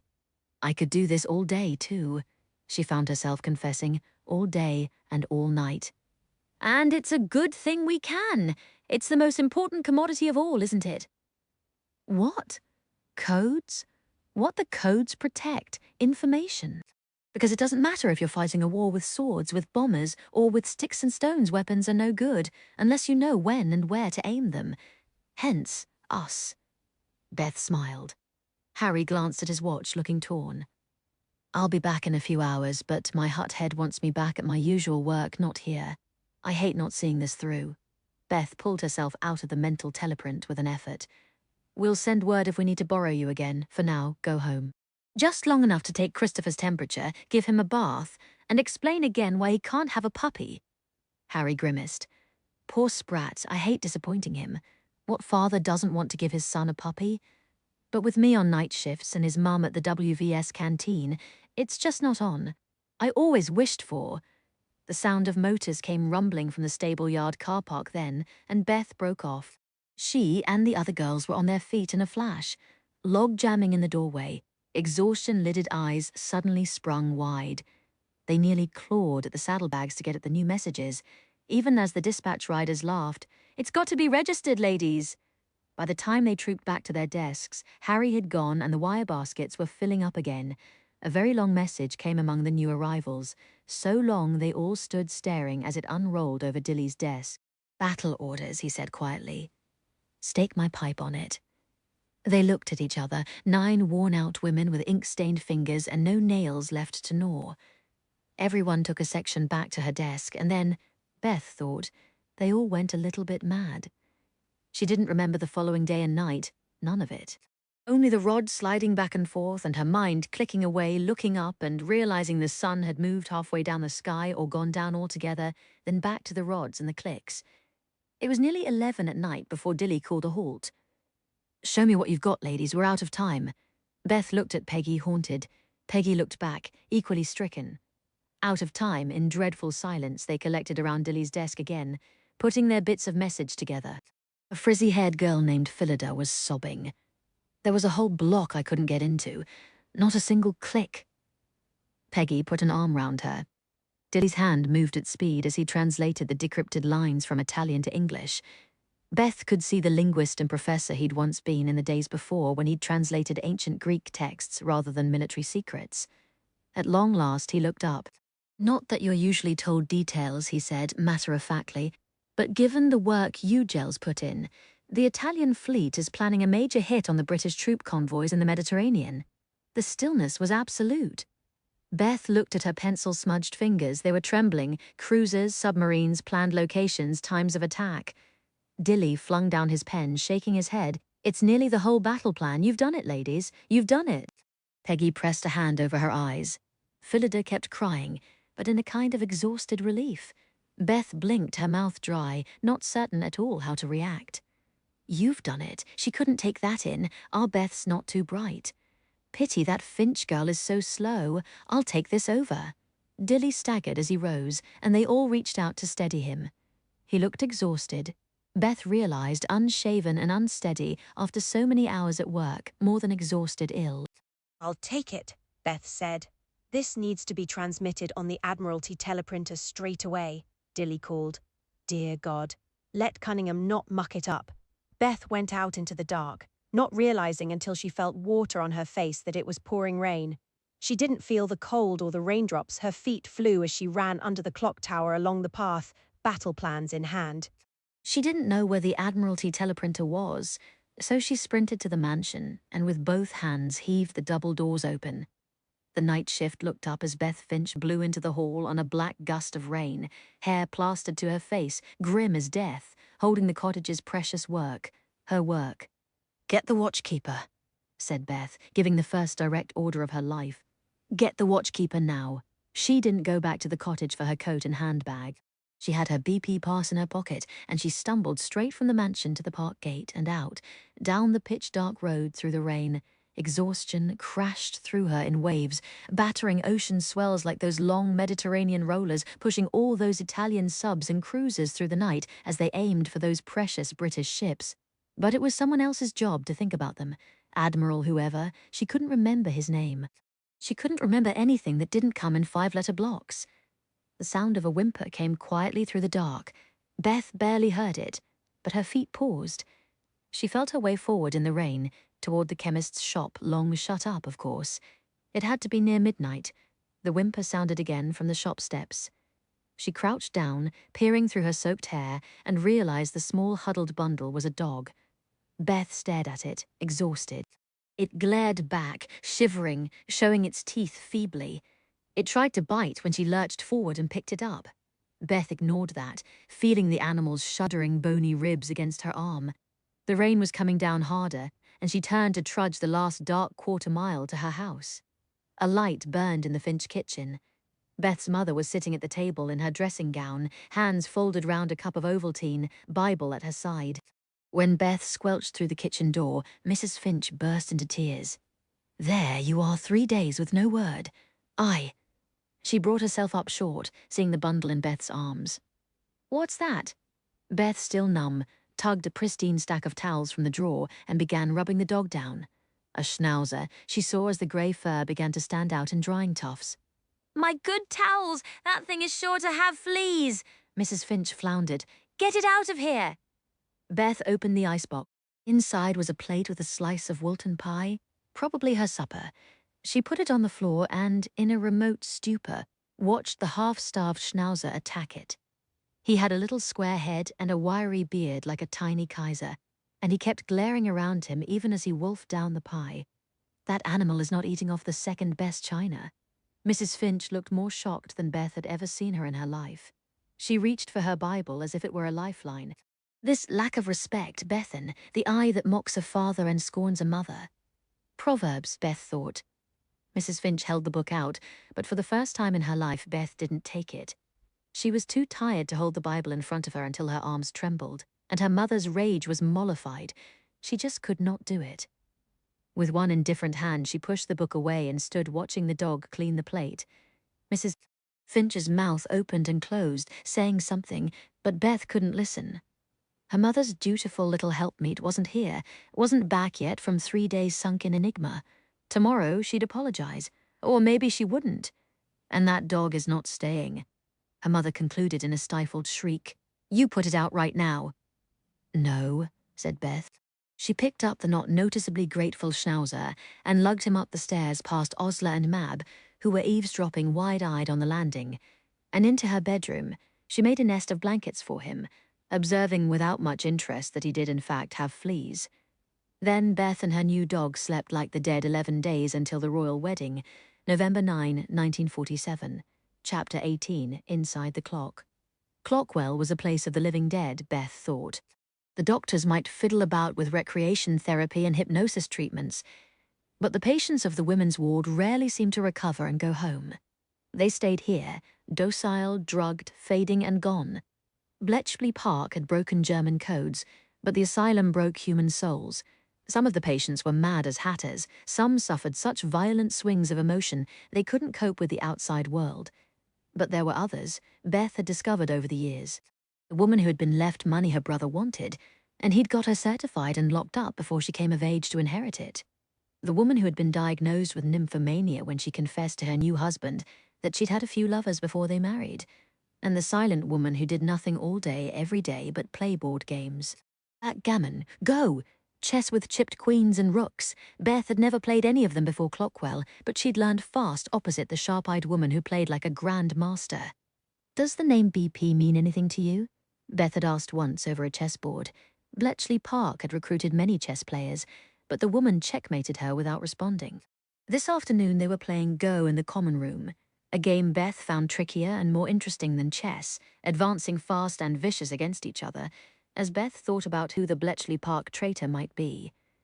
The years she'd spent brooding on the question should have sanded its anguish away, but hadn't. It was someone who worked in Dilly's section after all, which meant one of her friends had betrayed her. Which? Beth looked at the Go board full of black and white stones. 3.5 years pondering the question, and she still wasn't sure who on the Knox team had been the black stone among the white. It wasn't her, and it wasn't Dilly. Everyone else was suspect. "Examination time, Miss Liddell." "Come along." Puzzled, Beth left the common room with the nurse. She hadn't been scheduled to see the doctor that day. "What's this for?" she asked the doctor as he examined her skull, but he only chuckled. "Something that will make you feel much better. That mind of yours is overactive, my dear. You need a calm, untasked brain if you're to recover." "Untasked?" Beth nearly spat. She had lived with an untasked brain the first 24 years of her life, a black and white film of an existence. She didn't want a calmed, soothed mind. She wanted impossible work that her brain converted to the possible by the simple process of wringing itself inside out until the job was done.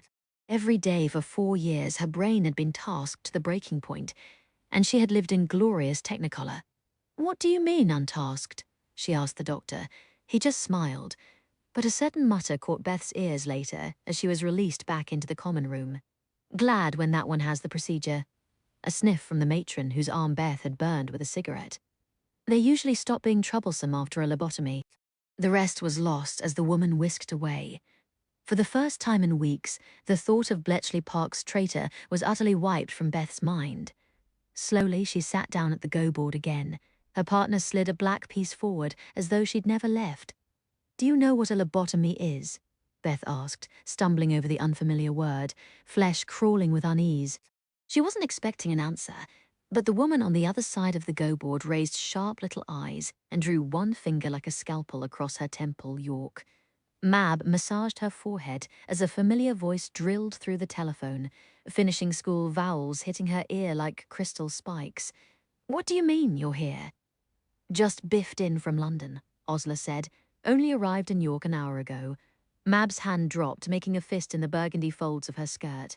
"I told you when you rang yesterday I don't want to meet." Osler's voice out of the blue, the Vegan Air Square, it had all unsettled Mab badly. She'd burned the message from the madhouse, told herself to forget about it, and busied herself settling two sandy, clamouring children back home after a weekend running up and down the beach under Bambur Castle. "I'm here," Osler repeated implacably. "I know you're hacked off about that, but we may as well meet." "I'm too busy," Mab lied. "I'm putting supper on." She'd been in the dining room, in fact, determinedly not thinking about Beth Finch's cipher message, planning the party she was hosting in honor of the royal wedding. A dozen friends would come in their best frocks, and they'd pooled their butter and sugar rations so they could have scones and a Bakewell tart while listening to the BBC broadcast. Mab knew her husband would laugh at the royal wedding fever, but he and the rest of the men would secretly hang on the broadcast too.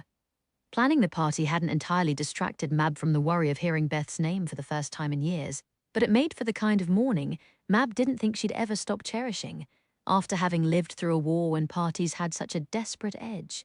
And now the afternoon's peace had shattered. "Look, I haven't dragged myself all the way north to get snubbed like a utility frock in a new-look Vogue spread," Osler said. "I've got a room at the Grand. Of course you're at the poshest hotel in York. Well, I didn't see you volunteering your spare room with spontaneous cries of welcome so we could braid each other's hair at night and trade secrets." Prickly silence fell. Mab realized she was gripping the hall table to stay upright. She knew she was overreacting, but she couldn't help the panic bubbling in her throat. She had so thoroughly buried everything that happened at the park. Damn it, once the war was done, she'd bricked those experiences up behind a wall in her mind. But now Osler was on the other end of the telephone, and Beth had returned through the lines of a cryptogram. "You never back down from a fight in your life," Mab told herself. "Don't start now." So she met her own eyes in the gilt-framed mirror over the telephone, imagining she was meeting Osler's gaze. "I don't know what you thought coming here would accomplish. That's a bit steep, darling. You know we have to talk face-to-face about Beth." Pause. If she really was put in that place unfairly. If she's sane, the doctors would have released her. Doctors already think normal women are potty because we have monthlies. When was the last time your doctor gave you more than an aspirin unless you had a note from your husband? Mab remembered giving birth to her son, how her doctor had said in the middle of her contractions that she was making too much fuss, and it had been scientifically proven that labor pains could be entirely controlled by appropriate breathing. Mab had been in too much agony to rip his ears off and tell him to control that pain with appropriate breathing. What I'm saying, Osler continued, is if she's asking us for help, after everything that happened, it means she's absolutely dished and has no one else. Mab's mouth was dry. "I have a family now. I'm not putting them at risk for a woman who betrayed me. She says we betrayed her too, and she's not entirely wrong. You owe me. What do you think of the rest of her letter?" Mab blurted out, "Do you believe it?" It hung unsaid. "Do you believe there was a traitor at BP?" A long silence. "Betty's tea shop," said Osler. "Tomorrow, 2 o'clock, we'll talk." 6 years ago, April 1941, Chapter 19. From Bletchley Bletherings, April 1941. What is there to talk about but our smashing victory in the Mediterranean, ever since our boys broke the back of the Italian Navy off Cape Matapan? Someone here must have reason to grin like a cat with the cream. Since we'll never know who, let's speculate instead if whale meat is back on the evening shift menu at the dining hall, and which fetching BP Amazon has a dinner date in London with a war poet. Mab stuffed the latest installment of Bletchley Bletherings into the bin before heading off shift. Who's writing this stuff? Even the establishment officer didn't know who submitted the weekly anonymous gossip sheet to be pinned up on the mansion notice board every Friday. But Osler's money was on Giles, and Mab was inclined to agree. Write me up again in your illicit gossip column and I'll skin you, she warned him, breezing through the gates. Who, me? Giles grinned. Knock 'em dead, Queen Mab. Mab smiled. She'd pressed every crease out of her berry-coloured crepe dress, slipped on the French slings Francis Grey had given her, and Osler had lent a stunning cashmere wrap as Mab dashed to catch the train. She knew she was looking her best. Mabel Churt from Shoreditch taking supper with a rather famous war poet. That would be something to tell Mum. He didn't look like a war poet waiting for her on the platform in London. Francis Grey could have been any small-town countryman on his yearly trip to the capital, stocky and silent in a grey civilian suit, battered Homburg in one wide hand, certainly no languid literary lion. Yet, "You're very lovely, aren't you?" he said quietly in greeting, taking her in head to toe. "Thank you." A man who could deliver a compliment without slavering or fumbling, that, after months of dating awkward university boys, felt refreshing. Mab's heart glowed just a little as she took his arm. All around swirled a river of uniforms hastening about their business. Ack girls headed for their shifts on the anti-aircraft guns, fire wardens tramping toward the nightly watch on St. Paul's, everyone seemingly engaged in war business, but not Mab, not tonight. She was climbing into a taxi with a man who thought she looked lovely, and he was giving directions to Veeraswamy on Regent Street, an Indian restaurant. Imagine that, with waiters in white turbans and shades of red and gold all around. Mab, for the first time in days, was able to put the bombs and their rackety clack, clack, clack behind her. She was going to take this evening and enjoy it. Or rather, she'd try to enjoy it, difficult when Francis Grey wouldn't bloody well talk. "Tell me about your writing," she began after the waiter had taken their order. "I'm a great reader, but I don't know a thing about what it takes to put words on paper." She rested chin on hand with a fascinated expression, ready to listen at length. "I don't either," he replied with a smile. She waited, but he didn't seem inclined to say more. "I know you published Mayad after the 1418 war." The facts about him at the back of the slim volume of poetry had been sparse, but she had gleaned what she could. "You wrote them during your time in France?" He rotated his glass. "After... Goodness, you were still very young." He'd enlisted at 16 in the last 6 months of the war, which made him 39 now. "Of course, I saw a good many boys in my neighborhood lying about their age to join up in this war. I suppose it's natural to want to serve before the world thinks you're ready." He shook his head. "They'll learn. I wonder if they'll become poets too." "Hopefully not. The world has too many bad poets. Not you. I hear my themes were a bit obvious." Mab repressed a blush, thinking of their last meeting. It was like something out of a bad farce, criticizing a writer's work to his face, oblivious. Still, she wasn't going to reverse herself and get obsequious now. If he'd asked her for a date after she'd already shredded his iambic pentameter, he clearly wasn't looking for slavish praise. "Thematically, they aren't the most original I've ever read," she said, adding a bit of sparkle to the eye. "But your use of language is lovely." That wasn't just flattery either. "I'll take your word for it," the poet said. "Haven't read them in years." The waiter brought the first course. Mulligatawny soup, whatever that was, bright yellow, practically glowing. Mab picked up her spoon warily. "I heard you were invited to meet the king at the 10-year anniversary of the peace." "Yes." "What was he like?" Another smile. Kingly. Mab suppressed a flash of irritation. Why wouldn't he talk? Normally her dates never shut up. You asked a leading question or two and they were off to the races. Having served in one war, she tried. It must be very surprising to find yourself neck-deep in another.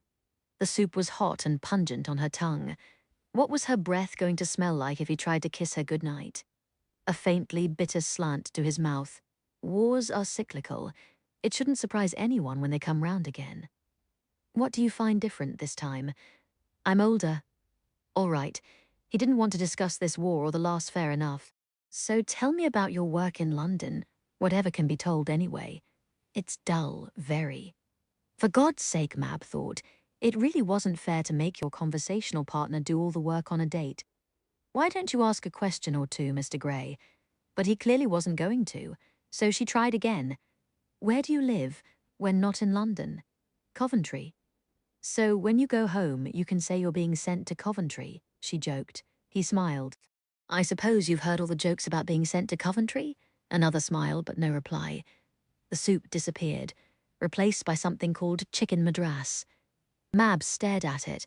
It was bright orange. I'm eating orange food with a mute, she thought. Matapan. Surely he could talk about the recent battle off Cape Matapan. Anyone could make conversational hay out of the greatest naval victory since Trafalgar. Isn't the news about Matapan wonderful? I don't know, is it? 3 heavy cruisers and 2 destroyers sunk on their side, none on ours. Mab quoted the newspaper she'd devoured with a bar of ration chocolate at the NAFI kiosk on break. A few thousand of Mussolini's boys killed, none of ours. I'd say that's wonderful, he shrugged. Unless you're among Mussolini's few thousand? Another conversational topic as dead in the water as those Italian cruisers. Mab took a slightly defeated bite of chicken. It filled her mouth with flame. She set her fork down, trying not to choke. Too spicy? He asked. Not at all. She managed to say. She'd be boiled in oil before she reached for her glass. He forked up a mouthful of his without the slightest discomfort. All right then, Mab thought. She sat back, crossed one leg over the other, and composed her burning lips in a smile. He smiled back, eating. The sound of a sitar plinked. The waiter took Mab's explosive orange chicken away. Pudding arrived, something called halva that had absolutely no resemblance to pudding, but at least it didn't ignite in her mouth like petrol. She finished it, put her fork down, and smiled again. You don't seem particularly shy, she said at last. So what is it? His fork paused. I beg your pardon? Most quiet men are quiet because they're shy, but I don't think that's you, Mr. Gray. So is there any particular reason you're not contributing to the conversation beyond monosyllables? I don't particularly enjoy talking about myself, Miss Churt. All right, I understand that, especially when one has a job one isn't allowed to discuss. But you could ask me about myself, or comment on the weather or the food, because it's frankly rather rude, sitting there expecting me to carry all the conversational weight.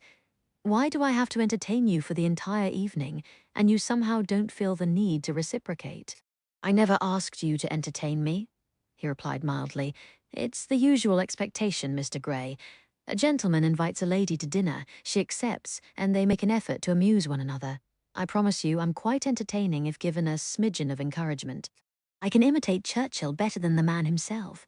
I have an arsenal of jokes from the arcane to the profane. I've read numbers 1 through 83 of 100 classic literary works for the well-read lady and have opinions on all of them. Mab pushed back her chair and stood up. If you will excuse me, I'm going to the powder room. When I get back, I wouldn't mind having an actual conversation. Pick a topic. I promise I will hold up my end. She half expected another shrug, but got an unexpected grin. You should wear 6-inch heels, Frances Gray said. You'd be halfway to 7 feet tall, and that speech would come out even more like a queen issuing a proclamation. Short men don't like very tall heels, she parried. I happen to like Amazons. He ran a hand over his chestnut hair, hesitating. I hate talking about myself, Miss Churt, so I assume others do too. I like silence, so I forget. It makes others uncomfortable. I do apologize. When you get back from the powder room, I won't be such a pillar of salt. She smiled, went off to freshen up her lipstick, then slid back into her seat with a slight resurgence of that glow from the beginning of the night. Why do you dislike talking about yourself? He made a wry face. Because people hear the word poet and get silly ideas. What, you aren't a poet? I was an idiot of 16 who ran off to war because I thought it would be some glorious adventure. When I realized it was not, I wrote a few insipid, childish verses about my time in the trenches rather than eat my service revolver. I haven't penned so much as a limerick since. He took out his cigarette case. I'm not a bloody poet, if you'll excuse my language. Just a chap with an office job who likes quiet. She rested her chin in her hand. All right then. They talked about his childhood home in Coventry, a small, lovely city now half-leveled by German bombs. Mab spun a few anecdotes about her billet mates. A human mouse who doesn't have 2 words for anybody but works with the brainiest people we have, and a Canadian Deb who will short-sheet your bed and freeze your knickers outside the window in winter. They talked about whether America would join the war and if the Italians were finished in the Mediterranean. Mab still found herself doing most of the talking, but at least he did his part, asking questions and listening to the answers. When silence fell again, Mab was content to let it stretch, watching cigarette smoke win between his blunt fingers. Would you mind if I asked why you invited me to dinner, Mr. Gray? It's been a lovely time, but Well, you clearly aren't wooing, and if you were looking for a bit of something else, you'd have had your hand on my knee before the soup was ordered. I have no expectations if that's what you're fearing. He gave a half smile. You're a bit young and vibrant for a crumbling stone on a heath like me. You aren't old, if that's what you mean. Men my age are callow and boring. Older men liked to hear that, and quite often it was true. Of course, plenty of older men were also callow and boring, not that they liked to hear that quite so much. Why invite me out if you didn't expect either entertainment or romance? She was genuinely curious. A reminder of civilization. He trailed off. Miss Churd, I've seen 2 wars. If I can sit in a lovely restaurant, eat a good curry, look at a lovely woman, that's a respite, a nice little illusion. Civilization isn't an illusion. Oh, it is. The horrors are real. This, waving a hand, is all gossamer. Mab was taken aback. What a horrible thought. Why? Illusion makes for a nice show while it lasts. He offered her a cigarette. Why don't we order coffee and you can tell me more about your day-to-day? He was diverting her, but Mab decided to take the diversion. My landlady is carrying on like something out of Dickens, or maybe Bram Stoker because her mousy daughter took in a stray dog. Oh, the tears.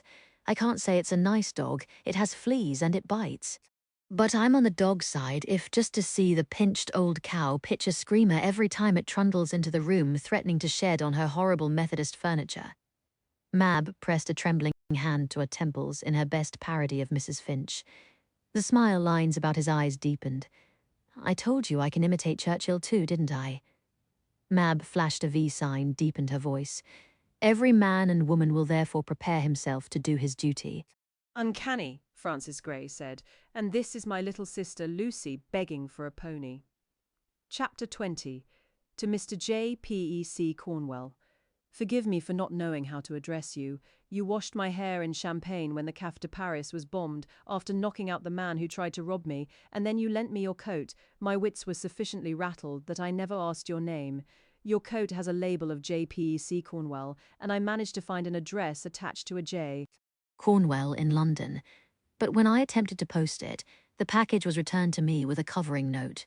Apparently you shipped overseas shortly after our brief meeting. If this follow-up note finds you, I'm forwarding it to who I presume is your landlady. I wish you the very best of luck in the fight to come. If you would like to call on Osler Kendall when you're next in England.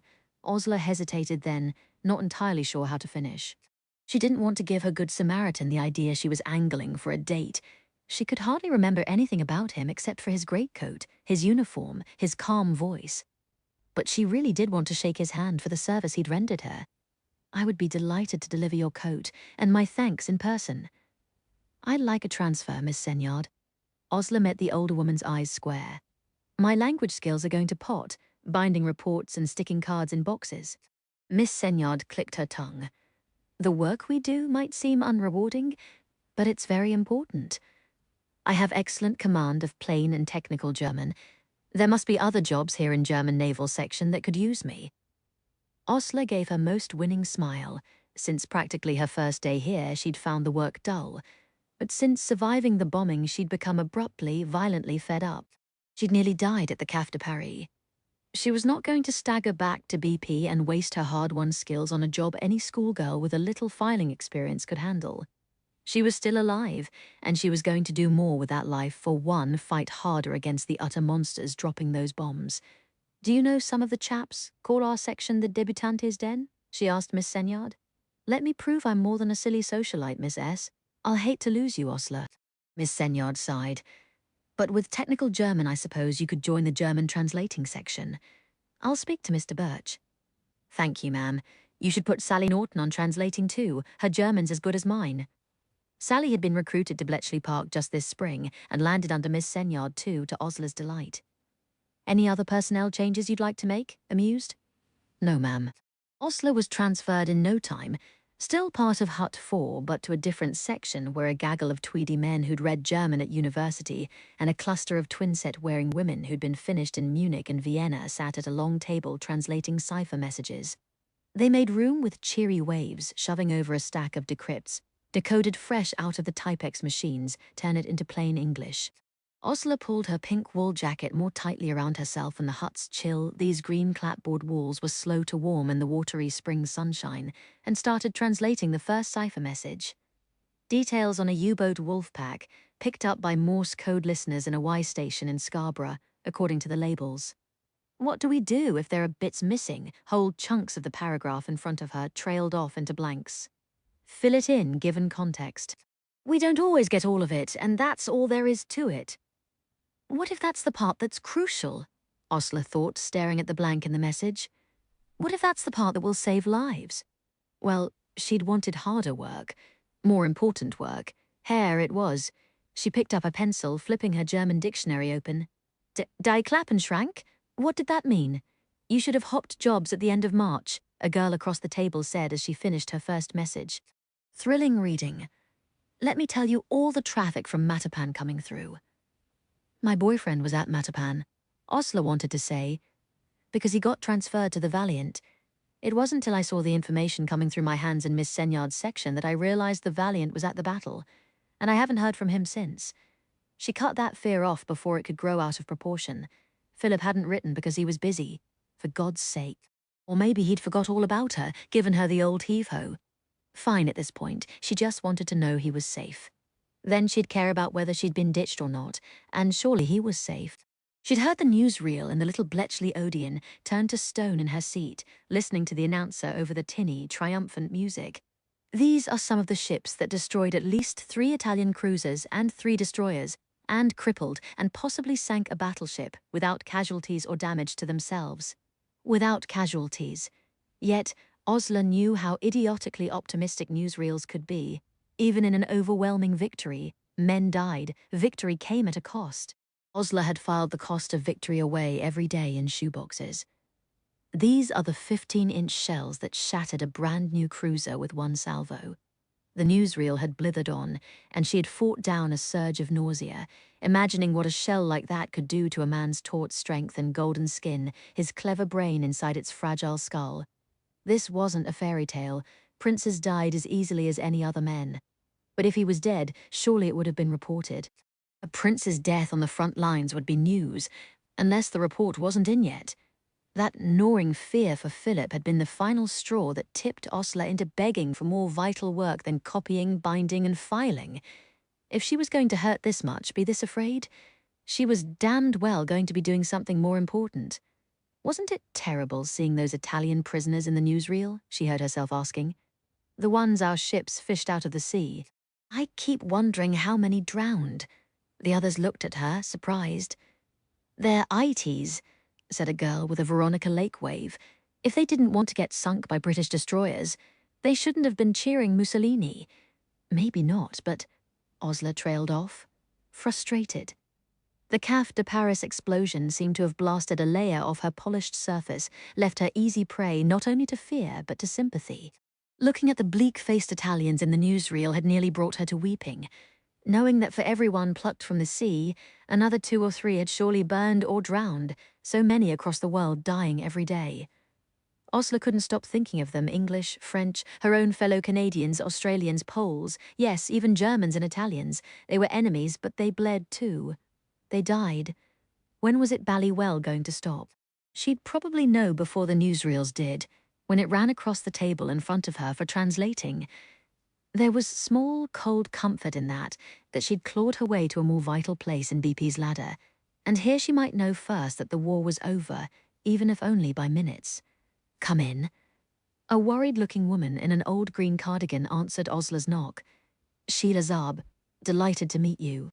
Harry's wife rushed off again before anyone could thank her for hosting tonight's tea party. Osler smelled stewed tea as she moved into the shabby little house.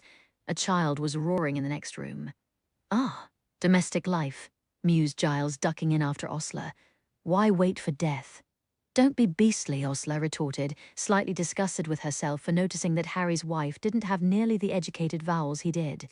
You don't be horrid either.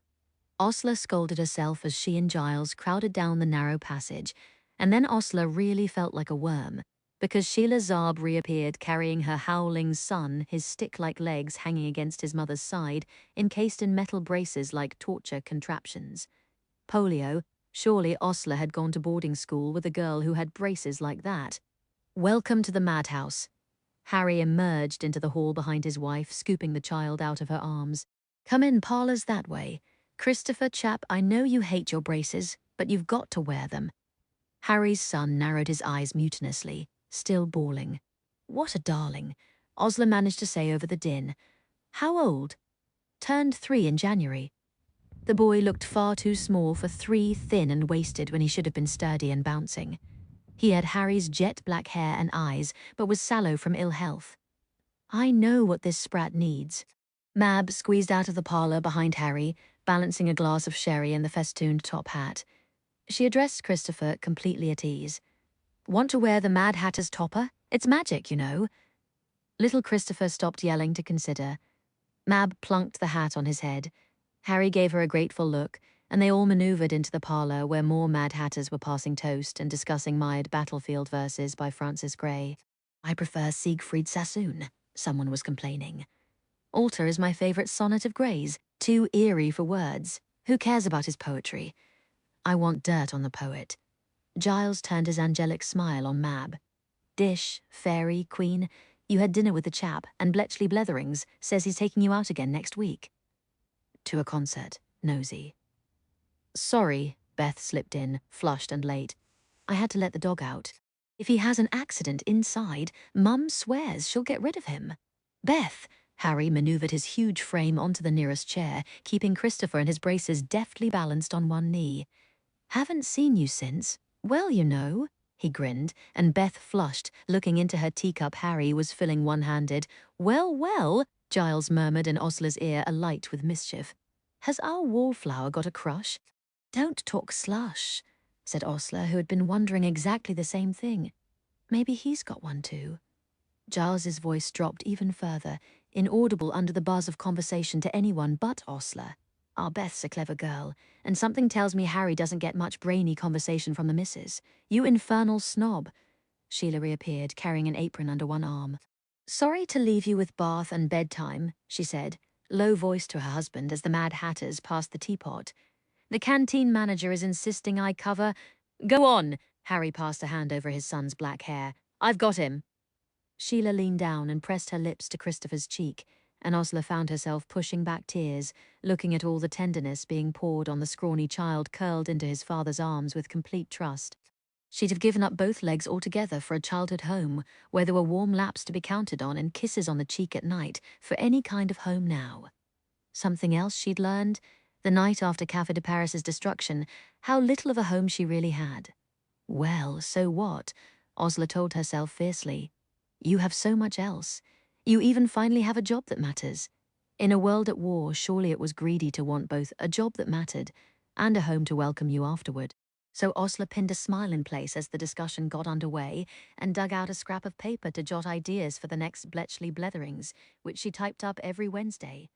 A lively discussion on Francis Gray's battlefield verses, though BB wonders if war poetry is quite the thing for morale. If you finished your shift translating, say, a U-boat casualty list, do you really want to discuss the crushed idealism of a lost generation drowned in Flanders mud as depicted in harrowing iambic pentameter? Or would you rather read some Jeeves and Wooster? Copies of BB were invariably zinging through every hut in Bletchley Park by Friday, followed by snorts of laughter. Osler couldn't make herself laugh these days, but by God she could dash off a weekly gossip sheet that had the whole park fizzing. Chapter 21, from Bletchley Bletherings, May 1941. Sound of singing heard from Knox's section, recently intoxicated singing, if BB is any judge. Not a one of you fillies can carry a tune in a bucket, Dilly remarked. Thank God you can break codes. He conducted them with his pipe as they roared on with the next verse of his poem, specially written for the occasion. When Cunningham won at Matapan, by the grace of God and Margaret, it was thanks to that girl, the Admiral said, that our aeroplanes straddled their target. Peggy Rock shook her head, smiling as Beth and the others shouted her name. Every woman in the cottage had a verse of her own. When Cunningham won at Matapan, by the grace of God and Beth, she's the girl who found the planes. Our ships did then evadeth. I didn't really find the planes, Beth objected. I found the coordinates. Try making coordinates rhyme with anything, Peggy replied. Estimates, Beth said instantly. bifurcates, expectorates. Peggy threw a wine cork at her. It was the first real opportunity they'd all had to celebrate their triumph. During those heady days after the victory, there had been new work to do. But today, Dilly had sent Beth and Peggy down to the 8 Bells pub to bring back as much wine as they could carry. Admiral Sir Andrew Cunningham himself, hero of Matapan, was coming to Bletchley Park to personally thank Dilly and his team. When they finished singing, they raised their glasses to their boss, to Dilly Knox, said Peggy. The reason we're all here. Dilly took his glasses off, blinking rather hard. Well now, he said, well now. They crowded around him in a rush. Beth pushed down her dislike of being touched so she could hug everyone within reach. Her throat was so choked with feeling she could hardly breathe. Oh, Lord. Someone called in sudden panic. Is that the Admiral?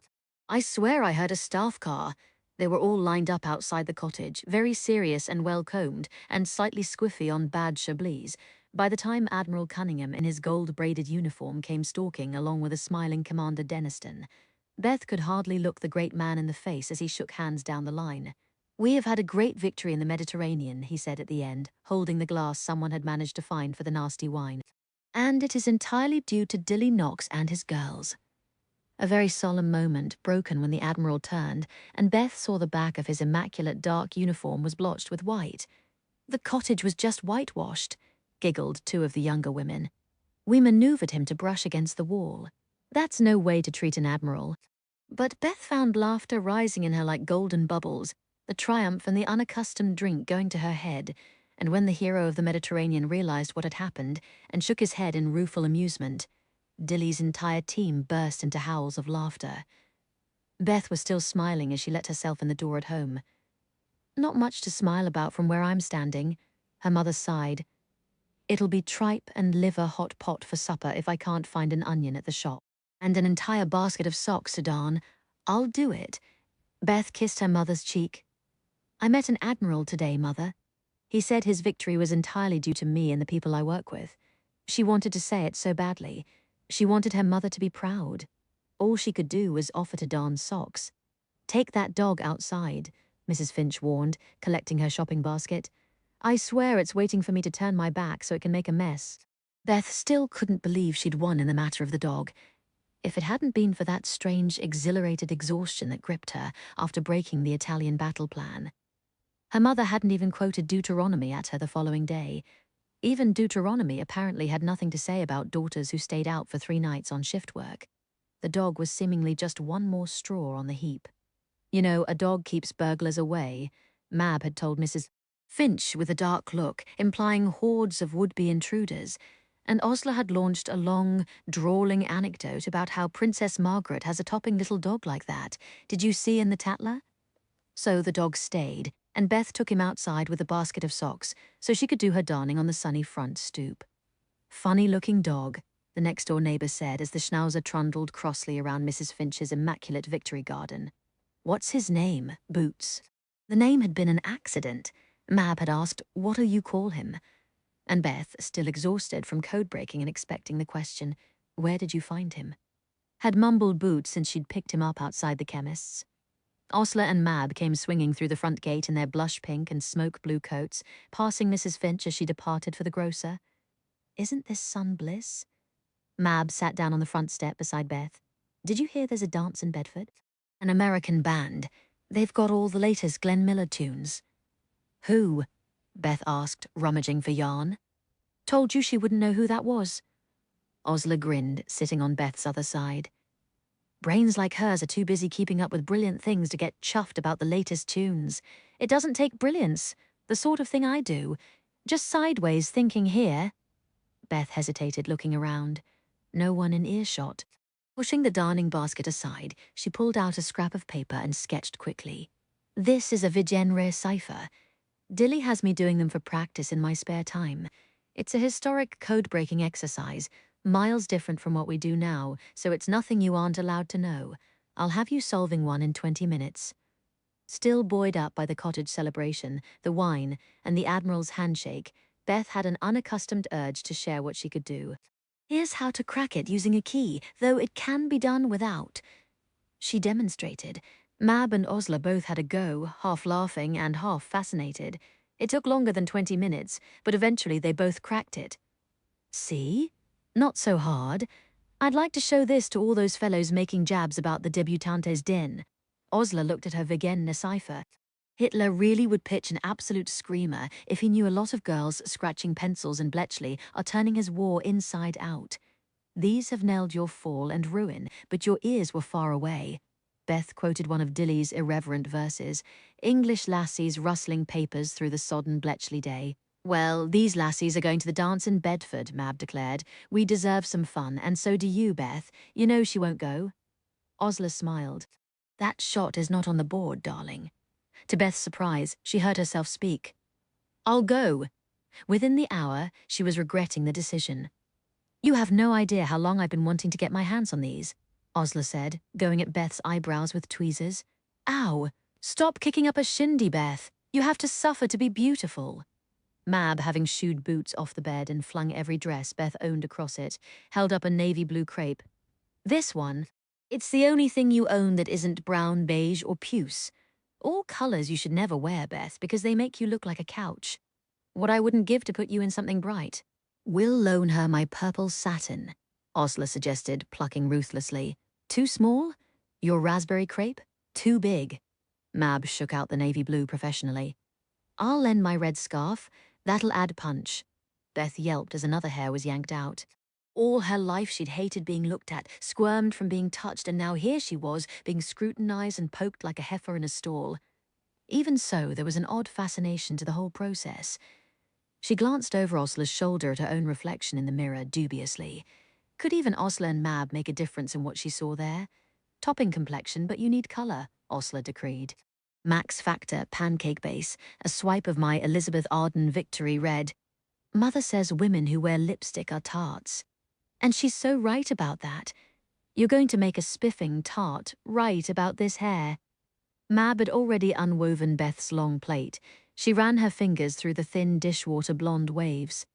If we lop off the bottom 6 inches, don't give me that face. I cut my sister's hair all the time. My mother will kill me, Beth, Osler said severely. If you say the words my mother again, I will knock you into next week.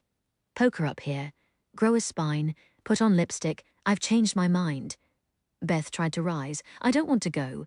But it was far, far too late. Her friends had identical, slightly mad gleams in their eyes and the bit in their teeth. Her moment of rebellion collapsed back into unwilling fascination as she was stripped and whirled, plucked and pinned. 6 inches of her hair disappeared in a few snips, and then Osler wrestled Beth's limp locks into Kirby grips as Mab basted a new hem on Beth's navy blue dress. Too short, Beth yelped. Nonsense, Mab scolded, stitching away. You have legs, Beth. You're a bit flat up front and you haven't got much hip, but you have legs, and they are good legs, and tonight they are going to be seen. No, yes, her friend said ruthlessly. By the time they were done, the navy blue dress was unrecognizable, hem hitting Beth's knees, neckline framed by Mab's red scarf, skirt flared out by Osler's red silk petticoat. It'll swish and flash around those shapely legs when you walk. Beth stared at herself cautiously. Not exactly duckling to swan, no amount of plucking and tailoring and silk flounces was going to give her Mab's figure or Osler's sparkle. But she didn't look as ghastly as she'd feared. We'll give you Veronica Lake hair, Mab decreed, taking out the Kirby grips.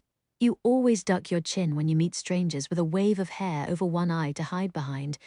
You'll look mysterious rather than shy. She combed and parted and fluffed. What do you think? My mother will hate it, Beth thought. But, well, maybe it wasn't so bad. The other two were shimmying into their own dresses now. Mab's a violent blue-purple that nipped around her long figure like a lightning bolt. It's an old curtain liner I found in Mum's rag bag last time I was in London. It'll last about 3 washings.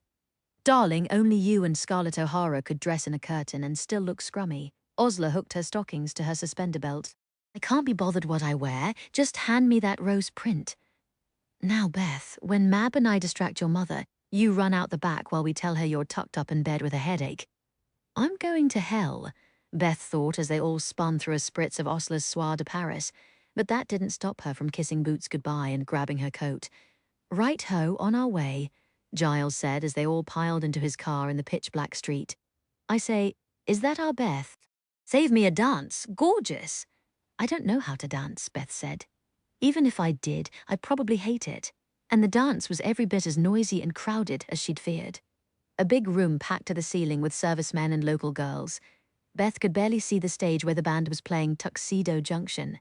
Giles and Mab whizzed off to the floor, and when Beth saw how Osla's feet tapped in their little diamond-studded pumps, she urged her, "Go dance!"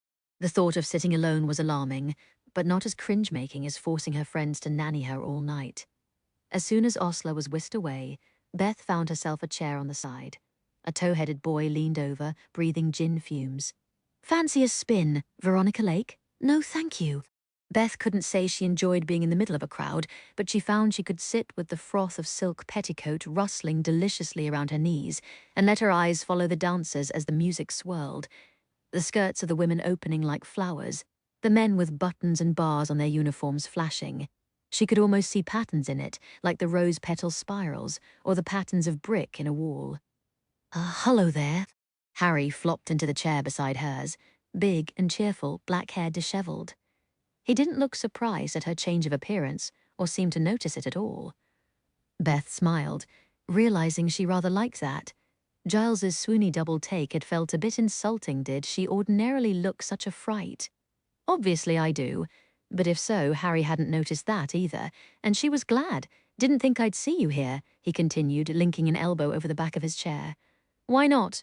Am I such a wet blanket?" "No, but you hate crowds." Osla and Mab dragged me out. Beth peered up at Harry through her new wave of hair and wished she could ask how the Italian naval enigma compared to the German naval enigma his hut worked on. But you couldn't talk code-breaking in a crowd full of outsiders, so Beth rummaged for small talk. "Did your wife come along tonight? Sheila's at home with Christopher. Last night she was off at a concert with a friend, so tonight she shoved me out the door and told me to enjoy myself." He spoke with a complete lack of self-pity, but Beth's tongue still froze with unexpressed sympathy. Having a child so frail, he always needed one of you hovering. Do you think America will join the war?" Beth ventured. "For something less personal, they'd better." His expression darkened. "The wolf packs are making mincemeat of us." Another conversational dead end. Beth could have talked clicks and lobsters all day, but ordinary small talk felt like swimming upstream. I suppose it's better than the days when all conversation felt like swimming upstream. The band swung into In the Mood, and a bass riff growled out across the floor. "They're good," Beth said for lack of anything else to say. "It's not bad, but I like music a bit more orderly. Patterns, you know." Harry grinned as she gave him a startled look. "You too? I had a feeling. I don't know if it's the way our brains were already wired or if it's pure habit after what we do all day. Give me Bach, any time. There are patterns for days in the well-tempered clavier. I've never heard it. In Cambridge, I had a job at a music shop between customers. I listened with headphones on. Made me very cross if someone came browsing when I was in the middle of a symphony. I've never been to Cambridge. I've never been anywhere." In the Mood ended, and the dancers broke up. Some flooded to the side. Some grabbed new partners as Moonlight Serenade rippled over the floor. Harry cocked his head. "Care to take a whirl?" "I don't really want to dance," Beth confessed. "I want to be back at work." "Me too. People like you and me, we're more hooked than opium fiends." They traded rueful, frustrated smiles. She could tell they were both itching to talk about things they shouldn't. "Come on," Harry said in a sudden burst, tugging Beth out to the dance floor.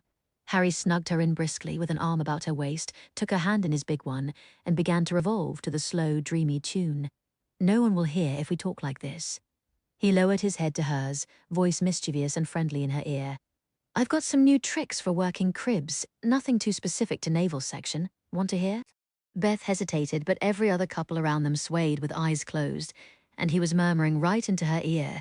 Even the most dedicated eavesdropper wasn't going to hear a thing over the music. "Yes, please," she whispered back with a smile of her own, relaxing into the arm around her waist. "So I've been working a four-wheel machine." Beth listened, the music a bright, brassy pattern over the pattern Harry's words were weaving. She could almost see it if she closed her eyes. "Dilly has me working the genre squares. I've done those. Can you break them without a key? Easy as pie. Christ, you're good. What about?" "Look at you two," whispering away.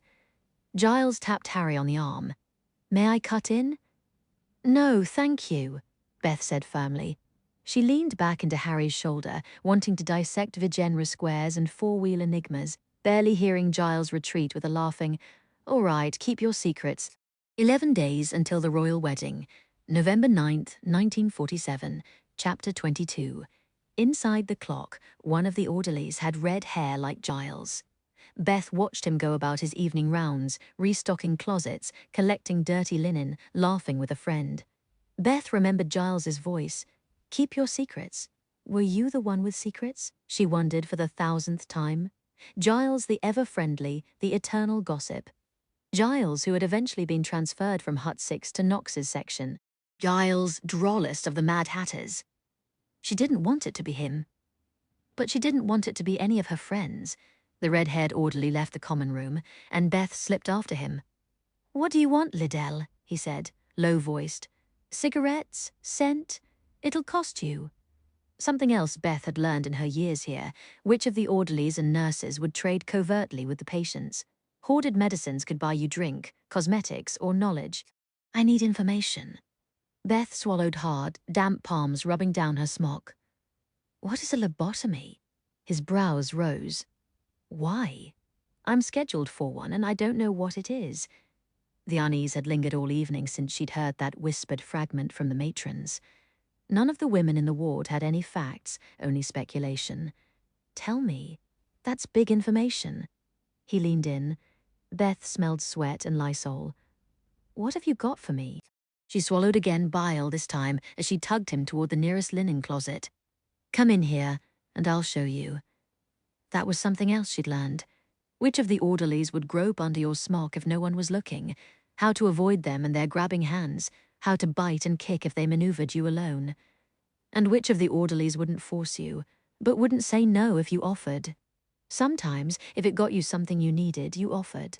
It wasn't the first time Beth had gone to her knees in a linen closet, but her stomach roiled with just as much helpless, viscous rage as it had the first time. "What is a lobotomy?" she asked before she got started, voice rasping like a rusty knife. "A head surgery," the orderly said, closing his eyes and slipping his hand into her hair. "Just a little tap to the skull, I've heard. It's done all the time in America." "Yes, keep going." Beth stopped, withdrawing. "What is this surgery for? Just finish me off." "No, not until you tell me what this surgery does." "What does anything do here?" "It'll make you better, fix you." "I wouldn't worry, Liddell," he added, sounding sincere. "It's not too invasive, they say, nowhere near as bad as them electric treatments you hear about." Beth pressed, asking more questions, but he clearly didn't know anything more. She closed her eyes and finished things, thinking of her go-playing companion drawing a finger like a scalpel over her skull. Good girl. He fastened up his trousers, ruffling her hair. "Get back to your cell, now." Beth sat back on her heels as he slipped out of the closet, red hair winking gleam in the brief light flash from the door. She tried not to gag, smelling bleach from the folded sheets all around, lungs full of sudden fear. A surgery and a traitor to contend with, and she had no idea what or who they were, or if she would have any help in dealing with either. "Osler Mab, where are you, York?" Betty's tea shop. Osler had said over the telephone. "Tomorrow, 2 o'clock, we'll talk." Bugger that, Mab had told her, ringing off with a bang, and gone to check on the children. Eddie was a warm, soft weight against Mab's breast as she lifted him from his bed.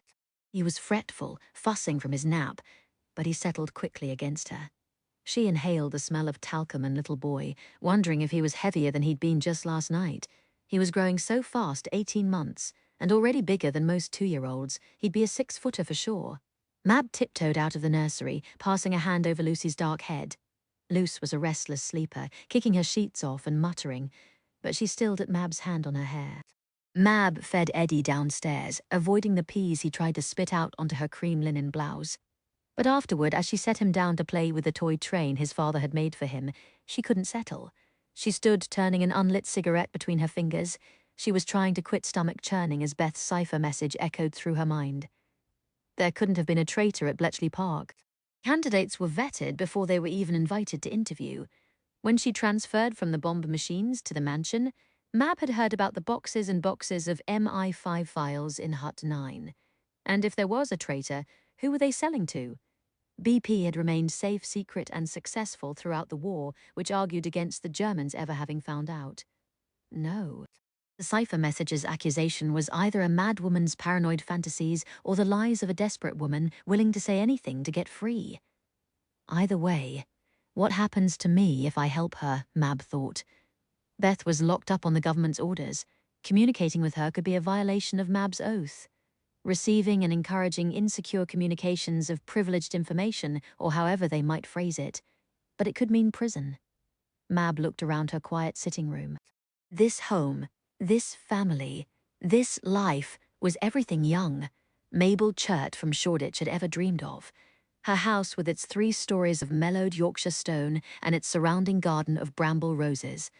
Her marble-tiled bathroom crowded with perfume vials and cosmetics rather than a shared toilet down the hall. Her own bank account with a balance she no longer compulsively checked to make absolutely certain there was enough for the electric bill, for Eddie's new shoes, for Lucy's future education. Her husband? Risk all of this? Risk her family? Risk a cell for Beth, who had betrayed her during the war? What did she risk to ask for your help? The thought whispered. What is she risking now? 6 years ago. May 1941, Chapter 23. Out with it, Beth, said Mab. Beth blinked, holding the red silk petticoat she'd tiptoed into the room to return, and so did Osler, who sat buffing her nails by the light of a candle stub. The 3 of them had only just sneaked back in from the dance, absolutely knackered, long past Mrs. Finch's lights out, and mentally Osler was already totting up the next Bletchley Bletherings, what shy filly splashed out at the Bedford dance this weekend. Even the most brilliant brain needs a little Glenn Miller to invigorate the old grey matter, and BP's boffin certainly sat up and took notice. You danced 5 times with Harry. Beth Mab turned away from the glass where she'd been brushing her hair and fixed Beth with a stern eye. All slow, swoony tunes, too. Beth closed the bedroom door as boots trundled in on her heels. We were talking shop, you know. Code-breaking. Osler knew she meant, but wouldn't say even here in private. Cheek to cheek. Osler couldn't help saying. Beth looked puzzled. Yes, so no one could overhear. Back in her high-necked nightdress with her hair combed out of its waves, she looked very much the colourless wallflower who had never been on a date in her life. Osler sighed. Don't tell me you've gone moony over Harry's arb. Beth looked horrified. We've worked together, that's all. He's good at what he does, I'm good at what I do. It's easy to talk. Osler and Mab exchanged glances. That's called getting moony. Mab tossed her brush down. High time you started looking about for a fellow, Beth. But don't settle for a married man giving you a line. There was no line. Beth reached for the end of her plait to fidget with, but it was no longer there. He didn't try anything. He only asked me to dance so we could talk safely, no one hearing, only at BP. Mab settled on her own bed in her nylon slip. Not, let me whisper sweet nothings in your ear, but let me whisper ciphers in your ear. It doesn't mean it still wasn't a line, Beth. Osler wasn't sure. Was Harry really the sort to step out when he had nice, tired-looking Sheila at home looking after their frail son in his leg braces? She wasn't so worried he would try things on with Beth, more like Beth would get all starry for the first man who flirted through Moonlight Serenade without meaning anything serious by it. You can never predict what kind of man steps out on his wife, Mab said as though reading Osler's mind. That's why you steer clear of all married men, because it starts as a harmless friendship. And then you're hearing how their wife doesn't understand them, and they're going to leave her soon, and then you're sneaking off behind the wife's back until things get sorted, which they never do. It's all rubbish. I've never got into that situation, she added, seeing the look on their faces. But I've known girls who did, and their stories all turned out the same, not at the altar, because the men were just looking for a bit of you. Bit of what? Beth asked, perched on the edge of Osler's bed. You know. Mab looked at her. Don't you? No. Osler stared down at her hands. Actually, she heard herself saying, I don't either about it. She could barely get the words out. But she couldn't lie either. Not in this blackout-curtained bedroom with 2 girls she'd worked with and wept with and shared untold fears with for the last year. Come off it, Mab scoffed. I'll believe that Beth here never learned the facts of life from Mrs. Finch. Though didn't your sisters tell you after they married? She demanded, sidetracked. Beth looked blank. They said never to let a boy kiss me until we were engaged, so I thought maybe kissing made you pregnant. Methodists, Mab muttered, and looked at Osler. All right, I believe Beth, but I don't see how you can possibly be in the same boat considering that racy mother of yours, you dizzy Deb. Don't call me that. Osler flared, knowing she was being oversensitive, not particularly caring. She was tired of climbing an endless ladder where she thought she'd finally reached a rung where she'd never be called Dizzy Deb or silly socialite again, only to find it still ringing in her ears, classifying her as dim-witted, inconsequential, ignorant. Only when it came to this, she was ignorant, no getting around it. You could spend your days translating Hitler's personal telegrams and still be an utter ignoramus in other spheres. You think my racy mother ever told me anything, Mab? I grew up surrounded by hirelings. Nannies taught me to wash behind my ears. Boarding school taught me German grammar. Finishing school taught me to make a court curtsy. My mother was too chuffed getting married, getting divorced, and getting remarried to notice I was there, much less teach me the facts of life. So I know nothing, and none of the girls I went to school with did either, because everyone's mothers were too terribly proper to get into the whole nasty subject. Mab still looked skeptical. The day we met, you embarrassed a pervert on the train by asking if he needed to hide the tent in his trousers. You think I had any idea what I was talking about. I fake being terribly worldly, darling, but it's all flim-flam. Osler looked down at her hands again. At the Savoy last year, I was telling a friend that I wished my boyfriend wouldn't carry his torch in his front pocket when we danced, and this old dowager at the next table rears back and hisses at me. You silly fool, don't you know what an erection is? And I laughed like I knew what she meant, but I had not the foggiest. And now I'm 20 years old and in love, and I still have no idea how it happens. Osler ran out of breath, finally looking up. I hate being such a silly Deb. Can you just enlighten me? Why do you think I know all about it? Mab looked peculiarly still in the light of the candle stub. Because Shoreditch girls are tarts? No, because you didn't grow up wrapped in cotton wool like a china doll. Osler realized she had utterly derailed the conversation from Beth and Harry in the conundrum of married men. But who knew when a chance like this would come again? What happens? There was a short, embarrassed silence. Boots broke it with a yelp because the scarlet-faced Beth was twisting her fingers through his collar. Mab looked between Osler and Beth and shook her head. We need a drink for this. Where'd you get that? Beth blurted as Mab rummaged in her handbag and brought out a silver flask. Nicked it off Giles. He'll never miss it. Mab swigged. Osler swigged.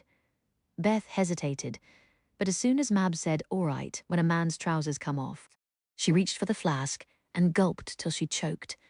Osler pounded Beth on the back, and the two of them listened, cringing to Mab's brief, blunt lecture. There are things you'll hear, she finished. Anyone who says you can't get knocked up if it's your first time wrong. Anyone who says you can't get knocked up if a man pulls away at the end also wrong. The only thing that stops you getting knocked up is if a man wears a French letter. A brief explanation of what that was. Osler and Beth made faces. Or if you get a doctor to fit you for a little rubber device you push up inside. She mimed. But no doctor will give you that until you're married, or at least engaged, because doctors are men. And if a man promises he'll marry you if you do it with him, that's the lie that's been told since Adam and Eve. Well, Osler said at last, I can't say I'm tempted to do it at all. It sounded perfectly horrid. Is it? Nice? Beth was nearly inaudible with embarrassment. I thought so. Mab's voice was carefully toneless. Very nice. But I was only 17, so what did I know? Who was he? Osler asked, a fellow I shouldn't have listened to. Mab took another swallow of Giles's gin. So is your Philip prompting this desire for information? Or is someone new putting the make on you?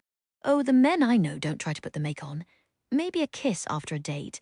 But that's all, or they're on the NSIT list. NSIT? Beth said. Not safe in taxis. But you want this information for a reason. Mab refused to be deflected. Come on, Os. You've told us all about your Philip being on the Valiant and how his eyes are blue-grey and give you spasms now. Give us the goods. Somehow that cracked the tension. Osler laughed. Mab grinned and an almost invisible smile escaped Beth. I adore Philip, Osler confessed, and I haven't heard anything from him since Matapan. So what? Beth had frozen at the word Matapan. Nothing. Beth took another sip from the flask, looking poker-faced. And when he comes back from Matapan, do you think you're getting an offer to become Mrs. Phillip? Mab paused. You know, I don't think you've told us his last name. Because he doesn't really have one. Osler cleared her throat. He's Prince Philip of Greece. She looked up. Mab's eyebrows had lofted clear to her hairline, and the flask in Beth's hand hovered half lowered. A bloody prince, Mab told Beth, of course, and a foreign prince. Not really. He's Danish and German, but he went to school in Scotland and his uncle is Lord Mountbatten. It's complicated. The family left Greece when he was a baby. He's not heir to the throne. Good, drawled Mab, because it would be funny if I'd just given the facts of life to the future Queen Osler. Shut up. Osler smacked her with a pillow. This is exactly why I didn't mention it. Because you'd start talking drip, and he's not like that. He's just my Philip. Mab took the flask from Beth, turning it upside down. Not nearly enough gin for this discussion. Beth actually laughed aloud. Her cheeks had faded from humiliated red to a rosy pink. She looked positively pretty. Osler wondered if Harry thought so too. Look, Beth, about Harry. I like him, so I want to think he wasn't laying a line on you. But be careful. Beth wrinkled her nose. Someone married. I couldn't. She glanced at the candle stub. It was down to the last half-inch of wax. I'd better get to bed. She tucked Boots under her arm and padded out. Mab looked at Osler, waiting until they heard the other bedroom door click. I worry about Beth, she said bluntly. Shy girls like her are just the sort to fall into the wrong man's arms and get in trouble. I think the appeal of someone like Harry is that he's unattainable. Osler mused, sliding between her sheets. He's a topping good crush for a girl who doesn't actually want to step out of the shadows.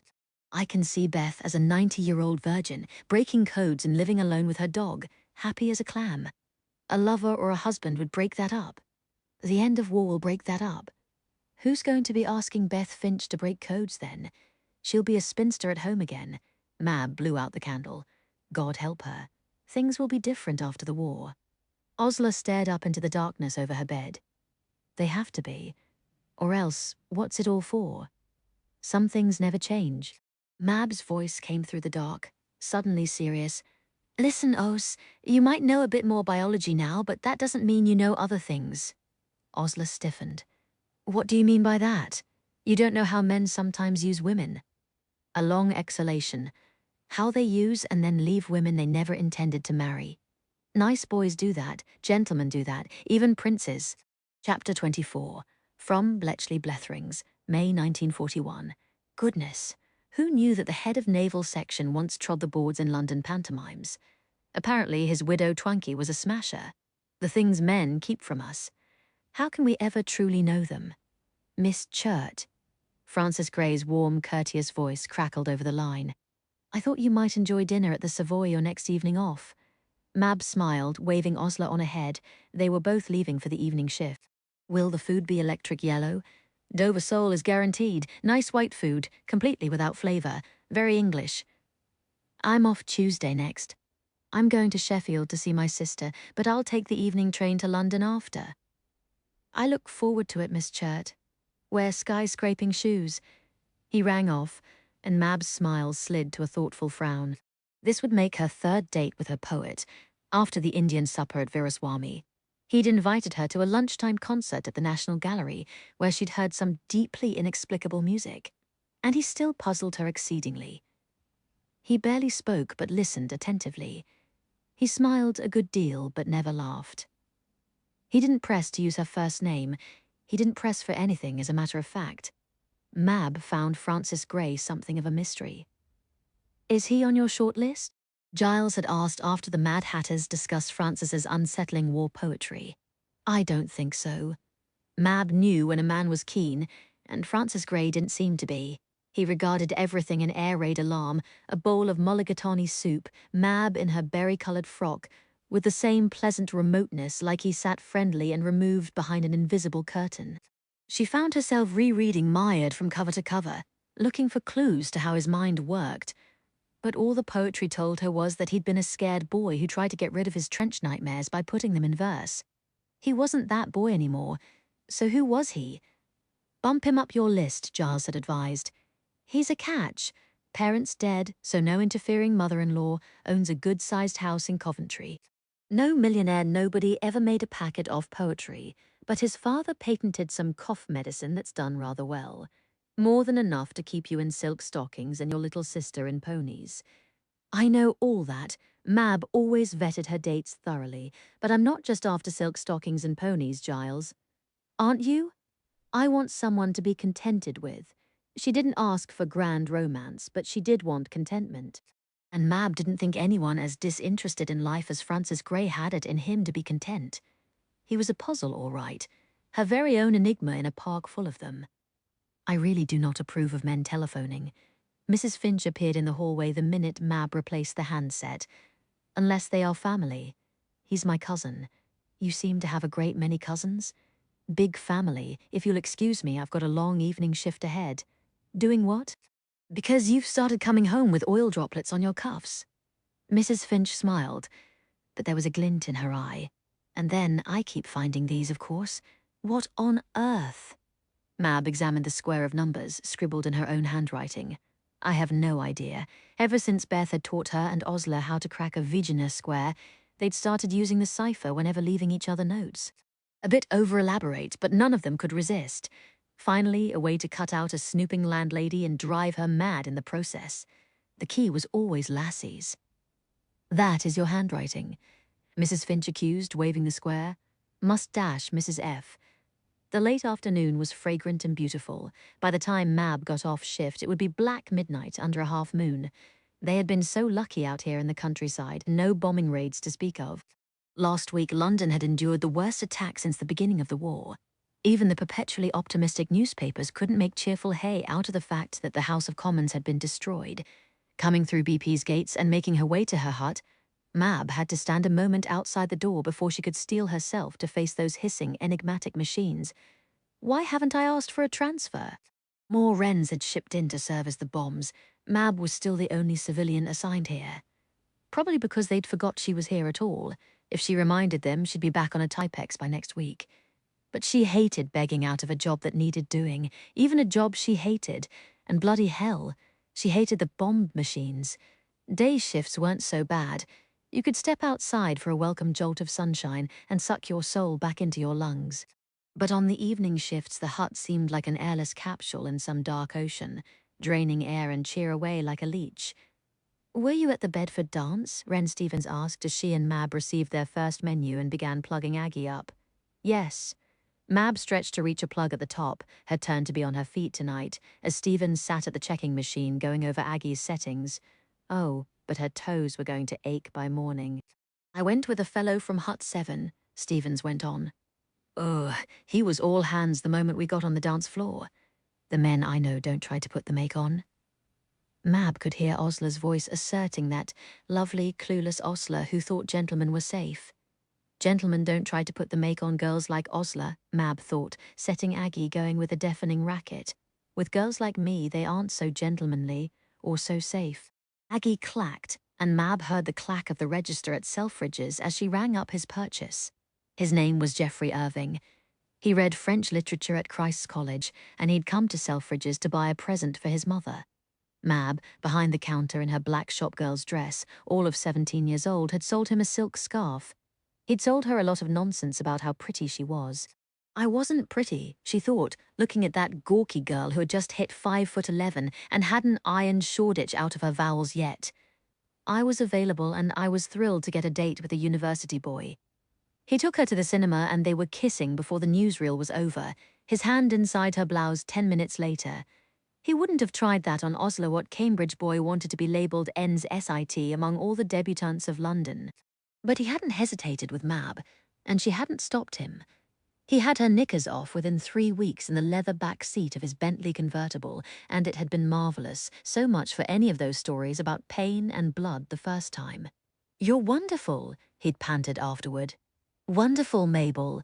And they went again with hardly a pause, Mab blissfully certain she was in love, blissfully sure that this was the start of something special, something lasting, especially when he said he wanted to take her for a night on the town with his friends.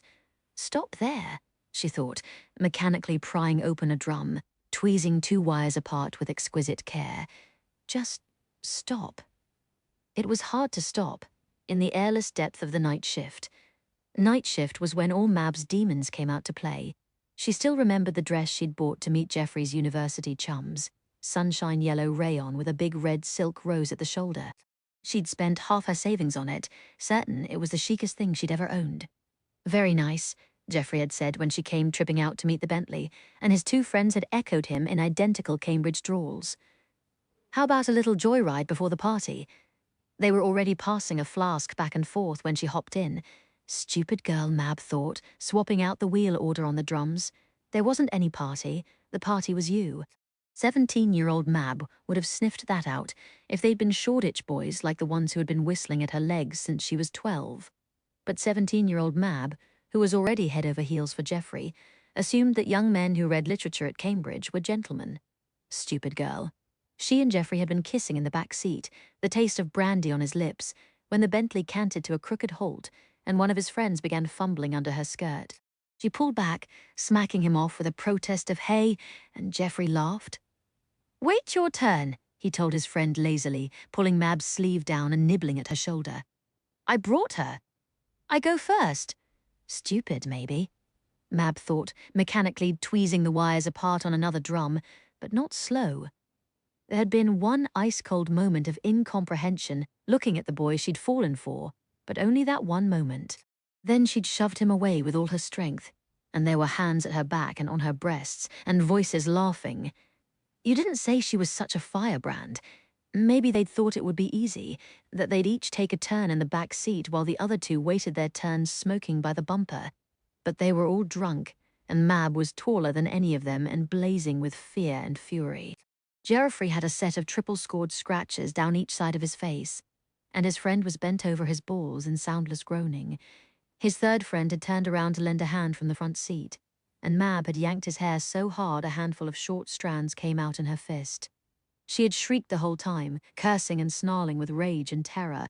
It took all three of them to wrestle her out of the car, flailing and clawing all the way, getting another rake of her nails across Geoffrey's neck as they dropped her in the road. Mab was on her feet in a flash, knees stinging and scraped, pulling her shoe off and gripping the sharp heel in one trembling hand.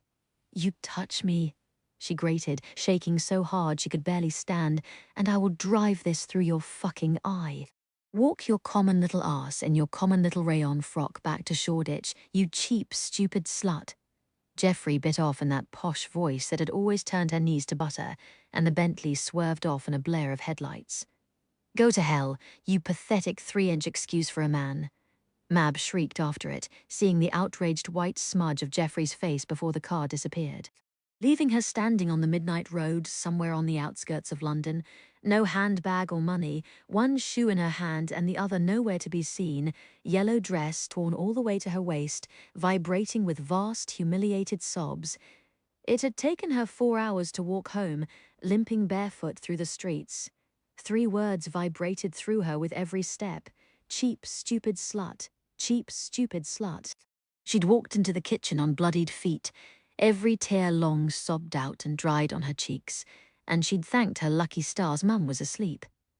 Mab peeled off her ragged stockings, her torn slip, the dress she'd thought so beautiful, and chucked it all in the bin. She'd stood tall and naked in the kitchen, lighting a cigarette and smoking it all the way down with a face like stone. That was when she decided she was done being Mabel. Mabel was young and dim and easily fooled.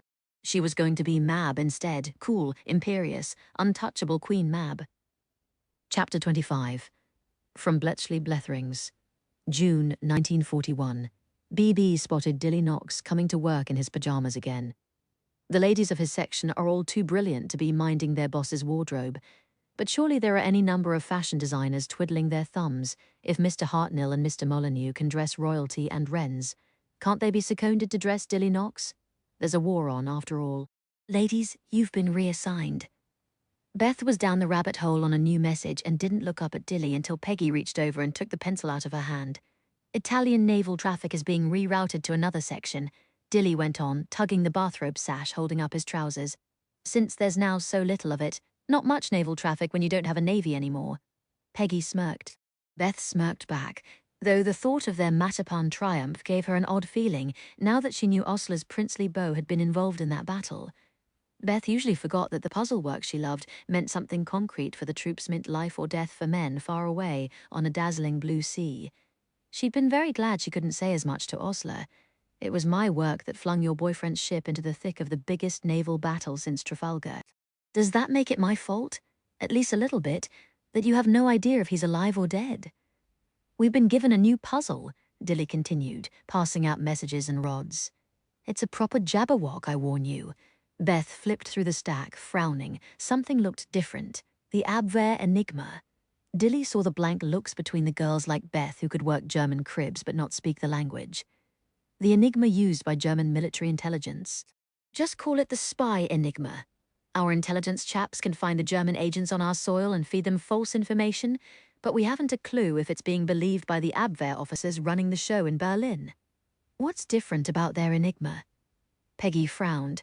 They use a 4-wheel machine, not a 3-wheel, 4-wheel settings to find instead of 3, and they turn over a deal more frequently.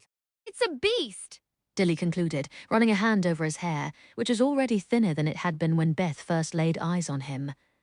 Welchman thinks if the boys in his hut can't break it, it can't be done. Let's prove him wrong. Beth had to go for 6 hours, and all she got was a headache. It felt like her first weeks in the cottage, flailing in the dark, and she could see matching discouragement from all the others. But Dilly was sanguine.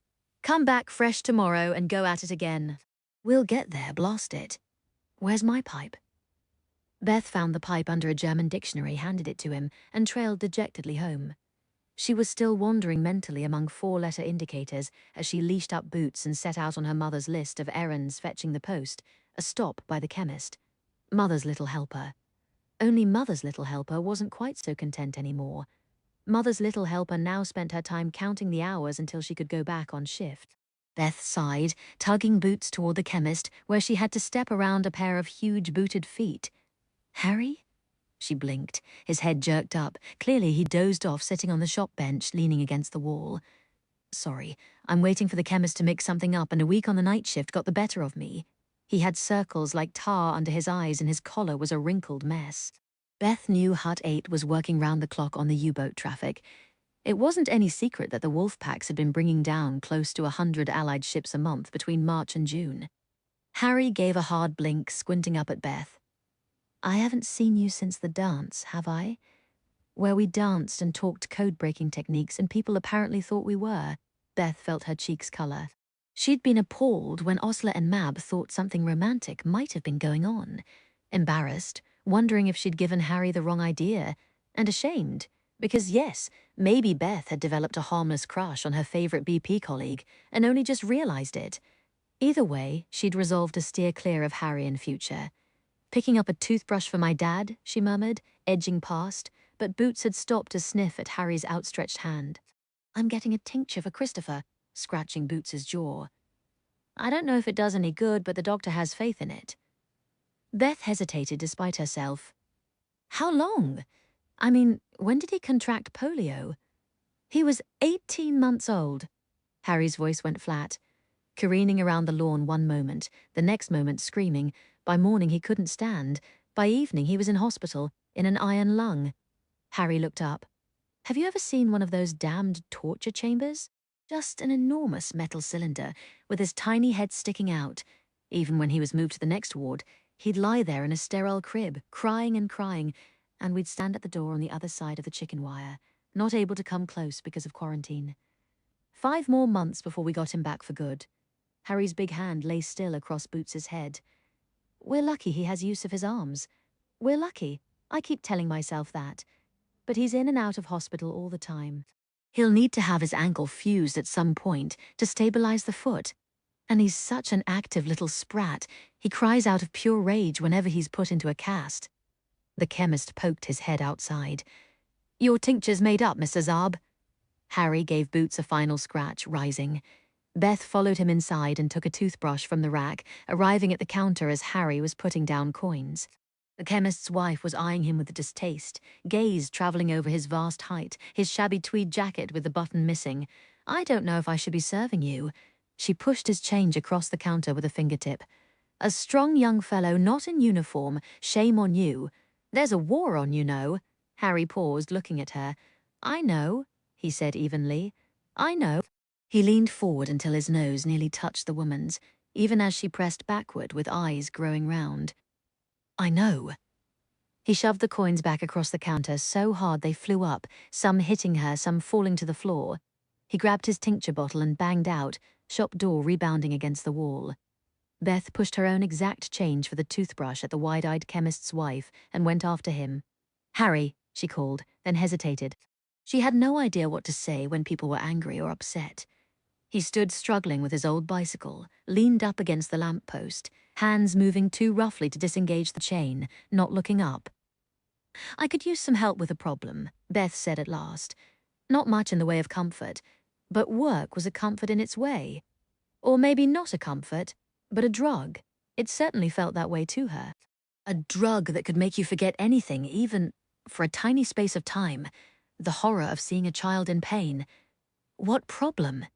He looked up, blinking as if his eyes were prickling, and Beth's embarrassed determination to steer clear of him dissolved. He hadn't been feeding her lines at the dance, for all Mab's cynicism about married men looking for fun. He wasn't going to try anything, and Beth didn't want him to crush or not. First and foremost, Harry had always been a friend. What can you tell me about working a system with 4-letter indicators? Beth asked, making sure there was no one in earshot. His gaze went from angry to speculative in a blink. 4 wheels. She nodded. He unchained his bicycle and began to walk it along rather than mounting up, and Beth fell into step on the other side. Enigma uses a 4-wheel machine, Harry said when they were clear of the village. The country road was empty, elms arching overhead, robins twittering. I did a bit with that. A 4-letter indicator means there's a settable Umkehrwalze. It's difficult. Beth could feel both their minds ranging ahead in unison, like a pair of greyhounds bounding down this path into a gallop. We haven't got much in the way of textual cribs. I might be able to help there. Have you got a bit of paper? Chapter 26. Hello, Princess. I'm back in England. Did my letter after Matapan go astray? Everything's been chaos. I've come to take my sublieutenant's courses and exams. For the moment, I'm bunking with the Mountbattens. Tell me you can get to London Saturday next. Philip, you'll miss the next tea party. Beth looked up from the rug, where she was brushing boots. We're discussing Carry On, Jeeves. Bugger Jeeves. Philip's not dead. Now that Osler had the proof in his handwriting, she could laugh at her own fears. But like a child, terrified of a monster in the closet.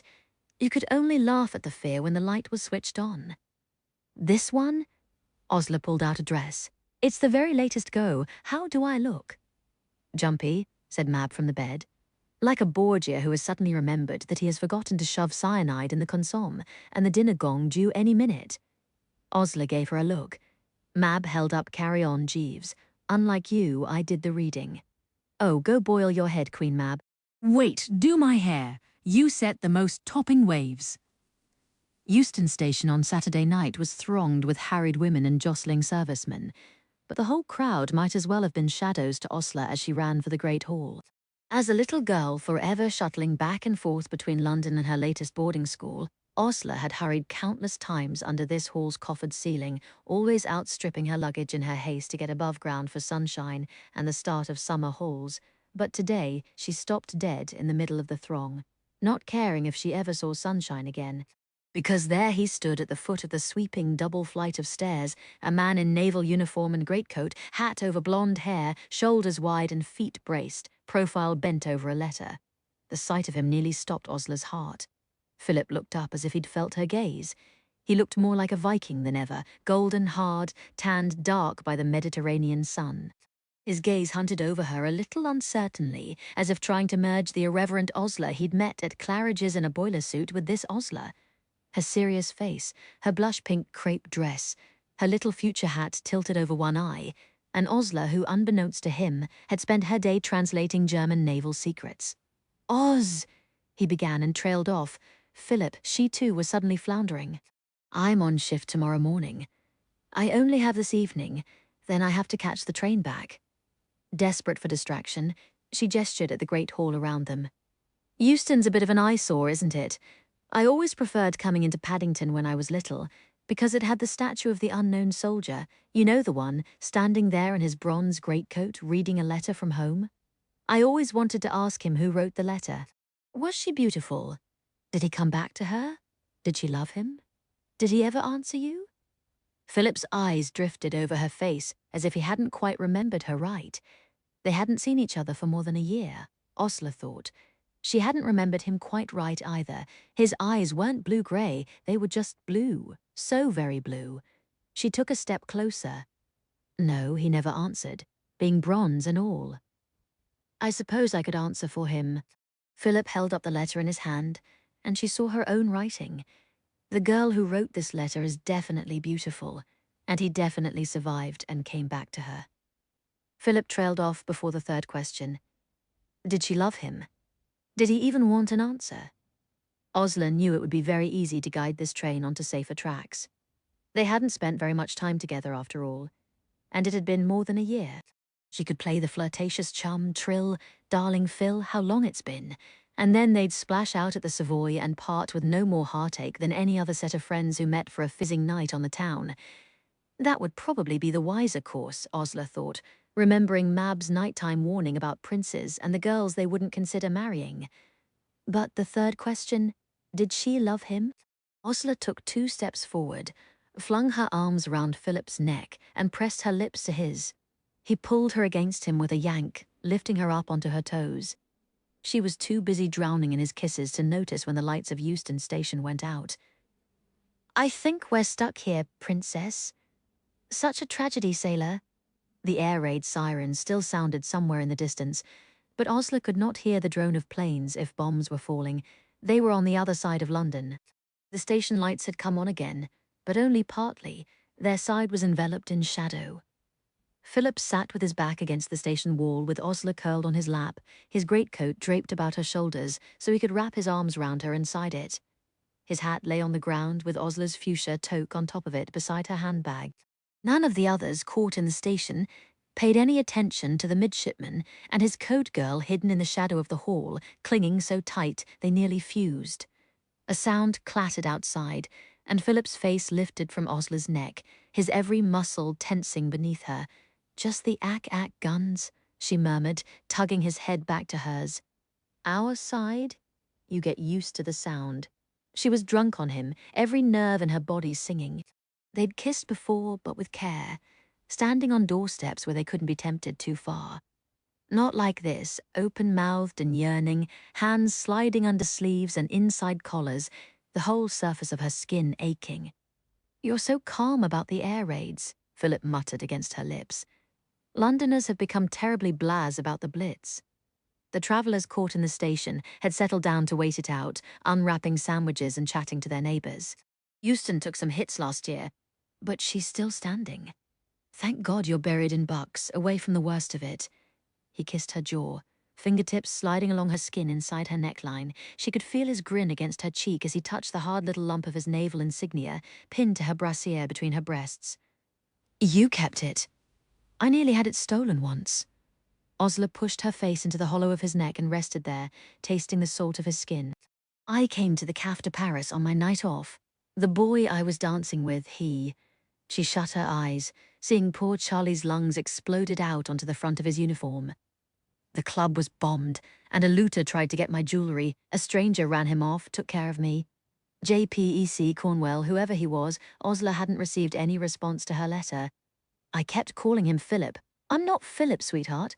What's your name? Philip was here now, arms tightening around her, one hand rubbing her bare shoulder where her sleeve had slipped down, the other stroking her silk-stockinged calf. Osler couldn't remember the last time she'd felt the world could be born simply because someone was holding her.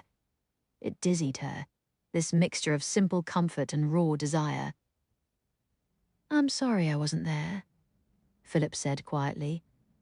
You were headed to fight at Cape Matapan, and I think one of my billet mates knows something about what orders sent you there. I wasn't in any danger, Oz. We were on them that night like foxes in a henhouse. His lips touched her hair, his body suddenly still against hers. I was on the Valiant searchlights. I'd flip the midship light and pick out the enemy cruiser until our guns set it ablaze. Then the gunnery officer would shout train left or train right, and as soon as I lit the next one up, she'd be blotted out stem to stern. 2 8-inch gun Italian cruisers sunk in 5 minutes. It was as near murder as anything could be in wartime. The cruisers just burst into tremendous sheets of flame. He exhaled into her hair. I dream about them. I dream about the caf de Paris. I wake up smelling the fire, and for a moment I think I've gone mad. Don't say that, Oz. He was already tense. Now he went rigid. Not ever. She pulled back, looked at him through the shadows. Bit of a sore point with me. He made himself shrug. My mother went mad, Alice of Battenberg, from one of the German noble houses. You've hardly ever mentioned her. She had a breakdown when I was 8 or 9. So many doctors they couldn't decide if she was neurotic or paranoid schizophrenic or a long pause. His eyes fixed past Osla's shoulder. I wasn't there when they took her away. They sent the children out for the day, but I heard later how she tried to run. They had to put her in restraints and inject her before they could bundle her into a car and take her to Bellevue in Switzerland. Osla felt him breathing against her, unevenly. You were so young. It was the last time our family lived together. She was released eventually, but by then my father was in France. My sisters were married, I was in England. Osla's arms tightened around his neck. It's just what happened, he said roughly. She went mad. The family broke up. I just had to get on with it. You do. One does. Besides, she got better. She came out of the asylum, returned to Athens. She's still there, living quietly. And you've still had no real home since she was taken away, Osla thought. How did she do it? Recover from that? Iron will. I don't know. Philip pulled her closer into his chest. So don't even joke about going mad, Oz. I won't. She took his secret like the gift it was, painful and precious. And before you ask, I won't tell anyone. Not ever. I know that. I don't trust many people, but I know the ones I can. He buried his nose in her hair, inhaling. You smell so good. I live on a tin can with 100 chaps. You have no idea. You smell like peonies, Earl Grey, honey. They kissed and talked and kissed some more inside the shelter of his greatcoat, long past the all-clear siren. The lights stayed out at their end of the station, even as trains began to rumble through again and passers-by resumed their bustle. Osla was dozing in the curve of Philip's arm when he stirred, pressing his lips to her temple. Your train's coming in 15 minutes, Princess. We never even got out of the station, and it's already time to get you home. How long before you ship out? She tried to say it lightly, but fear clutched her stomach. I only just got you back. Months. I need to study for my lieutenant's exams. Under the shelter of the greatcoat, he helped her hook buttons that had come unbuttoned. Osla smiled as she did up his uniform collar, which had come open under her hands, so she could slide her fingers over his chest. What you could do under a greatcoat in dim light during an air raid. If they hadn't been in a public place, who knew what might have happened? Philip set her on her feet, looking much less flushed and rumpled as he donned his cap. Some alchemy of royal blood, maybe the ability to compose oneself for the public eye in a blink. But he's not just a prince, Osla thought. He's my Philip, and she grinned as he buttoned his greatcoat rather hastily because she had a much better idea. Bless you, Mab. About the biological state a man might be in after hours and hours of canoodling against a wall. Welcome back, sailor, she said softly. I'm not just back. He pulled her against him, rested his chin on top of her head. I'm home. Home, Osla thought. The second of those twin burning pole stars toward which she tried to steer her life. A job worth doing, and a home to come back to. Did she finally have both? And for the rest of June, all the way to golden autumn, Osla vibrated bright-eyed and joyous between the two, running straight from her grueling hours of translation in Hut 4 to throw herself into Philip's arms in London, riding between Bletchley and Euston Station, barely able to see for stars. Chapter 27. From Bletchley Bleverings, September 1941. Nothing here surprises us anymore. A gaggle of wrens singing madrigals by the lake, attacked by the meanest swans in Bucks. Old hat.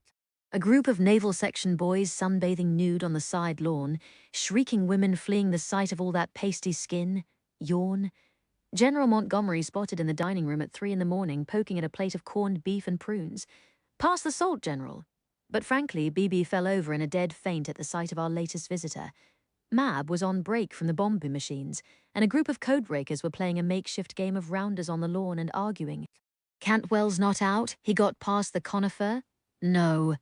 It was the deciduous. Giles gave Mab a wave. Come join my queen. We need long legs on this team of waddlers. The idea of stretching her legs sounded glorious. Hanging her new hat on the nearest tree branch, Mab rolled up her skirt and took a stick, which was all they had for bats. 10 minutes later, she bashed the ball a great whack and sprinted for the tree, rounding 1, rounding 2. But then she came to a halt, jaw nearly hitting the grass, because a cluster of dark-suited figures was advancing from the mansion like a small fleet, led by Commander Deniston, who was explaining something to a short bulldog figure, a figure Mab recognized. Winston Churchill stumped past close enough to reach out and touch, giving the Rounders players a nod. Giles gaped. Was that? The PM wasn't at all as Mab had imagined him. Shorter, limping badly, hair wispy above his black pinstriped suit. No sign of his famous hat, his cigar. Mab had always imagined he would be full of noisy bravado and bluster, but he walked along quietly, looking about him with a measured gaze. Is he touring the place? She whispered. My God! She bolted for her hut, sliding past the ministerial party when they detoured for Hut 7. She was in place at her machine's side, skirt unrolled and hair combed when the door opened, and Churchill was ushered inside. The Wrens came to attention and saluted. Mab saluted with them. She was a civilian, but it was the Prime Minister standing there on the oily floor, looking at the machine she hated so much. Wren Stevens, Commander Deniston said. A demonstration, if you please. Stevens stood frozen to the spot. This machine is called Agnes Day, Prime Minister. Mab spoke up when it was clear her partner couldn't summon a word. Crisply, she demonstrated, plugging up the back according to the menu, loading the drums, tweezing apart the fine wires. He fired questions, wanting to know everything she answered as best she could. Wren Stevens eventually came forward and began responding too. The PM whistled, impressed by the sheer din when Aggie and her sister machines were set into motion. Waiting for a full stop might have taken hours, so Mab called a halt, explaining what it meant when a bomb machine went quiet. As Churchill thanked them, she felt an almost violent urge to nurture. He looked so tired, rings under his eyes, shoulders bowed. Wasn't anyone looking after him while he looked after the whole nation? She wanted to cook the Prime Minister a good soft-boiled egg and stand over him while he ate every bite. She wanted to tell him to have a long sleep and not worry about how bomb machines worked. She wanted to tell him they would do their jobs, never fear. So he should go home and get some rest before he dropped dead. She had to clasp her hands to stop from doing up his overcoat as he turned to leave. Maybe her concern showed in her eyes, because Churchill, the most powerful man in the Western world, Adolf Hitler's chief antagonist, dropped one heavy eyelid in a wink. Mab clapped a hand over her mouth, but the splutter of laughter got through. Wren Stevens looked appalled, but the PM gave a nod and said cheerily, I must head along to congratulate the chaps behind these splendid machines. They all looked at each other breathlessly as the door thumped shut. The machines are already stopped, someone said. No one else will be working while he's here. They all raced outside, following discreetly in the wake of the ministerial party. Churchill and his followers disappeared into Hut 8, and Mab saw to her surprise that one of the men left outside was Francis Gray. What are you doing here? She said low-voiced as he came to join her by the tennis court. I didn't think you worked at Downing Street. No, the Foreign Office. He smiled, coat stirring about his knees.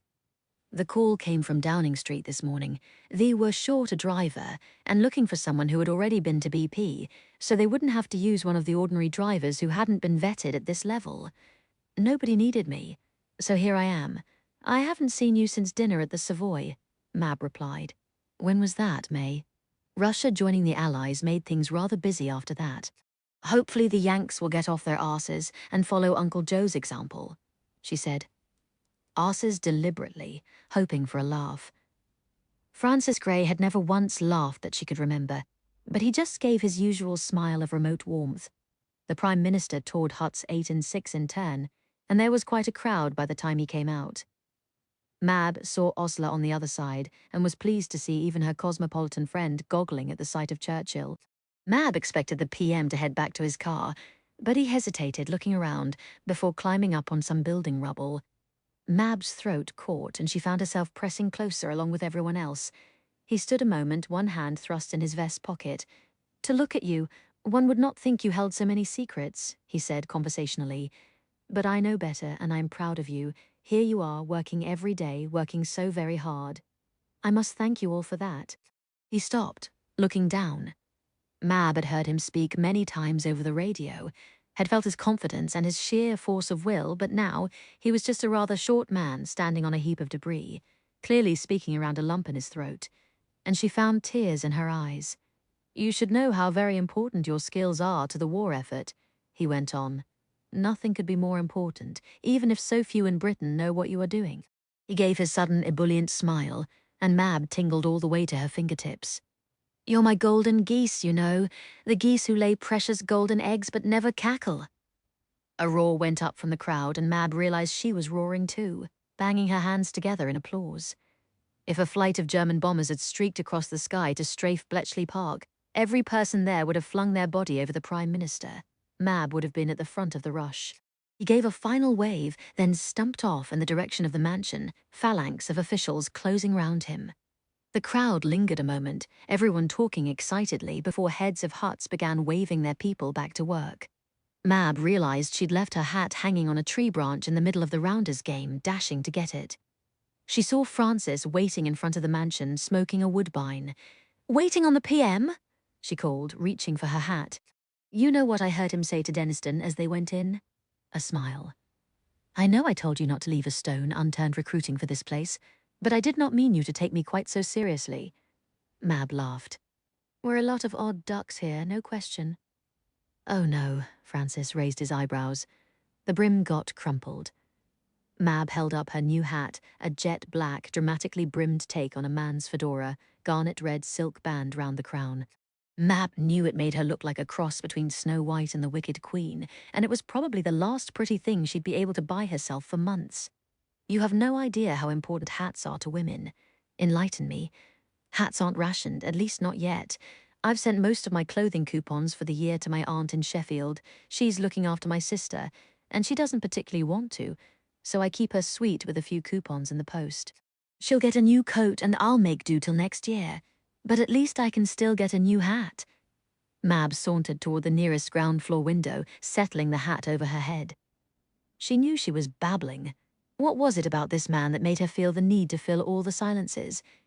We ladies pinch and make do when it comes to darning stockings and using boot black for eyeliner, but at least we can top a worn-out ensemble with a really smashing hat. That's very good for morale in wartime. His voice sounded odd. Is it? Of course. Mab surveyed her dim reflection in the window, brim slashing across her forehead. We can't do anything about the hours, or the shift changes, or the airless huts. But we can look smart as we head off to war every day. The Bletchley Park Theatrical Society is cooking up a song about that for this year's Christmas review. I've already heard them practicing. She turned, hands on hips, and sang.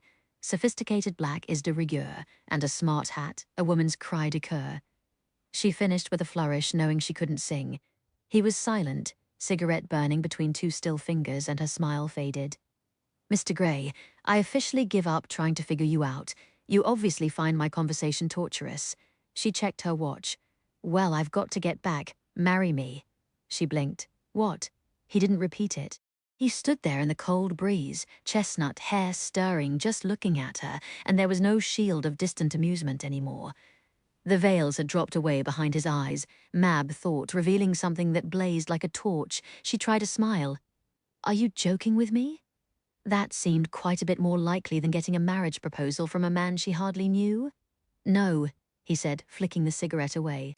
There was an odd note in his voice, as if he were as confused by the offer as she. Marry me.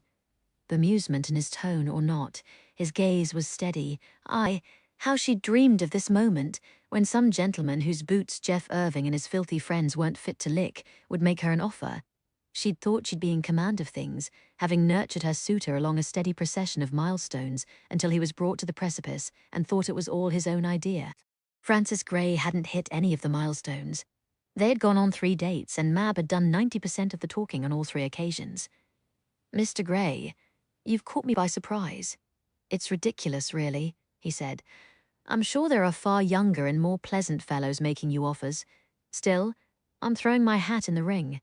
Why? Mab heard herself ask. You don't know me. But he did, she thought. All the talking she'd done, he'd listened. She was the one who didn't know him, much as she'd tried. He was silent nearly an entire minute, gazing at her as if he could see through her. He started to speak, then fell silent again. He reached out, touched the wing of her eyebrow, touched her cheekbone, touched her lips. "I know you." He wound a strand of her hair around his fingers and tugged her closer. She could have pulled away, but she let herself sink against him instead. Such a light kiss, to leave her so pinned in place. "Marry me," he said, lips still brushing hers. "Yes," she heard herself whispering back into his. Her heart wasn't fluttering in her chest as she thought it would. It thumped, slow and hard, as if too astonished to speed up. Francis Gray, war poet and Foreign Office official, had proposed marriage. She had said yes. She tried to catch her breath, collect her thoughts. Who knew what had swept those curtains of polite distance away from his eyes and made him blurt out a proposal? But who cared? 3-day wartime marriages blossomed all over Britain. She'd have been an absolute fool to turn him down. He was everything she'd dared to hope for in a husband, and more. Kindness, courtesy, education, career. Maybe he was a little older, but that meant he was steady, established, not some callow boy. Perhaps she didn't know him very well, but she had the rest of her life to figure him out. It was all so much more than she had hoped for. His fingers untangled from her hair, picked up her hand instead.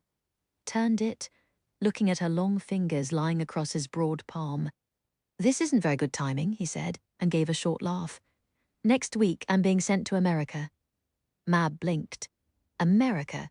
Washington, D.C. I'm afraid I can't say anything more, but I'll be overseas for months." He hesitated, and Mab could tell it wouldn't take much to be married within the week, before he left, to say let's run up to London and get it done.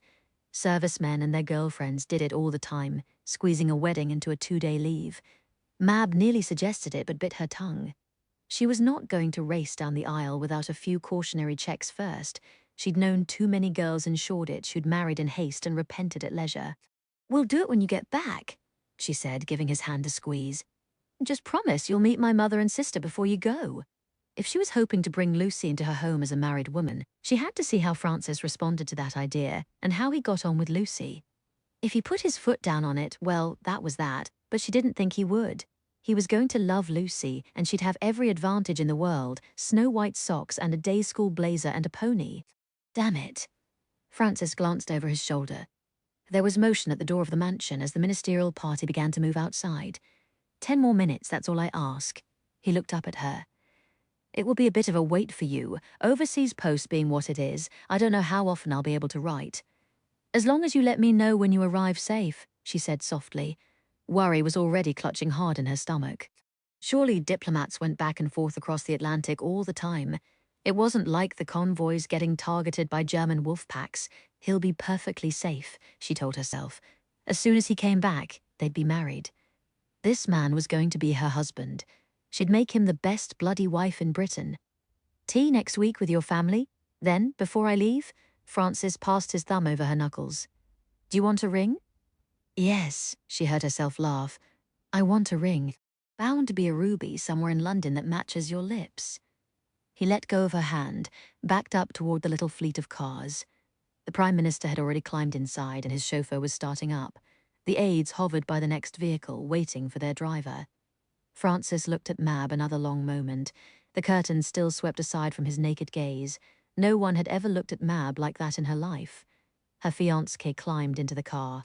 It moved off, and Mab walked, still in a daze, back toward her hut. Mab Gray, she thought.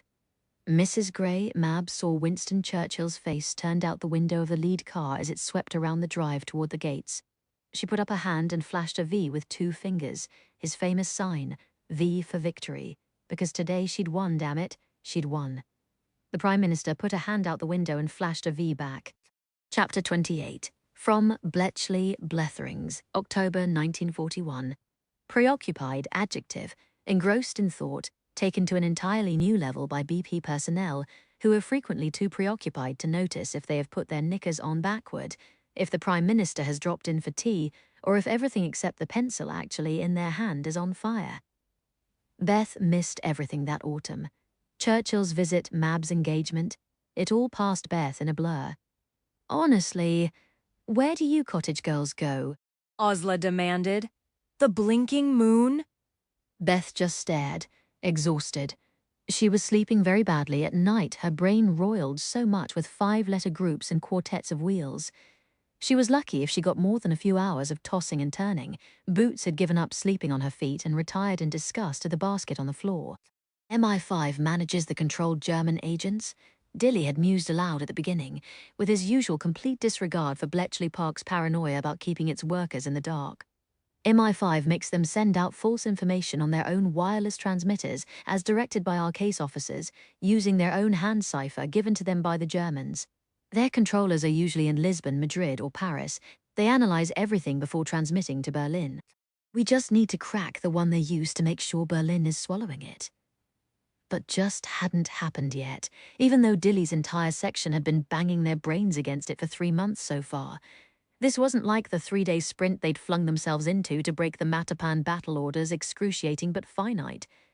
This was a desperate, endless slog of dead ends, going down one promising path until it petered out, then trying another, with no time for recovery or rest. If I analyze the hand cipher traffic from the individual network, we should get some good cribs, Dilly muttered. But he'd been analyzing the traffic all this time, and nothing consistent came up. With Italian naval enigma, cribs gave you something to rod for. Here they had nothing. It was those damned 4 wheels used in the Abwehr enigma, turning over much more frequently with no predictable pattern. Have to crack it. Have to crack it. Her entire body was tense as wire, and she was so far down the rabbit hole she felt like screaming. If she screamed, she'd probably scream in 5-letter clumps. Have to crack it. Beth wasn't going anywhere except the cottage, where she overstayed her shifts and barely came home in time to walk Boots before being hauled into the kitchen. Then she'd stand stirring rice pudding over the heat, watching boxing chains unspool in her head, until her mother had her by the elbow, shaking her. Bethan, you've burned it. 5 minutes later, Beth would realize she'd gone sideways in her thoughts all over again, not listening to a word of the lecture. Sometimes she managed to mumble, "I'm sorry, Mother, what were you saying?" And Mrs. Finch would walk away quivering with anger, saying, "I think you're going mad. I really do." I think so too, Beth sometimes thought. Dilly burst into the cottage one interminable night shift, waving his glasses. "Lobsters!" Beth traded looks with Philida at the next desk. Lobsters? When Dilly was in one of his Catherine Wheel moods and started firing ideas off like sparks, it was best to patiently ask questions until he started making sense. Peggy was better at it than Beth, who knew she wasn't making much sense these days herself. Only yesterday she'd noticed the big ruby glinting on Mab's hand and said, "How long have you had that?" Mab had looked at her a little strangely and said, "A month, Beth. Francis gave it to me before he went overseas, after I took him to meet Mum and Lucy. After there was that tempest in a teapot the high-ups made about the new Agatha Christie book." Osler had prompted when Beth looked blank. "Don't tell me you forgot that too." Beth had, apparently. And now she was being asked to think about lobsters. The moment all 4 wheels in the machine turn over between the first 2 letters of the indicator and again in its repeat position, think of that as a crab. Dilly waved 4 fingers like crab legs all moving together. It's not a way into the cipher. Beth poured cold coffee into a cup and pushed it into his hand. But if there are 4-wheel turnovers on both sides of the throw-on indicator key block, there could be more turnovers on one side of the key block alone. Think of that as a lobster. He made lobster claw gestures, spilling coffee, jabbering as Beth listened. Nothing made sense, but she was used to Dilly's Lewis Carroll logic by now and found her brain diving down the right angle he'd just proposed. "If we could find your lobster," she said slowly, and a long block of text after it, "maybe we'd have better luck breaking key blocks of indicators on the same setting." She didn't really know where she was going with that yet, but the best way to find out was to have a go, as Dilly always said. Beth pulled out the pencil stub holding her knotted-up hair. "Let's go lobster hunting." It took 4 days to find a message with the right turnover, but as soon as Beth had it, numbers started spiraling and chaining madly. "Yes," she yelped in the middle of the day shift. "Give me a cipher letter, pairing in position 1. I can chain together some deductions about the other pairings." Her words tumbled madly. "Don't you see?" she finished in a rush, blood fizzing. Philida rubbed the bridge of her nose. "Sort of." Peggy peered closer. "Show me. Where's Dilly?" Beth looked around. "Did he go home?" "Yes, he did." Peggy's face was drawn. And we aren't bothering him. Show me. It had gone October, trees flaming yellow and orange around the lake by the time Beth could crack one wheel setting. November frosts had hardened the ground before the cottage girls could theorize how often the German technicians, when they picked four-letter wheel settings for the day's traffic, fell back on particular words. Nain, wine, known, four-letter names too. Peggy mused. Then Beth broke a wheel setting on some Balkan-based traffic after she broke SA for the two right-hand wheels and made a grainy-eyed dawn-hour guess that the Balkan operator had a girlfriend named Rosa. With R and O fixed in position, everything fell into place. Generated alphabets of text and cipher could then be swiftly buttoned up, and lists of four-lettered German names and words were soon pinned up on every cottage wall. "We're getting there," Dilly encouraged, sprinkling tobacco all over Beth's work. "It's coming, ladies." In early December, the moment came. Everyone clustered around Beth's desk, barely breathing as she pulled blocks of German out of the chaos. There it was, a decrypted message. The German-speaking women confirmed it was legible. Beth didn't ask or care what it said. She put her knuckles to her mouth and bit down savagely, little dying fragments of code spasming across her vision. She was suddenly hungry and didn't know when she'd last eaten, didn't know when she'd last been home or what day it was. She didn't know anything except that she'd done it. They'd all done it. They'd broken the spy enigma. Peggy swayed where she stood at Beth's shoulder. She put her head in her hands and suddenly the silence snapped. Phillida threw herself into the arms of the puzzled tea lady who had just trundled in with fresh chicory coffee. Several girls laughed as if they were drunk. Several cried, all so finely balanced between elation and exhaustion, they couldn't speak a single coherent word. At last, Peggy lifted her head from her hands, looking like she was swimming up through deep water, and said, "I'll telephone Dilly, then inform Commander Denniston." She reached for the message on Beth's desk, giving Beth's shoulder a fierce squeeze. Someone else was looking at the schedule, calling out the girls who were on until midnight. "Beth, it's your day off tomorrow. Go home before you drop." Beth struggled into her coat and stumbled outside, winter chills striking her in the face. It was full dark, but whether it was 6 o'clock or midnight, she had no idea. Beth's ears were roaring as she came out of the stable yard, and it took her a fuddled moment to realize the roar wasn't in her head. It was coming from the mansion. Men and women were spilling out the front door, shouting, laughing, calling out to each other. "You heard, I heard, about bloody time. What?" Beth called, buffeted by the stream of ecstatic codebreakers. "What happened?" She caught sight of a familiar red-banded slant-brimmed hat and caught Mab's elbow. "What is it?" Mab threw her arms around Beth, all her usual cool poise gone. "They're in, Beth. The Americans are in the war. The Japanese attacked one of their bases." "They did." "Don't tell me you missed that too." "Pearl Harbor." Mab took a gulping breath. "The announcement was coming. We all knew it. Everybody's been cramming into the mansion round the radio. Not an hour ago, President Roosevelt came on, and the Yanks are in it. America in the war, and the spy enigma broken after so many months of hoping and waiting for both, they'd come all at once." Beth took a shaky breath and began sobbing. She stood there with tears pouring down her face, utterly spent and utterly happy. Mab put an arm around her shoulder and squeezed a flash of light from the mansion, sparking red fire off her ruby ring. "Cry all you want, I won't tell. Have you got a day off tomorrow, like Oz and me? We all need to sleep late." By the time Beth had cried herself into hiccuping silence against Mab's shoulder, she was limp as a dish rag and Osler had found them. "Darlings, isn't it topping?" She and Mab steered Beth between them as they headed for home, chattering excitedly. The world was coming back to Beth's eyes in its usual shapes by the time they came through the Finch door, and as she unbuttoned her coat, she called eagerly, "Did you hear, Dad? Have you got the radio on?" "We heard."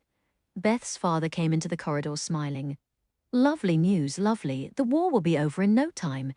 Mabel, your fiancé telephoned. He's back from America earlier than expected." Mab paled. "My God. Did he sail in the middle of—" "No. He was back day before yesterday. Said he was quite as surprised by Pearl Harbor as we were. He's at his London digs if you want to ring." Beth's father smiled indulgently as Mab flew for the telephone. But that smile shuttered as he looked back at Beth. "Your mother's in the kitchen? She's had a very difficult day?" Beth kissed her father's cheek, blew into the kitchen and flung her arms around her mother's waist, where she stood at the stove. "Isn't it wonderful news? Let me take over. I know I've been gone forever. You wouldn't believe the workload. The exhaustion and frustration of the past months were fading like a dream. The first message had been broken. They'd break more. I can break anything, Beth thought, smiling. Give me a pencil and a crib and I'll crack the world. She reached for an apron, looking around. Where's Boots? She was hours overdue to take him out. Do set the table. Her mother kept stirring. Yes, it's lovely news, though when I think of those poor people in Pearl Harbor, let me take Boots out, then I'll set the table. Beth whistled, but no woolly grey shape trundled crossly into the room. I told you, Bethan. Her mother looked up from the pot she was stirring, her smile serene. I told you that dog was out if it ever made a mess in the house. You said you'd always be home to take it out. I told you. Beth took a step, suddenly numb. What did you do? Boots. Beth caught her foot on a stone. Stumbling Bletchley after sundown was a black pit, every chink of light battened down. She had a torch, but it was pasted over with regulation paper, so only a shadowy beam emerged. A village she'd walked her entire life suddenly became an alien landscape. Boots! Her dog had made a puddle in the parlor when Beth was late coming home, and her mother had taken him by the collar, put him outside into the dark street and shut the door. Now, Beth, her father had said, placating, see it from your mother's side. But Beth had grabbed the torch and run straight out into the street, forgetting everything except that her dog was blundering through the winter night alone. She stumbled again, filling her lungs in a hitching sob. Boots! A chink of light showed down the street as a door opened, the indistinct ripple of Osla's voice. Pardon me, have you seen? Mab had the other torch looking in the opposite direction. They'd followed Beth without a moment's hesitation, as Beth's mother stood with arms folded, shaking her head more in sorrow than in anger. I told you what would happen, Bethan. You can't blame me. Yes, I can, Beth thought, but she couldn't focus on the flickering rage. Despair welled up over it. How was she going to find one small dog in the middle of the night? He was gone, the longed-for dog she'd claimed in the most monumental act of will of her life. He was gone, and she was never going to find him. Or if she did, it would only be his body, half-eaten by foxes or crushed by a car careening through on the way to London. She screamed into the dark, ripping the paper off the torch. Boots! Beth! Mab's voice! Beth reversed, stumbled toward the bouncing beam of Mab's torch, heart suddenly cannoning inside her ribs. Mab's tall shape formed up in the black, clutching a small, shivering bundle. Found him under a bush, 4 houses down, Mab said. He didn't go far. Stop snapping at me, you little bugger. I'm on your side.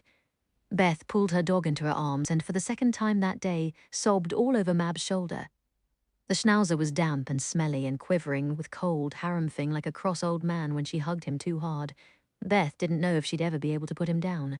There'd better be a good reason you girls are making a ruckus. A disapproving voice sounded. One of the civilian ARP wardens, busybodies all, uncovered lights despite blackout regulations. Mab switched her torch off and Osla caught up and began pouring verbal honey. They got rid of him and turned for home, steering Beth between them.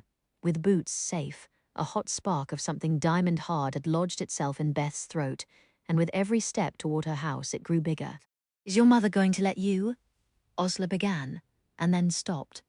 Beth came through the door, tugged her mother's jumper off the coat rack, and rubbed Boots dry right there in the entryway. She could see Mrs. Finch's shoes on the hooked rug, but refused to look up. Osla and Mab crowded in behind, making bright noises about how cold it was outside, but the silence under their exclamations stretched like a sheet of ice. Beth didn't raise her eyes until Boots was dry and had stopped shivering. Then she straightened, meeting her mother's gaze expressionlessly. Mrs. Finch heaved a gentle put-upon sigh. It can stay one more night, Bethan, if tomorrow you find it somewhere else too. Beth didn't plan it, didn't think about it, didn't even know it was happening until she saw her hand flash up and hit her mother across the face. She'd never hit anyone before in her life. She'd probably hurt her hand more than she'd hurt its target. But Mrs. Finch fell back, fingertips flying to her own cheek in shock, and Beth fell back a step too in horror. I didn't mean to, she almost said, but she had meant to. I'm sorry, she almost said, but she wasn't sorry. The diamond spark of rage in her throat was still burning, larger and larger. She couldn't think what to say, so all she said was, How dare you? Red-faced, Mrs. Finch reached for her Bible. He that smiteth his father or his mother shall surely... Beth didn't wait for her to finish Exodus 21:15 or extend the book and tell her to hold it up until her arms burned. No. What did you say to me? Out of sheer habit, Beth almost dropped her eyes and fiddled with the end of her plait. But when her fingers reached for the wispy end of the long braid, which she'd spent her whole life hanging on to like a lifeline rather than meet anyone's eyes, it wasn't there. She had a smart, shoulder-skimming wave now, and she had a dog and a circle of friends and a job breaking German ciphers. So Beth said very quietly, "I'm not holding the Bible up for the next half hour while you harangue me, and you're not throwing my dog out. We'll discuss it tomorrow." Beth's father spoke loud enough to make everyone jump. We're all overwrought, this news about the Americans. But Mrs. Finch rode over him, eyes filled with tears. "Why are you behaving like this, Bethan? Why? You haven't been the same since that job. Why is this about my job?" Beth had to raise her own voice to be heard. "You threw my dog out. What kind of person would... You didn't have to take that job. They don't need you." "Yes, they do." Beth threw her head back. "There isn't anyone there who can do what I do." "And what is it you do?" Mrs. Finch's voice rose. "If it's so important, tell me. Tell me right now." Beth refused to get sidetracked down that path. "I won't apologize for taking the job at BP. Ever since she'd started working, all she'd done at home was apologize for it. No more. Your job is here. You're my little helper. What am I supposed to do without extra hands at home? I help you every minute I'm home. I'm happy to help. And you still threw my dog out in the damned street. You care more for a dog and a job than your own mother." Mrs. Finch pressed a hand against her temple. "Your own mother who isn't well." Mab's voice sounded behind Beth, amused and contemptuous. "Here comes the headache." "Right on schedule," Osler agreed. "Don't you talk back to me, you two tarts." Mrs. Finch snapped, encouraging my Bethan to behave like a common what? Suddenly Beth's words were pouring out. "Mother, I work for the war effort. I meet with friends to talk about books. I have the occasional glass of sherry. Why does any of that make me a tart?" Mrs. Finch poked her Bible at Beth. "Do not profane your daughter by making her a harlot." Beth swatted the book out of her hands to the floor. "I'm not doing anything wrong, and you bloody well know it, so why does it bother you? I didn't give you permission to. I'm 25 years old.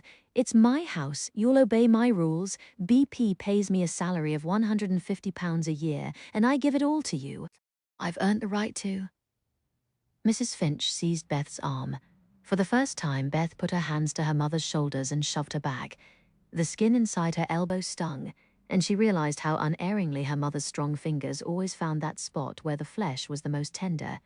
She couldn't remember the last time her arms hadn't been bruised blue. "Please." Beth's father stood wringing his hands. "Can we all have a cup of tea? And where were you when she put my dog out?" Beth rounded on him. The spark of rage had grown to a cloud, billowing up inside her throat, choking her. "Why didn't you stop her? Or why didn't you get out of your armchair and take him out yourself when I was working late, so he didn't make a mess in the first place?" "Well?" Mr. Finch shifted, uncomfortable. "She said I shouldn't." "It's your house, too," Beth cried. "But you never tell her no. Do it, Dad. Tell her I can keep my dog. Tell her to stop badgering me. Tell her to stop." Mrs. Finch folded her arms tight, a spot of colour burning high in each cheek. "I want that dog gone, and that is final." Silence. Boots whined beside Beth's feet. She could feel Osler and Mab behind her like sentinels. Mr. Finch cleared his throat, opened his mouth, shut it again. Mrs. Finch gave a sharp nod, eyes boring into Beth. "What do you have to say now, miss?" "If the dog goes, so do I," Beth said, drawing a long breath. "And the next time you get a headache, you can wring out your own washcloth, you Sunday school bully." This time it was Mrs. Finch's hand that whipped out. Beth stepped back and the blow missed. Mr. Finch seized his wife's arm before she could swing again. "Muriel, Beth, let's sit down." "No." Beth turned away and fumbled her coat on, numb and shaking. "I'm going." "So are we." Mab brushed past Mrs. Finch, Osler marching straight after her. A moment later, Beth heard their footsteps up the creaky stairs, heard the bedroom door open, heard the sound of travelling cases sliding out from under beds. Mrs. Finch turned a mottled red, lips pressing together in a tight line. Beth looked at her another long, dreadful moment, then turned away to fetch her handbag and a lead for boots. She knew she should go upstairs and gather some things, but she couldn't make herself retreat even one step further into the house. The dreadful stillness spread and spread. In no time at all, Mab and Osler clattered back downstairs, carrying not just their own travelling cases, but Beth's exploding with hastily stuffed slips and blouses. "The road you are walking leads to hell," Mrs. Finch said, white with fury. "At least you won't be there," said Beth. The three of them walked out of the house where Beth had lived all her life, Boots trotting at their heels, and shut the door behind them. Chapter 29. As far as Mab knew, princes married princesses, not Canadian commoners, therefore. Philip of Greece had no business making Osler fall head over heels, and Mab wasn't prepared to warm to him. Still, she had to admit he was a looker as he picked the three of them up from Euston Station in his rakish little Vauxhall, fair hair rumpled. "Hello, Princess," he greeted Osler, and his grin made even Mab's impervious pulse flutter. "I hear you and your damsels are in need of rescuing." "No daffing about, Philip. We barely escaped with our lives." Osler leaned over the Vauxhall's door to kiss him, and though it was a brief kiss, the heat of it made Mab wonder if that midnight talk about the facts of life had come just in time. "Philip, meet Mab Churt and Beth Finch," Osler continued. "The three of us are temporarily homeless and absolutely knackered." Philip hopped out and shook hands. Mab did her best to look like she met princes every day, and Beth spoke for the first time since leaving Bletchley on the train they'd caught by the tips of their fingers. "Do you have anything to drink?" "Fizz. Coming right up?" Philip's eyes gleamed as he threw their bags in the boot. "So, why the SOS so late at night? I sense a story." Osler shrugged. Beth's mother flipped her wicket. "Bitch," Mab couldn't help muttering. "I'm sorry, Beth, but she is." "She is," Beth agreed. She looked pale and wrung out, climbing in the back seat with Boots, but Mab thought something inside Beth had unwound somehow. It had left her shaky but defiant, shoulders squared as never before. "Hurrah, Beth," Mab thought with a rush of pride as the Vauxhall shot off into the night. Wherever the BP billeting officer bunked them next, it simply couldn't be worse than Mrs. Finch. No more nosy questions, no more leathery Woolton pie. "Claridge's, darling," Osler was saying to Philip. "My mother's at Kelburn Castle on a house party, so her suite's empty." The hall porter at Claridge's greeted Osler like a long-lost niece, and Mab and Beth like royalty. "A gentleman waiting inside for you, Miss Churt." A Mr. Grey, Mab flew inside. The Art Deco hotel court, with its glittering chandelier and black and white tiles, was thronged with women in satin and men in uniform. Champagne corks popping as everyone celebrated the Americans entering the war. To Mab, that already felt like it had happened a year ago. She craned her head, and there was Francis, standing hands in his pockets, watching the party with that air of distant enjoyment she knew so well. He looked less tanned. Evidently he hadn't seen much sun these last 2 months in America, but the smile was the same. "Francis," she called, and there was a moment's awkwardness as they both hovered, visibly wondering whether to embrace or shake hands. They hadn't worked any of that out yet. They hadn't worked anything out, really, though they'd been engaged since September. Finally, Mab stepped forward and kissed his cheek. He smelled like sandalwood, and his hair looked so soft she wanted to run her hands through it. But she didn't quite dare. "I didn't think you'd be able to meet me on such short notice." Mab had managed to ring him from Bletchley Station, but what a way to reunite after nearly 3 months. "You look well." His eyes went over her, that look that made her feel naked. "Your family, they're well too?" "Yes, Lucy's back in London with Mum now that the bombings have tailed off." Francis had met them both 2 days before he left for America. Mab's mother had been flustered by the posh tea room, and Lucy had been wary, not at all convinced that this stranger wasn't going to take Mab even more away than she already was. But Francis had been friendly, unflappable, and he hadn't raised even the hint of an eyebrow at Mab's post-tea room suggestion that Lucy might live with them. With that, Mab had exhaled her last bit of caution. It was all going to be just fine. Another silence fell. "I wish we'd been able to write more." Mab tried not to sound accusatory. Overseas post was spotty, and telephone calls cost a fortune. Francis had sent a telegram when he'd arrived in Washington, but there had only been postcards afterward. It had been difficult not to wonder if he was regretting his offer. if he'd come back wondering what he'd been thinking when he folded that big ruby into her hand. "I can't believe it's been nearly 3 months," she said brightly. 2 months, 1 week, and 4 days, he said, and the knot of anxiety in Mab's stomach eased. If a man was counting the days, it wasn't because he was looking to take his ring back. "How was Washington?" "Not much I can tell you, I'm afraid. Busy, cold. Too many Americans. Your work?" "Not much I can tell you, I'm afraid. Busy, hot. Too many machines." Another exchange of smiles, a visible sense of wondering if they should join hands or kiss again, or surely we'll learn to talk to each other, Mab thought, once we're married, once they could do their not talking in a bed. Mab wished they could get on with that side of things now. His tie was rumpled, and something in her was rising, wanting to yank it off. Give away nothing for free. The steely voice in the back of her mind said.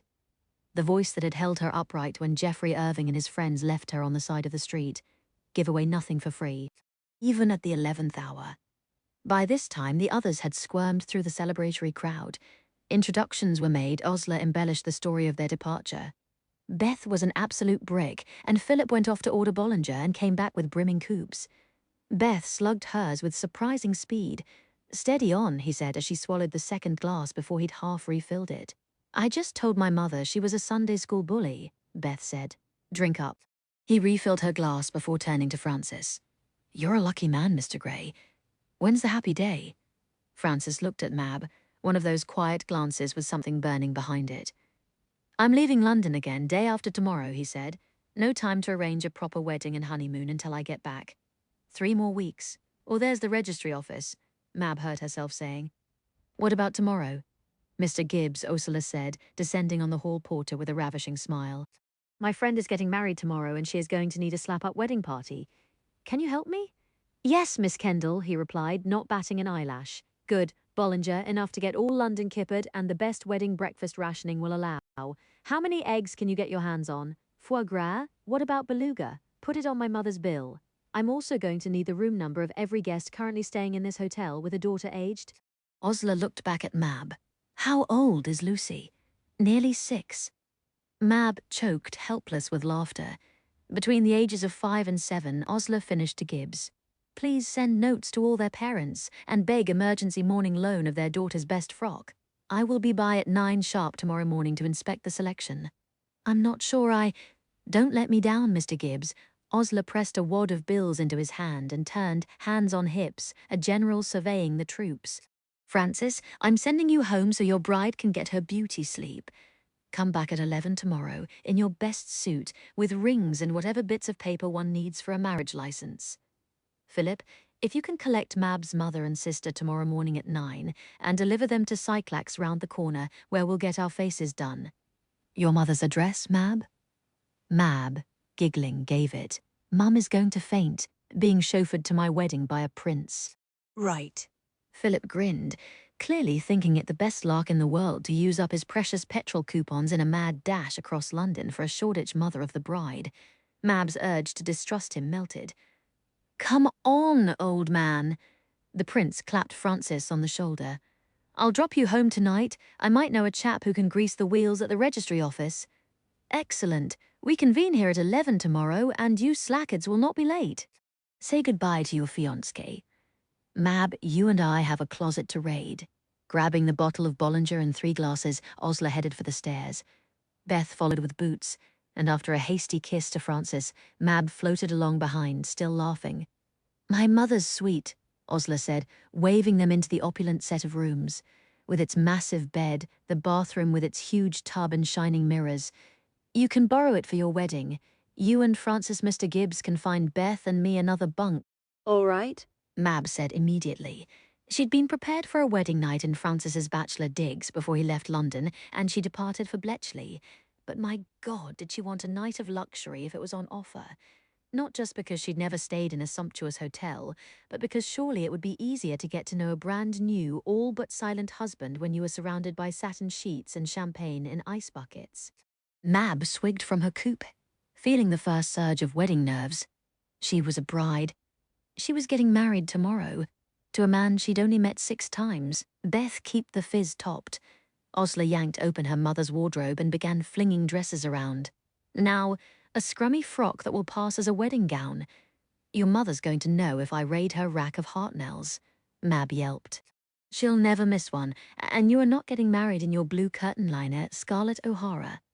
Osler held up a dress, long-sleeved, tight-waisted, cream satin pleats cascading from the waist in devastating knife-edge folds.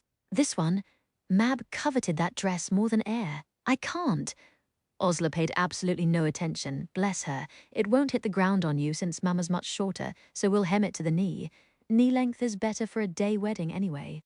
Now, for Beth, we'll be your bridesmaids, of course. This smoke blue chiffon would look scrumptious with some sashing. This has been a very strange night, Beth said, sitting on the bed drinking straight from the champagne bottle. She looked tipsy and tired, but a smile hovered at the corners of her lips. A very strange night, she repeated, looking at Boots ensconced on the nearest down pillow, snoring. Osler raised her glass, beautiful alabaster face flushed pink. To Mrs. Grey. And to you, Oz. Mab lifted her own glass. And Beth? She wanted to say something about what they meant, the two of them. How she'd never in her life had such friends. But she didn't have the words to explain how much she felt. So she just raised her champagne, throat choked. To Bletchley Park. 10 days. Until the royal wedding. November 10th, 1947, Chapter 30, York. Osler could feel the waiter of Betty's tea room hovering, irritated that the woman in the scarlet new look coat and smart black toque hadn't ordered yet. Osler kept watch through the floor-to-ceiling windows for Mab's tall figure hurrying across the square, but couldn't stop looking at the shop sign. Betty's. The lack of apostrophe was driving her potty. Why couldn't people punctuate properly, for God's sake? And suddenly Mab was standing in the doorway, dressed in the latest go, huge-skirted midnight blue coat, tiny sapphire blue hat tilted over one eye at an insolent angle, black pearls at her ears and throat. Her gaze crossed the room to Osler with the force of a rifle shot. Take the high road if she pulls out her claws, Osler told herself, gazing back without smiling. Stick to the matter at hand. Tea? The waiter sprang forward as Mab rustled through the nest of little tables and elegantly dressed women, and sank down at the table. Osler had chosen a secluded nook against a window, where no one would be able to hear their conversation if they whispered. A pot of Earl Grey, Mab said as Osler said. Scones, please. The waiter whisked off, and Mab arched those scimitar eyebrows. Scones. I thought you'd be watching your figure for the royal wedding. So much for the high road or the matter at hand. Such a thumping bore, Osler said airily. Can't believe I have to dig out Mama's diamonds just to park myself in that old stone heap with a stunning view of a column and absolutely nothing else. Mab tugged off her ink blue gloves. You're in the papers even this far north. The scandal rags anyway. So much speculation about whether a certain dark-haired Canadian beauty would attend Prince Philip's stag party. You know the scandal rags. Osler stripped off her own gloves so Mab could see the emerald. Thank goodness my fiancé doesn't give any credence to gossip columns. Mab admired the ring. Pity green doesn't suit you. Does your fiancé know the reason for this little jaunt? Naturally not, darling. I'll wager your husband doesn't either. Just like he doesn't know you chose him less for his smile and more for his assets. I'm a practical woman, Oz. You're the one writing Tatler fluff fairy stories. Only in those, doesn't the girl usually get the prince in the end? The waiter chose that moment to return with tea and scones. Flowered Minton cups and saucers clattered in the charged silence. They sipped, staring daggers. Look, let's stop talking slush, Osler said, finally. Much as I would like to sit here trading unpleasantries, we have a decision to make. Beth hovered almost visibly at the table. Mab's mocking expression shuttered, and her voice automatically dropped to a murmur inaudible to anyone but Osler. I have trouble believing this guff about a traitor. If someone had been selling information to the Germans, the Luftwaffe would have bombed us flat. The fact that we went through the war without being targeted proves they never found out we were reading their bloody post. Osler had thought of that too. They could have been running counterintelligence, feeding false information to misdirect us. Then they wouldn't have lost. Well, maybe it wasn't the Jerrys this traitor was selling to. But the war's over. Why is this still so urgent? Don't be dense. Treason has no expiration date, and her note said this traitor is still very much a threat. That sounds like a madwoman's paranoia to me, Mab stated. Paranoia, or just someone who worked at BP. Look at us. Osler gestured around the tea room with its dazzle of crystal and silver, its brocade drapes. We picked the table furthest from the others, and even so we're whispering and breaking off every time someone walks near. When I had a tooth worked on last year, I was so worried I'd mutter something classified while sourced on chloroform. I made them do the whole procedure while I was awake. It was agony. Long pause. I wouldn't take anything for pain when I gave birth. Mab stirred her tea, looking like it killed her, to agree with anything Osler said. The same reason. See? We're all paranoid. It's second nature by now. Beth's being cautious, not necessarily lying. Or she believes her own story. People who are insane tend to do that. Osler picked a scone off the untouched plate. If she's insane. Remember how hysterical she was at the end, we both thought. I know, Osler admitted, but looking back now, did she go mad or just get pushed to the brink? We were all strained to the limit by that point. I was on my beam ends, you were getting bottled every night. I was not. You were a blinking mess, and everyone knew it. Mab glowered, recrossing her legs under a swath of midnight blue crinoline. You think Beth's sane, then? Osler looked at her scone, which she'd reduced to a pile of crumbs. Until the day she was carted away, I'd have laid money that Beth Finch was the least likely person at BP to crock up. She was a perfectly functioning machine. And even if she did crock up, she might have got better. People can. Osler remembered Phillips telling her how his mother had recovered from her breakdown and been released from Bellevue. Iron will, he'd guessed, who had a more iron will than Beth. Mab looked at her. They took simultaneous gulps of Earl Grey, and Osler had the feeling they were both wishing it were gin.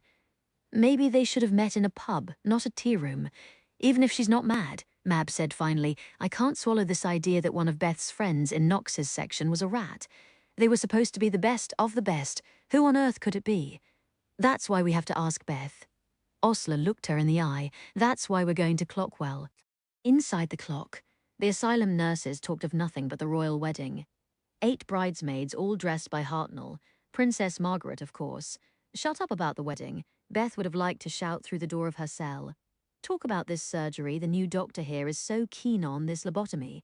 Princess Alexandra of Kent, Lady Caroline Montague Douglas Scott. Beth turned over on her cot, trying to listen, pushing down the wet cough that had lingered since her springtime bout of pneumonia. She was trying to get an afternoon doze last night, had stretched empty and sleepless, with the relentless seeping cold and her bitter flashing back to the minutes she'd spent on her knees before the red-haired orderly. You know, the princess had to use clothing ration coupons for her wedding dress, just like any other bride. I remember my sister's wedding during the war. She made a veil out of parlour doilies. Beth remembered Mab's wedding in London. The dash to the registry office, Mab in her ivory satin pleats, the wedding breakfast at Claridge's of ham salad and champagne followed by eggless cake. Little Lucy twirling in a borrowed frock of pale pink lace as Mab and Francis were practically carried upstairs to the bridal suite. That was a beautiful day, Beth thought, swallowing more coughs. No pompous Westminster ceremony could match it. Though ironically, Osler's escort to Mab's nuptials was the bridegroom of the upcoming royal wedding. Have you seen Prince Philip's picture? A sigh from one of the nurses outside. So handsome. He's German, though. You'd think our princess could do better than a Hun. I thought he was Greek. He fought on our side. Besides, the Germans aren't enemies now. I'd be a lot more worried if he was a Ruskie. Russia, the new enemy. When Beth wasn't sifting through mental evidence on who Bletchley Park's traitor might be, she pondered who they might have been working for. She was fairly certain it couldn't have been Germany. The evidence she'd decrypted had been Soviet in origin, not German. Besides, if the Nazis had had access to the kind of information that passed through Dilly's section, they would surely have targeted Bletchley.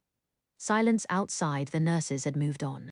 Beth gave way to a fit of coughing, the sound from her lungs wet and ugly. The pneumonia will come back this winter, she thought, hacking into her pillow, and this time it might kill me. If this lobotomy surgery didn't, whatever it was, but Beth pushed that thought away. She coughed up what felt like half a lung and finally turned over, mind limping in old, spent circles. Osler and Mab, cryptograms and traitors Germany and Russia. The traitor had to have been working for the Soviets. The USSR and Britain had been allies back then, but that didn't mean Churchill trusted them. Beth could well imagine Uncle Joe snooping for more information than his colleagues were willing to share. And BP had always had its share of Marxist sympathizers, political dabblers from Cambridge and Oxford who quoted Lenin and talked about the proletariat, Which of my friends sympathized with Russia, she wondered now, and wished for the 1000th time that she hadn't been so far inside the spirals of her work that she missed the discussions flying around her in Knox's section. Because the war against Germany might have been over, but the struggle against the Soviet Union was only beginning. And Beth, doubling over in another fit of hacking, couldn't help but wonder if the traitor who had put her here was still sending information to the USSR. 5 years ago, February 1942, Chapter 31. From Bletchley Bletherings, February 1942. The madhouse has a new warden. Commander Travis has taken over from Denniston, at least on the service side. Good luck to him controlling the inmates. Not you again, Commander Travis said ominously. Is that any way to greet your favorite naval section translator, sir? Osler grinned. The other men in Travis's office suited types. Probably London intelligence men gave censorious frowns. But Travis just sighed. What is it this time, sneaking an electric cooker ring into the signals cupboard so you could make toast on the night watch? That was last week, Osler said, sneaking into the new block the minute the walls were half constructed, riding the wheeled laundry bin down the hall into the gentleman's loo. 2 weeks ago. Travis sighed again, looking out the window where, distantly, off-duty codebreakers were ice skating on the frozen lake. Then enlighten me? No pranks this time, sir. Though Osler didn't see what was wrong with a few hijinks. BP needed a little laughter to keep up morale. After the jubilation of December, everyone rejoicing in the joy of the Americans entering the war. The new year hadn't really started with a bang. The Yanks might have been in the fight but weren't here yet. And the fall of Singapore last week, with more than 60,000 British, Indian and Australian soldiers heading into Japanese POW camps, had plunged the entire park into gloom. And something dire was happening in Hut 8, with the German naval codes. Osler had no clue what, but Harry and the rest of his section were going around looking like absolute death. I'm actually here to make a point, Commander Travis, she said, bringing herself back to business. Travis and the men behind him watched with bemusement, then embarrassment, then alarm as Osler fished discreetly among her clothes, removing a folded square of paper from her skirt waistband, another tucked inside her stocking top, and a third that had been wedged into a T-strap pump. She laid all three on Travis's desk. Nobody saw me smuggling these out of Hut 4, sir. His voice went from weary to cold.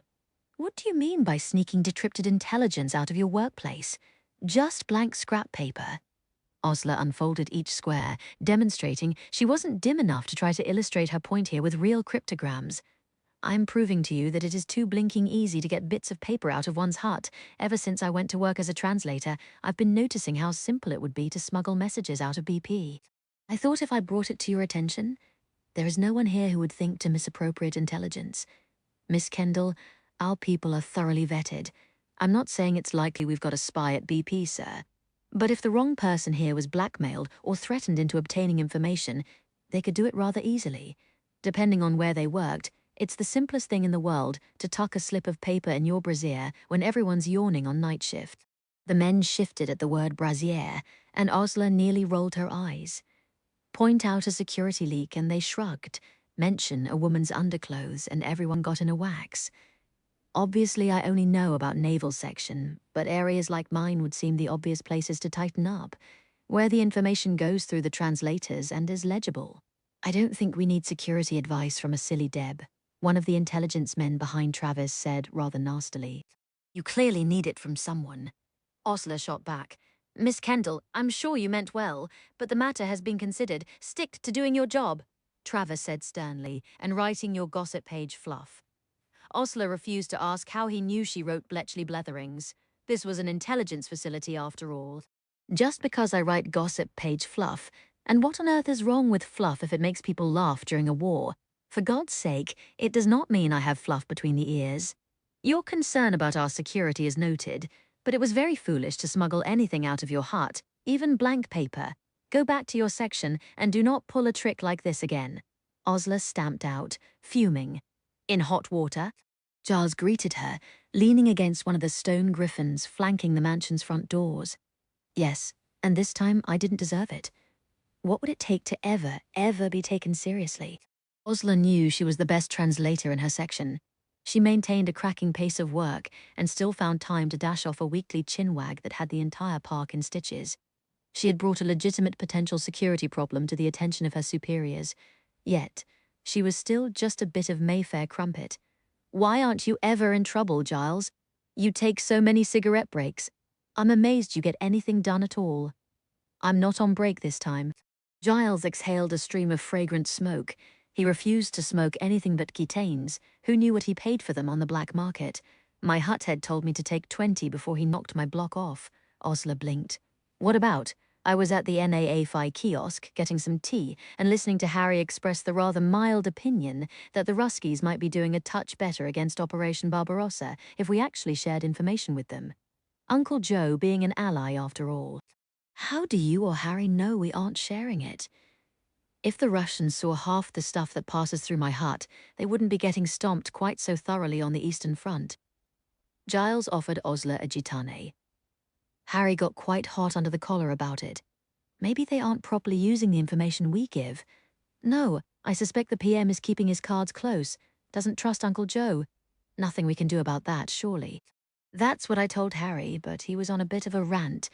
And then my hut head said that was commie talk. Harry said you didn't have to be a commie to want to help an ally. I said he had a point, and my hut head told me to take 20 or he'd pound me. Giles rolled his eyes. It was Harry's rant, not mine. Yes, but Harry's enormous. No one's going to threaten to pound him. If I were Harry's size and a man, they'd have taken me seriously in that office. Osler took a long drag, still hacked off at that contemptuous silly Deb from the intelligence fellow. I really cannot stand those MI5 types. She was going to absolutely roast them in the next BB. It's mutual, I assure you, Giles said airily. Intelligence chaps hate that the information they rely on comes from the kind of people they used to bully at school, namely women, weedy fellows who were better at maths than games and pansies. Who here's a pansy? Osler asked, intrigued. Angus Wilson, for one. You hear things about Turing, too? Goodness, who knew? Me, because I'm all-knowing. You're not all-knowing. You're annoying, Osler informed him. Granted, but you love me anyway. Oh, do I? Because I don't slaver over you, and girls like you are so used to being slavered over, you'll adore any fellow who just wants to be chums. Osler grinned. Aren't you perceptive? Perceptive enough to know no one else is going to beat Prince Charming? Don't waste any time nailing him down. That's my advice. I dithered about too much and lost the girl of my dreams. Giles, I never. Who is she? Maybe it's not too late to take a puck at her. Oh, it's too late. The ink's barely dry on Queen Mab's marriage certificate. Giles clapped a melodramatic hand to his heart. I'm soft as a sponge about her, daft as a basket. By the time I was ready to make my move, Mr. Sensitive Bloody War Poet swooped in. You don't seem too heartbroken, Giles. If I know you, you'll console yourself with a string of wrens. Giles snorted. Osler ground out her cigarette and they parted ways. I told you Travis would give you a set down. Sally Norton called over when Osler came back into Hut 4. I'm already missing Denniston. Osler grumped, squeezing in at the crowded table of translators. The close quarters didn't make it any warmer. They all sat shivering over their stacks of reports wrapped in scarves and mittens against the hut's Arctic chill. Osler was snuggled inside the huge wool overcoat belonging to her Caf de Paris Good Samaritan, Mr. J.P.E.C. Cornwell, who cared if it was like wearing a circus tent. It was warm, and it still smelled like him, some combination of smoke and heather. She might not know the man's name, but just from wearing his coat, she knew he had excellent taste in cologne and shoulders like Alps. She blew on her hands, steeling herself to pick up the half-translated report waiting to be finished. A page of idle chatter between German radio operators who should have kept better discipline on air, but the Y stations transcribed idle chatter as well as official traffic. And these men had been discussing the rumor that Jews were being murdered on the Eastern Front, lined up on the lips of ditches, and shot as the German army advanced. It's not verified, Osler told herself. It's vicious gossip between bored men. But even in a spotty transcript with missing words, she couldn't miss the light-heartedness, the fact that those radio operators thought it all a great joke. Even if it wasn't true, they thought it was a perfectly decent idea. My God, but I wish I was Mab or Beth, or at least sometimes Osler did. She wasn't begging off the job she'd worked so hard to get, it was too important. But neither Mab nor Beth spoke German, so they didn't have the burden of understanding whatever information came through their hands on duty. Osler dreamed at night of the things she translated, dreams that inevitably got muddled with the explosion at the Caf de Paris. Sometimes she could wake herself before she had to watch Snakehips Johnson's head be blown off, but more often she was bound inside the memory until the bitter end. Only it didn't end. She just shook and wept in the bloodied rubble, and no one wrapped her in a coat that smelled like smoke and heather and called her Ozma of Oz. Sit down, Ozma, and let me see if you're hurt. Who's Ozma of Oz? She mused aloud when she met up with Mab and Beth at shift's end. What? Mab asked, buttoning her coat. Never mind. Is that another letter from Francis? I see poking out of your pocket, Mrs. Gray. They climbed aboard the transport bus. The one disadvantage of their new billet was that it was 8 miles away, no longer a 5-minute stroll from the park. Not that it wasn't worth a daily bus ride just to avoid the dread Mrs. Finch. Are you finally getting a proper honeymoon? Francis is taking me to the Lake District, about bally time. Have you had a single night together, these last 2 months since you tied the knot? Not the way our schedules clash. It's just been the odd cafe dinner or tea at a railway station between shifts. Mab's face didn't exactly soften at the mention of her husband. Queen Mab wasn't the sort to go buttery around the edges, but she gave her wedding band a pleased twirl, and Osler felt a jab she couldn't even pretend wasn't envy. As soon as she got home, she rang London. Hello, sailor. Hello, princess. Philip's voice came warmly down the line. He was staying with Lord Mountbatten until the lieutenant's exams. Osler could hear the rustle of paper. Burning the midnight oil? Writing a letter, actually. Sending love notes to some tart? Osler teased. I just know you fell into the arms of a hussy or two whenever your ship nipped into port. Darling, that's not something a gentleman can talk about, which meant, of course, that it had happened. Women had to be good, but not men out to sea halfway around the world. Unfair, but there it was. As long as those hussies are on the other side of the world, I can leave them be, Osler decided. Who's the letter for? Cousin Lilibet, and she's still in the schoolroom, so don't get a case of the green-eyed monster. Princess Elizabeth, that cousin? His shrug was almost audible. She began writing me when she was 13. I send her a line now and then. She's a nice little thing. Every so often, it struck Osler all over again that her Philip was, in fact, a prince. She knew he was descended from Queen Victoria. She knew he sometimes visited Windsor Castle, and apparently he was posting letters to the future Queen of England, whom he was allowed to call Lilibet. Still, it was difficult to reconcile the prince with the irreverent, tousle-haired naval officer who drove too fast and kissed her senseless. What's on your mind, Oz? So many things. The frustration of being tossed out of Travis's office without a fair listen. The worry that someone really might smuggle decrypted reports out of BP, Nightmares of the Café de Paris. The horror of hearing that Jews were being murdered in Eastern Europe, if only she could say it aloud. Philip told her so much. His mother, his dreams about Cape Matapan, his sadness at being cut off from his sisters in Germany. What could she tell him? Absolutely nothing. How could you hope to build anything with a man when so many of the things you had to tell him were lies? Nothing, she answered brightly. Just bored to tears out here. Better bored than in danger. You've no idea how glad I am you're safe in boring old Bucks. A pause. I love you, you know. Osler caught her breath. He'd never said that before, not aloud. She hadn't either. I love you, she whispered back. So let's make it official, Philip. The words trembled on her tongue. Run off to the registry office like Mab and Francis. Make a home in hotel rooms whenever you're on leave. Why not? Because princes don't marry commoners, Mab would have said. Sometimes Osler thought she was right, that surely there wasn't much future for Philip and herself, even if they had been going together for more than 2 years. At other times, she was inclined to set her jaw and challenge the odds. Philip didn't have a kingdom to rule. He'd made his home in England like Osler. He fought for England like Osler. There was no reason he couldn't please himself, marry whom he chose. It wasn't as if Miss Osler Kendall were a chorus girl dancing on a bar in her garters. She'd been presented to the king and queen. She had funds from her dead father that she'd inherit when she was 30 or when she married, whichever came first. She had a job that mattered, helping save lives, and she was damned good at it. I'm good enough for Philip of Greece, Osler thought defiantly. I'm good enough for anyone. Are you sure nothing's on your mind, princess? Flim-flam and feathers, darling. You know me. If there was still a world left by the end of this war, there'd be time to work out what that world held for her and Philip. Today there was only the now, and she wasn't going to waste the now obsessing about what lay ahead. Want to take this dizzy debutante out dancing? You're far more than a dizzy deb. I'm glad someone thinks so. Chapter 32. From Bletchley Bletherings, February 1942. Those men who slither up from London, you know the ones, with their pinstriped suits and their hints about all the secrets they know. Why are they all such crashing bores?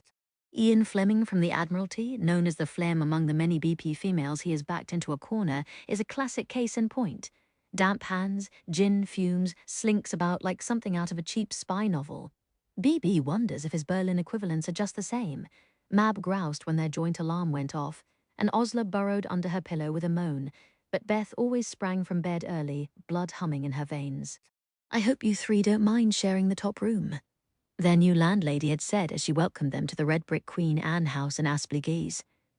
I know you girls like your privacy, but I've already got a philosophy professor billeted in my other spare room. We'll be snug as biscuits in a tin. Osler had reassured her as Beth stood in the middle of their new digs, bursting with happiness. A big, light-filled room with 2 beds, and a wide couch for a third. A bathroom of their own to share no more outdoor loo. And an overgrown lawn behind the house where the landlady promised to take Boots every day if Beth was working late, because she liked dogs. It had seemed too much to hope for, getting a decent place the 3 of them could share. Beth had been terrified she'd get lobbed in with new billet mates' strange girls who would think she was odd. Laugh at her absent-mindedness, tap their temples with one finger when Beth said something that didn't make sense because she was thinking about the Abwehr enigma. It was Giles who pulled strings and landed the 3 of them together. It's a beaut of a place, he said, of lovely, friendly Aspley guys. I will happily accept physical demonstrations of gratitude. Mab and Osler had promptly kissed his cheeks, and Beth managed to give him a hug. It wasn't just the house. I do not have to see Mother. I do not have to see her or hear her or feel her nails in my arm. And Beth had her work she was getting so good at. A tricky new network had popped up at the beginning of the month. The one Dilly called the GGG after the call sign of the Abwehr office in Algeciras, which used it constantly. Put Beth on that, he said, standing up too quickly and steadying himself with a hand on his desk. She'll turn it inside out if you give her a lever, a chisel, and enough coffee. It's all their traffic on the Strait of Gibraltar, and God knows we can't let their spies start messing with that. Beth didn't really care what the GGG enigma did, or what kind of information it passed. It was just a new puzzle. Are they transmitting weekly? Taking the stack from Dilly with one hand, she raised the other to pluck the spectacles off his nose where he'd perched them upside down and draped them back right side up. Messages from Abwehr offices in Tetuan, Ceuta, and Algeciras to Madrid nearly every day. Shipping movements and aircraft spotted near the entrance to the Mediterranean likely. It goes to Berlin on the standard Abwehr cipher, but this local one is its own beast. Yet Beth had an eye for the beast now. You're just another ugly little 4-wheel egg waiting to be cracked, she told the stack of messages, plucking her pencil out of her knotted hair. She had a feel for the way those 4 wheels worked. She couldn't describe it any better than that. Not that it wasn't hard, painstaking work, of course it was. But she had a sense of what she needed, what kind of message might produce the prized crack. Of course, they were trying to find the message sent on GGG and its corresponding message on the main cipher. I need a GGG message where the time and length of the intercept pinpoints the actual repeat message with a minimum of textual additions. She gave a yelp of triumph when one landed on her desk. Come here, you. It took Beth 2 weeks. She dearly wished she could have had Harry to work on it with her. It would have been much less frustrating. But when that wheel wiring came out of the fugue of letters in front of her, she let out a whoop. I've got it, she said, looking around the room. With the right-hand wheel locked, standard rodding and charting will pry it the rest of the way open. She massaged her neck, which she only now realized ached like it had been squeezed in a vice. Where's Dilly? She couldn't wait to tell him. Phillida and Jean were looking at her, a little oddly. Don't you mean Peter? Peter who? Peter Twin, from Hut 8. He's running our section now. What? For God's sake, Beth. He might be on a different shift rotation, but he introduced himself to the whole section weeks ago when he took over for Dilly. Well, yes, but that's only temporary. Beth felt the statement trailing upward into a question. She remembered someone giving a speech. Hello. I'll be heading things up now, but she'd been 11 hours into a double shift, following the chains down the spiral, barely listening. I thought Peter was filling in until Dilly was feeling better. He couldn't be gone for good. The entire section was now designated Illicit Services Knox. What was ISK without Dilly? Dilly isn't ever going to feel better. Don't you ever get your head out of the rods and lobsters? Phillida drew a short breath. He is dying. Hello, dear. Miris Canox greeted Beth at the door of Corn's Wood, not looking at all surprised to see her there, white-faced and twisting her hands. Did one of the transport drivers drop you? I've brought some papers for Dilly. Files were usually assigned a courier, but Beth had leaped on the chance today. May I see him, of course, dear. He'll be delighted to see you. He talks of you so often. Peggy Rock comes when she can. Beth cringed with shame as she followed Mrs. Knox up the passage. Peggy had come to visit. Peggy knew Dilly had been cutting back his time at BP since autumn, and why. Beth hadn't even realized he was coming into work less and less. Never mind guessing the reason behind it. She hadn't seen anything, really, not for months, unless it was in a cryptogram waiting to be deciphered. Dilly looked up as the library door opened, glasses perched on top of his head. He was sitting in his leather chair facing the long view onto the terrace, and he had a lapful of messages and rods. "Oh, hello, Beth," he said absently. "Have you seen my glasses?" For a moment, Beth couldn't speak. She wanted to weep, because now that she was actually looking, she could see how thin he was, how his hair, which had once been largely dark, was greying. She walked across the room and took the glasses off the top of his head, her hand shaking. "Here, Dilly." He rearranged the specs on his nose, peering up at her. "I see someone's been telling tales," he said. "We'd better have a drink." He set his papers aside, rose stiffly, and went to the decanter. As he'd done the day Beth made her first break into Enigma, he mixed a gin and tonic. "Drink up. You've been working all night, I take it?" "Yes," Beth managed to say. "I broke the GGG Enigma. Well done you," he beamed. "The best of my fillies.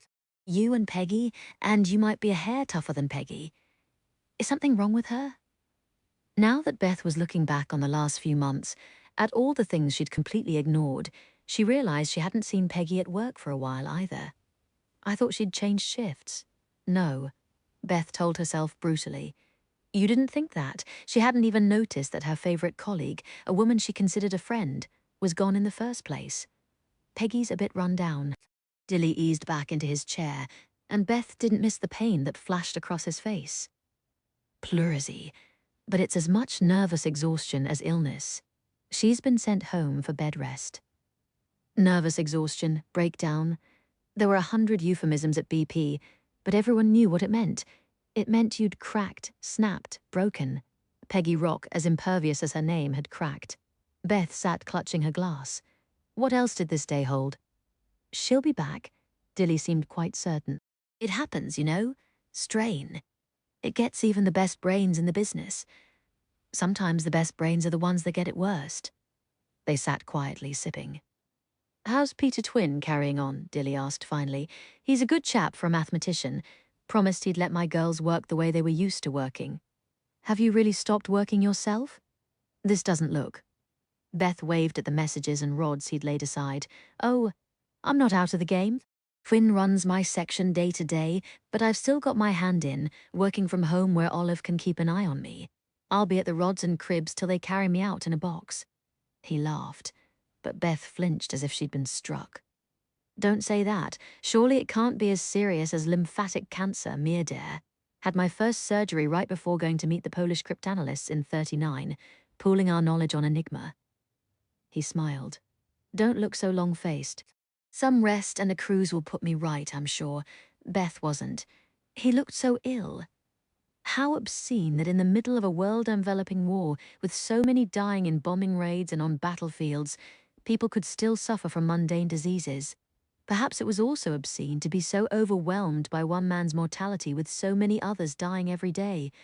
But she couldn't help it. A small choked noise escaped her before she could stop it. Dilly handed her a handkerchief, then picked up his pile of messages and decrypts and walked to the library wall, clearly giving her space to compose herself. He pressed an oak panel and it sprang open to reveal a little wall safe. "As long as I take a few precautions, Travis lets me take home whatever I want. The odd networks, the ones no one has time to work on but me." He stuffed the heap of paper inside, started to close the door, peered back in and pulled out a pipe with a murmur of, "So that's where you've been hiding."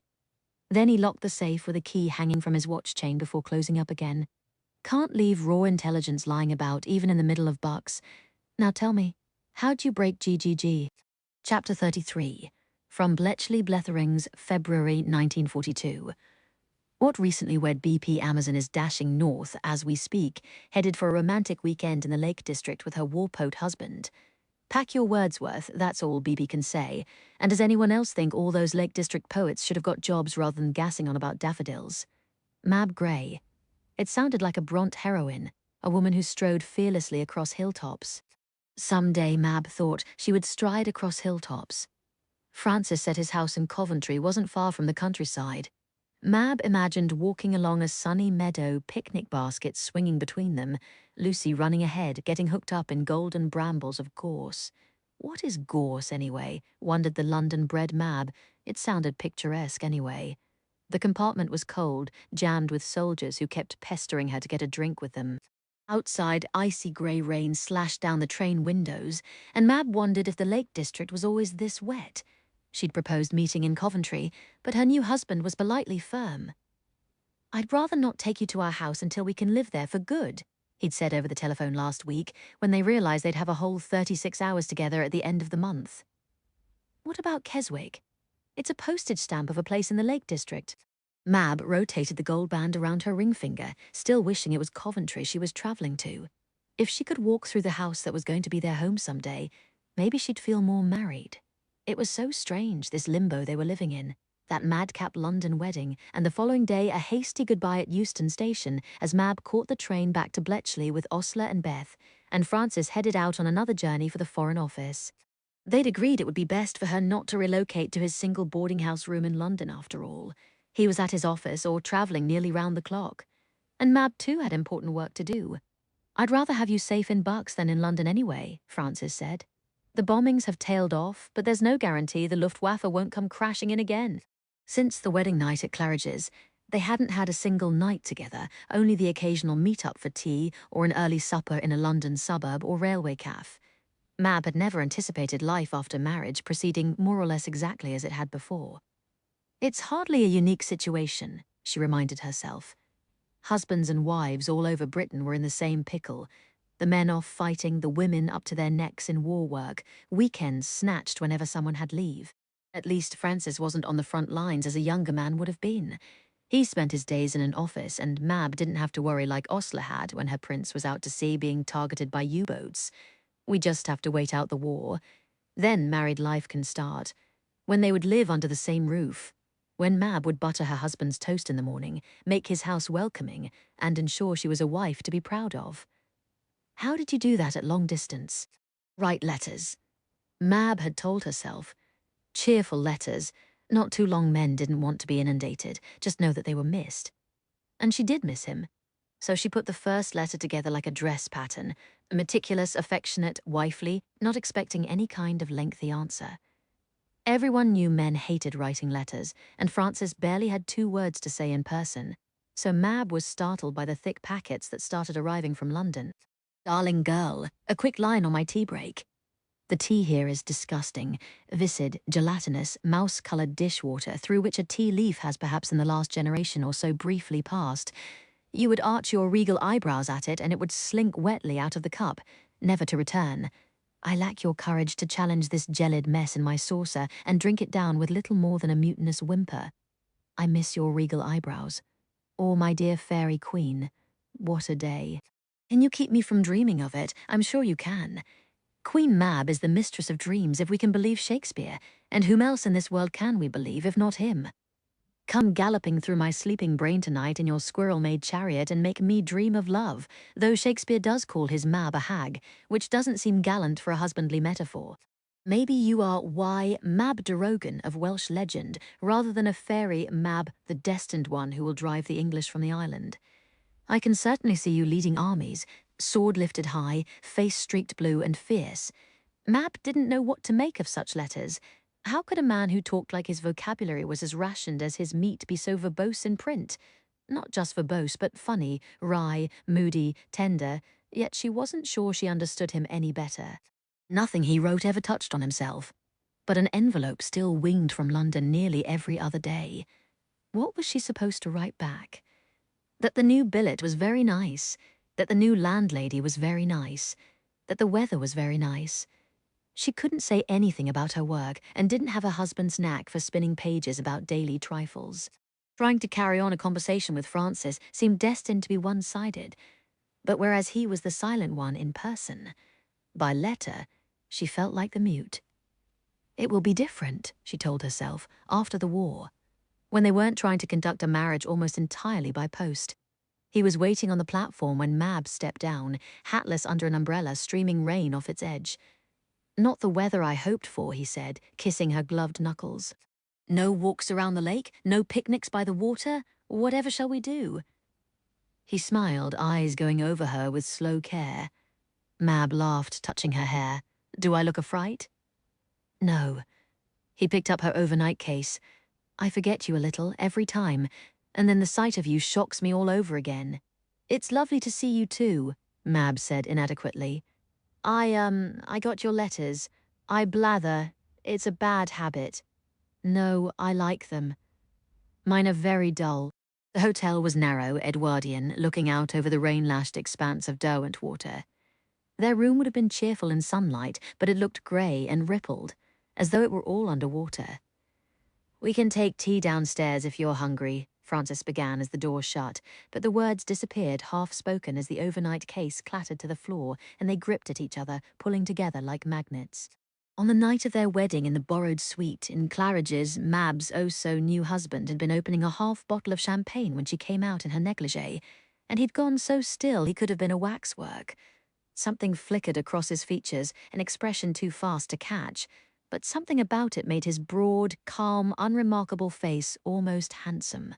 "Come here," he'd whispered as the champagne crashed over unopened. Mab had fallen into him wholeheartedly, focused on being warm and welcoming under the rumpled sheets. "Let me make you happy. I take it you realize I've done that before," she ventured hesitantly afterward. She'd devoted many sleepless nights planning exactly how to broach the fact that she wasn't any schoolgirl innocent. She felt guilty for not saying it before the wedding, but she'd been too afraid it would ruin everything. Maybe it still would. If he rounded on her now and said anything about spoiled goods, she was going to shrivel up and die. "I'm no tart, Francis. It was only one." "Oh, darling girl, not important," he said drowsily, and Mab fell asleep, nearly limp with relief. The last hurdle cleared. Only later that same night, Mab had wakened to see Francis sitting at the window in his half-buttoned shirt, sash hauled open to the icy winter night, cigarette drifting smoke between his still fingers. His face as he gazed out over the dark London streets had looked so shuttered Mab sat up in bed, half asleep and half alarmed. "Francis?" Slowly his eyes turned to her. He half smiled in that opaque, polite way. "Go back to sleep, lovely Mab." Her drowsy ears listened for air raid sirens, even as she slid back toward dreamland. "Nothing's wrong? Only the world," she thought she heard him say. "Did you say that?" Mab wondered now, even as her arms twined about his neck. "Do I know you at all?" Well, this was surely a way to know him better. She began drawing him toward the bed as she had in Claridge's, but Francis stopped her this time, taking her hands and turning them over in his as if he'd never seen anything so lovely before. He lifted them upward, lowering his head to press his lips against each palm, and then he took her face in his hands and gave her one of those long looks that nearly scarred her bones. Mab couldn't hold that gaze. She shied away from it, pressing her mouth to his, so he'd have to close his eyes. He kissed her with his hands in her hair and at her shoulders, fingers sliding to feather her spine in unhurried strokes, not just using her mouth as a place to rest his while they pushed clothes out of the way. Not self-conscious at all that she was the one to bend her head to kiss him. "You're the perfect height," he murmured against her breasts, and the room's underwater light filtered over his stocky shoulders as his shirt dropped atop her dress on the floor, followed by her slip and stockings, his braces and trousers. "If you'll give me a moment," Mab remembered with a jolt, stepping back and reaching for her handbag. "I have to do something first." She wordlessly showed him the little bag with her rubber device to prevent conception, feeling herself flush. On their wedding night, she had taken care of matters when she changed out of her wedding dress. Later, as he searched his wallet for a packet of French letters, she'd simply murmured, "No need. I saw a doctor and was fitted for, you know." He'd grinned, put his wallet aside, and that had been that. But now she had to disentangle from him, take her bag awkwardly into the loo, fumble about in there while the clock outside ticked. Oh, this was awkward. She came out again, naked and self-conscious, aware she was blushing. Lovely Mab. Her husband didn't seem embarrassed at all, taking her back into his arms without any haste. He was solid, brown, stocky. He looked like he should have been walking a farm, not the corridors of the Foreign Office.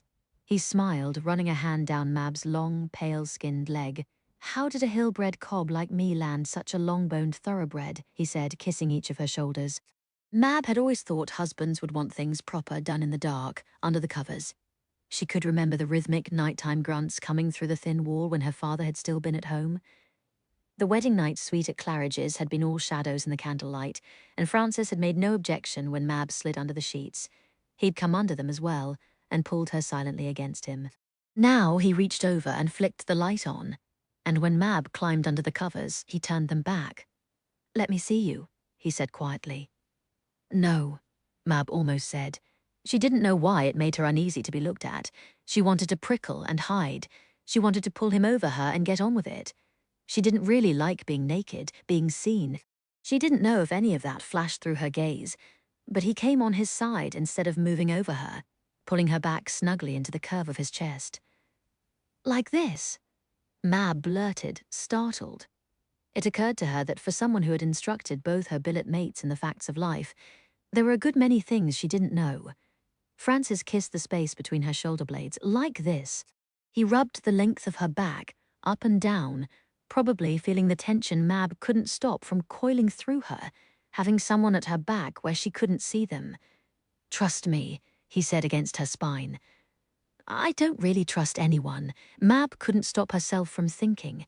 Such a cold, hateful thought to have in bed with your own husband, who had never given you any reason for wariness, but she couldn't help it. She could feel herself going rigid in his arms, and she couldn't stop it. But he just slowed, lips resting in the hollow behind her ear, one broad arm cradling her against his chest, one hand stroking unhurriedly up and down the length of her body. He stroked until her wary muscles loosened, and then he stroked even more slowly until they began to wind taut again for another reason entirely. Mab bit her lip as his hand traced over her belly. "Trust me," he said again against her ear, and Mab saw the outline of the rain sliding down the window pane outside, making rippling shadows over his arm as his hand slid lower, agonizingly, lower, relax. He stroked her so slowly, unfolding her a touch at a time. Her back arched hard against him as she squeezed her eyes shut, and he only held her tighter against his chest, tethering her to the bed, tethering her to the world. I have you, he whispered as the shudders racked through her, and she felt his lips at the nape of her neck. Mab opened her eyes, limp and dizzy, trying to turn and pull him over her, but he only wrapped her more firmly in his arms. His knees behind hers, his shoulders behind hers, every inch of her already cradled inside his body before he moved into hers. Dimly Mab could hear the rain beating as they rocked together, nested like a pair of spoons. She gripped at his hands where he held her, hanging on for dear life, feeling the answering squeeze of his fingers as they fell into each other. Francis didn't pull away afterward, only unwound one arm enough to pull up the covers over them, tucking the warm edge around her shoulders. Mab opened her mouth to say something. She wasn't sure what. "Do you think we've missed tea downstairs?" Goodness, it's raining hard. But to her horror, she burst into tears. She didn't know why. Francis moved a hand through her hair, tipping her head back against his shoulder. He kissed each of her wet eyelids. "You can trust me, Mab," he said very quietly. She lay silent, her body limp and boneless, her eyelids still leaking, and she thought, maybe I can. But when she woke in the soundless blackness of 3 a.m, his half of the bed was empty, and she saw him sitting at the open window again in his half-buttoned shirt, staring into the night. There was a note on her pillow when she woke in the morning. "Darling Mab," Francis had written, "I went for a walk at dawn. Yes, in the rain, I can see your eyebrows shooting up." They were. "I always need a walk after night is done, weather regardless, and you were sleeping so soundly, I didn't have the heart to wake you. You snore, by the way. It's delightful. Have a leisurely bath, and I'll bring you up some toast." There was a postscript. "I shan't ask you his name if you don't wish to share it, but I'm rather assuming he hurt you in some way." Mab hesitated, fighting her immediate, spiky prickle of reaction, the urge to slam the door on that entire subject. She had never spoken about Jeff Irving or his horrible friends, or that horrible night to anyone. Ever had it been so obvious that someone, yes, maybe it was, if a man cared to look, she still didn't think she could force the words through her lips. Maybe I don't have to, she thought, eyeing the pile of hotel stationery. Dear Francis, she couldn't quite bring herself to say darling. It didn't feel natural. She hesitated a long time, then wrote the words, yes, he did. And I do not snore. She was scrubbing her hair in the bath when she heard him come in on the other side of the door. She heard the crackle of paper unfolding, and she sat there in the tub, hugging her knees, water sliding down her naked back. A moment later, a folded sheet of paper pushed under the bathroom door. She maneuvered an arm across the chipped black and white tiles and retrieved it. I thought so. I shan't mention it again if you don't wish. You do snore, but a very ladylike snore. Jane Eyre would snore like you. F. Mab smiled, climbing out and wrapping herself in a towel. Wiping her hands dry, she fetched about and found a stub of eyebrow pencil from her cosmetics case. Cosmetics were too precious to waste, but she couldn't resist scrawling an answer and pushing it back under the door, heart jumping absurdly. Now, you're trying to impress me with books you haven't read. I have never met a man in my life who read a Bront novel. You wouldn't believe how the fellows in the Mad Hatters griped about Jane Eyre. She heard an answering snort from the other side and took her time toweling her hair and fixing her little contraceptive device again. Her heart leaped when the sheet of paper came back. I have too read Jane Eyre. Do you want a dog named Pilot someday, like Mr. Rochester? F. Yes. M. Mab came out, wrapped in a towel. Francis was bent over the desk, scribbling something next to a cooling rack of toast. His collar stood open. Drops of rain sparkled on his hair. He looked up, smiled, dropped the pen at the same time. Mab dropped the towel, and they collided in another rush. They were still kissing as he lifted her to the edge of the table. Mab made a noise, feeling high and insecure away from the bed. She had to cling hard against him, her arms about his neck, her legs about his waist. I've got you. He put his lips to her ear, murmuring, Thrash, all you like. I won't let you fall. Mab clung, limbs coiling through his like a vine, his hands under her hips holding her steady, and by the end she trembled so she could hardly stand. Francis looked wry, touching a red mark on her breast and then rubbing his day's worth of stubble. I didn't shave this morning, he said. Bachelor habit. I'll have to do better. He was lavering up over the wash basin in the bathroom, all bare feet in trousers and braces, as Mab closed the door just for the purpose of sliding the note under it. She heard him unfold it. Lunch, for the first time since meeting Francis Gray, she heard him laugh. She was on the train the next day. It had rained the entire weekend, and Mab hadn't set foot out of the room. She ate meals, Francis brought up on trays from the coy landlady, ploughed through half of For Whom the Bell Tolls, next week's Tea Party pick, since all men save her husband appeared unwilling to read Jane Eyre, when Francis left on his morning walks, made love to him when he came back, passed notes back and forth in a strange competition to see who could say the fewest words and write the most, made love again. He said nothing on the train platform, only picked up her hands, turned them over, dropped a kiss into each palm. You're not returning to London? Mab asked finally. Some business in Leeds first. A half smile. I'll see you when the stars align for another weekend, lovely girl. Who knew when that would be? Mab kissed him fiercely, not at all sure if she was relieved or upset. She had never felt so turned upside down and inside out. Part of her welcomed the thought of BP's frenetic routine and midnight cups of Ovaltine, nothing unexpected to leave her unsettled.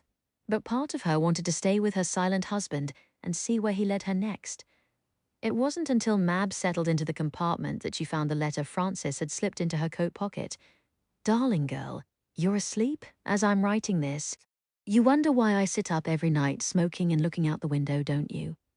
The truth is, I haven't slept more than 4 hours at a time since coming home from the trenches in 19. There used to be thrashing and shouting, hallucinations, dreams, but I found over the years that a cigarette and an open window does the most good, and then a walk at dawn to clear the cobwebs away. It doesn't leave me entirely settled. I'm too much a patched-together pot for that. But at least the pot is fit to hold water through the day to come. There now, you know. It was troubling you, wasn't it?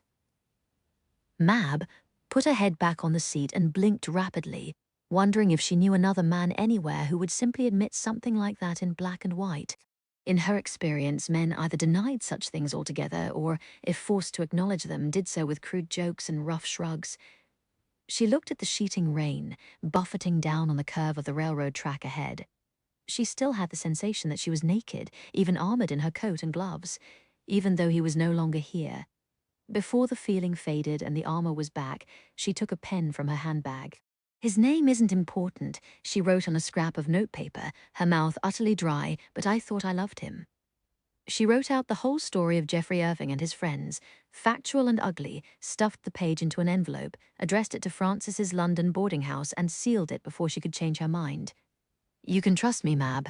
I hope so." She dropped it in the nearest postbox when she changed trains, heart thudding. "Don't ask for any more of my secrets, Francis, because I can't give you the last one." Chapter 34. From Bletchley Bletherings, March 1942. It's not every day we see a vice admiral at BP, but the chief of combined operations himself turned up for a tour out of the blue. Isn't the whole point of an installation like this one that the top brass can't drop in whenever they feel like it? Commander Travis looked like he'd swallowed a moth. "Uncle Dickie, what are you doing here?" Osler blurted, jumping up from the translator's table. Not just Uncle Dickie, but an entourage of naval types, and some harassed-looking BP staff cramming into the room behind him. I knew my favorite goddaughters were here. The Vice Admiral beamed at Osler and Sally Norton, who stood equally frozen, though not so frozen they weren't hastily turning over the work in front of them. "I thought I'd see how you're getting on, eh? Show me this cross-reference index I've heard about." Osler saw tight, angry glances from the BP officials behind her godfather. Oh, topping. Commander Travis was absolutely going to flip his wicket. She tried to fade back as Sally led Lord Mountbatten to Miss Senyard's section, but her godfather pulled Osler's arm through his as the party trailed through Hut 4. "You keep looking after my scamp of a nephew. Philip gets into trouble when you're not around. Smashed up my Vauxhall last weekend, racing with David Milford Haven. The lad sails all over the Mediterranean, getting shot at, and earns his first wound in a London blackout." Osler laughed dutifully as the naval party had their look round, then trailed outside. This morning's rain had tailed off, the air was bright, and a good many curious code-breakers had nipped outside for a gander at the visitor in his gold braid. Though after Churchill, how chuffed can one get over an admiral? She could hear Giles saying, ambling over from Hut 6, "We're sunk," Sally said, low-voiced at Osler's side. "Travis is going to have us hanged, drawn, and quartered." "Don't talk slush. Not our fault Uncle Dickie showed up out of the blue." "They can't shout at a vice admiral, so they'll shout at us. Just you wait. I've no intention of waiting, I've got work to do." Osler saw her godfather off to the mansion, then fought her way back through the milling crowd toward Hut 4. Goodness, but the park was getting crowded. Every week bringing new recruits. Oxford boys and secretarial pool women, shop girls and invalided-out soldiers. Hut 4 was almost empty. The workers yet to straggle back after the naval interruption. Osler's eyes were dazzled, coming into the dark hut after the flare of sun outside, and as she shaded her eyes, she saw the flick of motion a jacket or a skirt quickly sidling out of the room. "Hello?" she called, puzzled.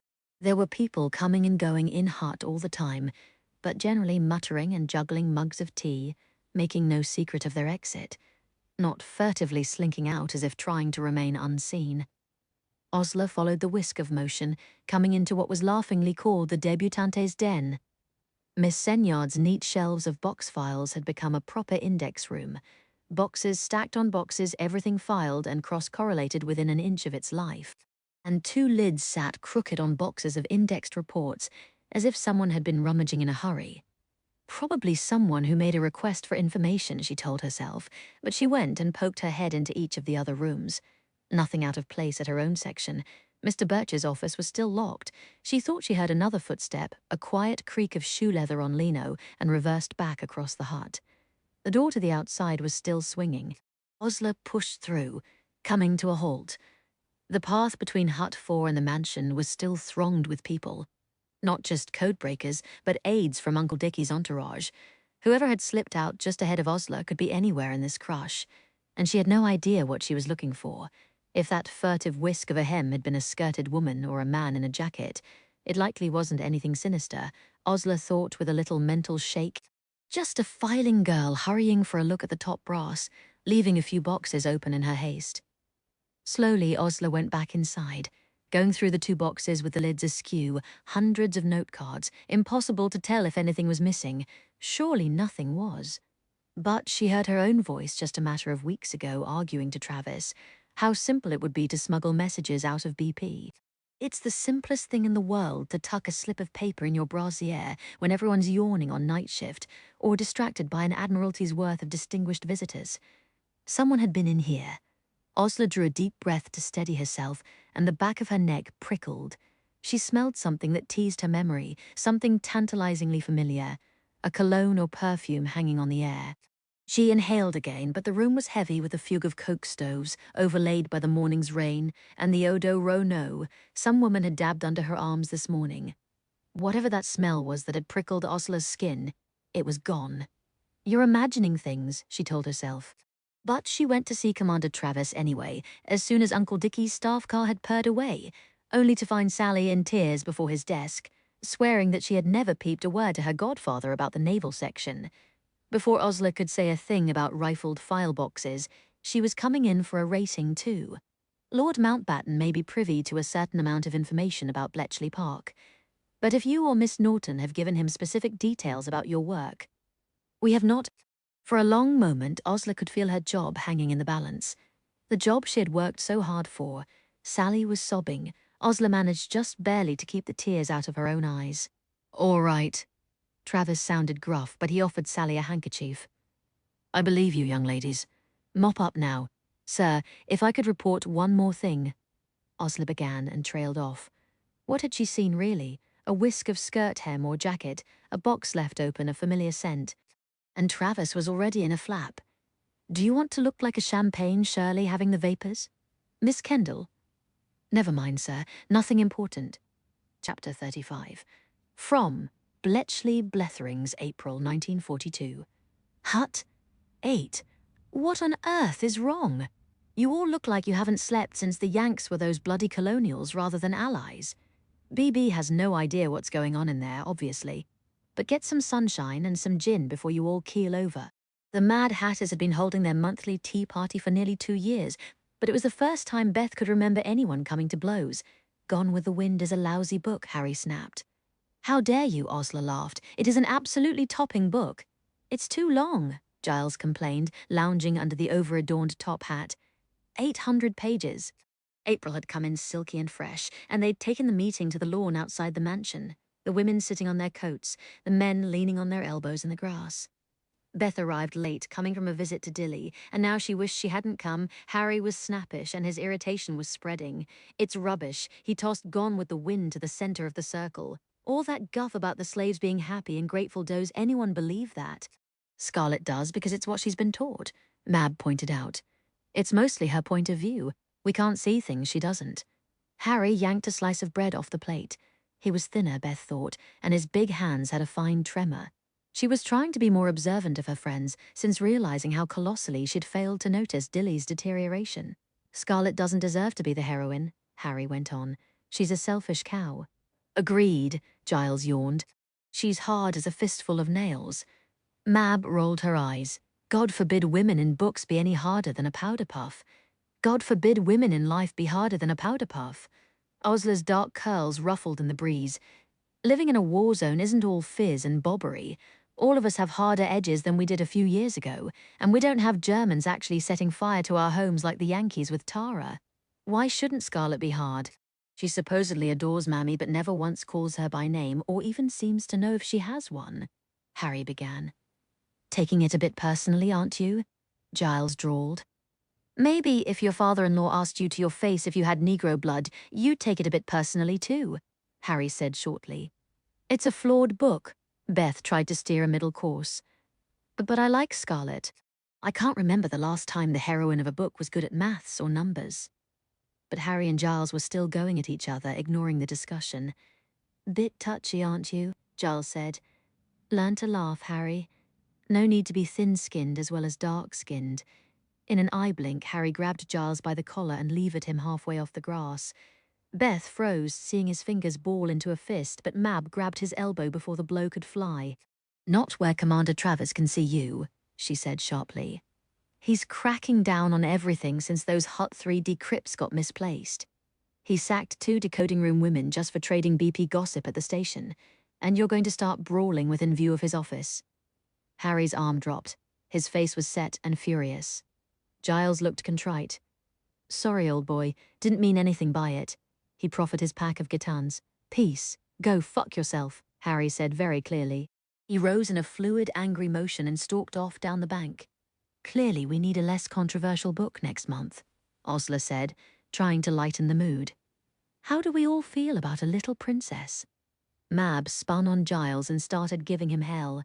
A few of the others joined in, some defending, some arguing. Beth rose and followed Harry.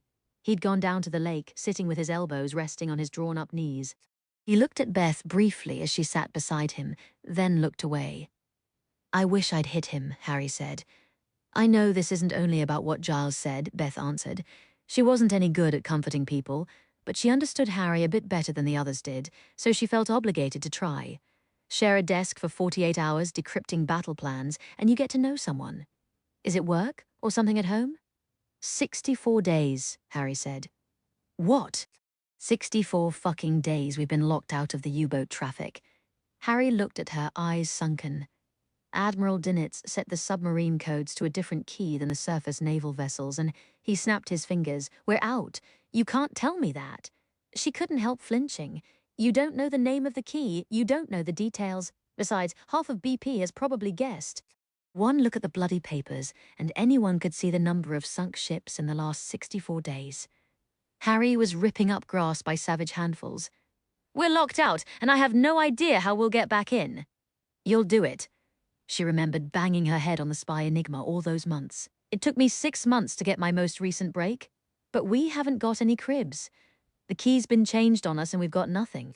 We all sit there, day after day, night after night, trying to wedge a foot in and getting nowhere. 64 days of goddamned failing. I'm going mad with it, Beth. It's driving me bloody mad. I see the traffic coming, those bloody 5-letter clusters, night, day, night, day, night, day. It never stops. Even when I'm asleep, it just keeps spooling. His voice cracked. Breakdown, Beth thought sickly. She'd missed it happening to Peggy, but there wasn't any missing it here. Harry was on the edge, and Beth had no idea how to make it better. Let me help. She wanted to say maybe Isk could lend her out to Hut 8, as 8 had lent Harry to them during the Matapan crisis. But Isk couldn't spare her. Not with Dilly gone and Peggy, still not back from her attack of pleurisy. No one else broke the Abware traffic as fast as Beth. Keep it up, Dilly had told her this afternoon. I've been informed that the information from our spy Enigma decrypts has built up such a good picture of Abwehr operations. MI5 is in control of every German agent operating in Britain. They wouldn't keep up that level of success if Dilly's section couldn't turn over the Abwehr traffic at speed. I wish I could help, Beth told Harry at last. I'm sorry.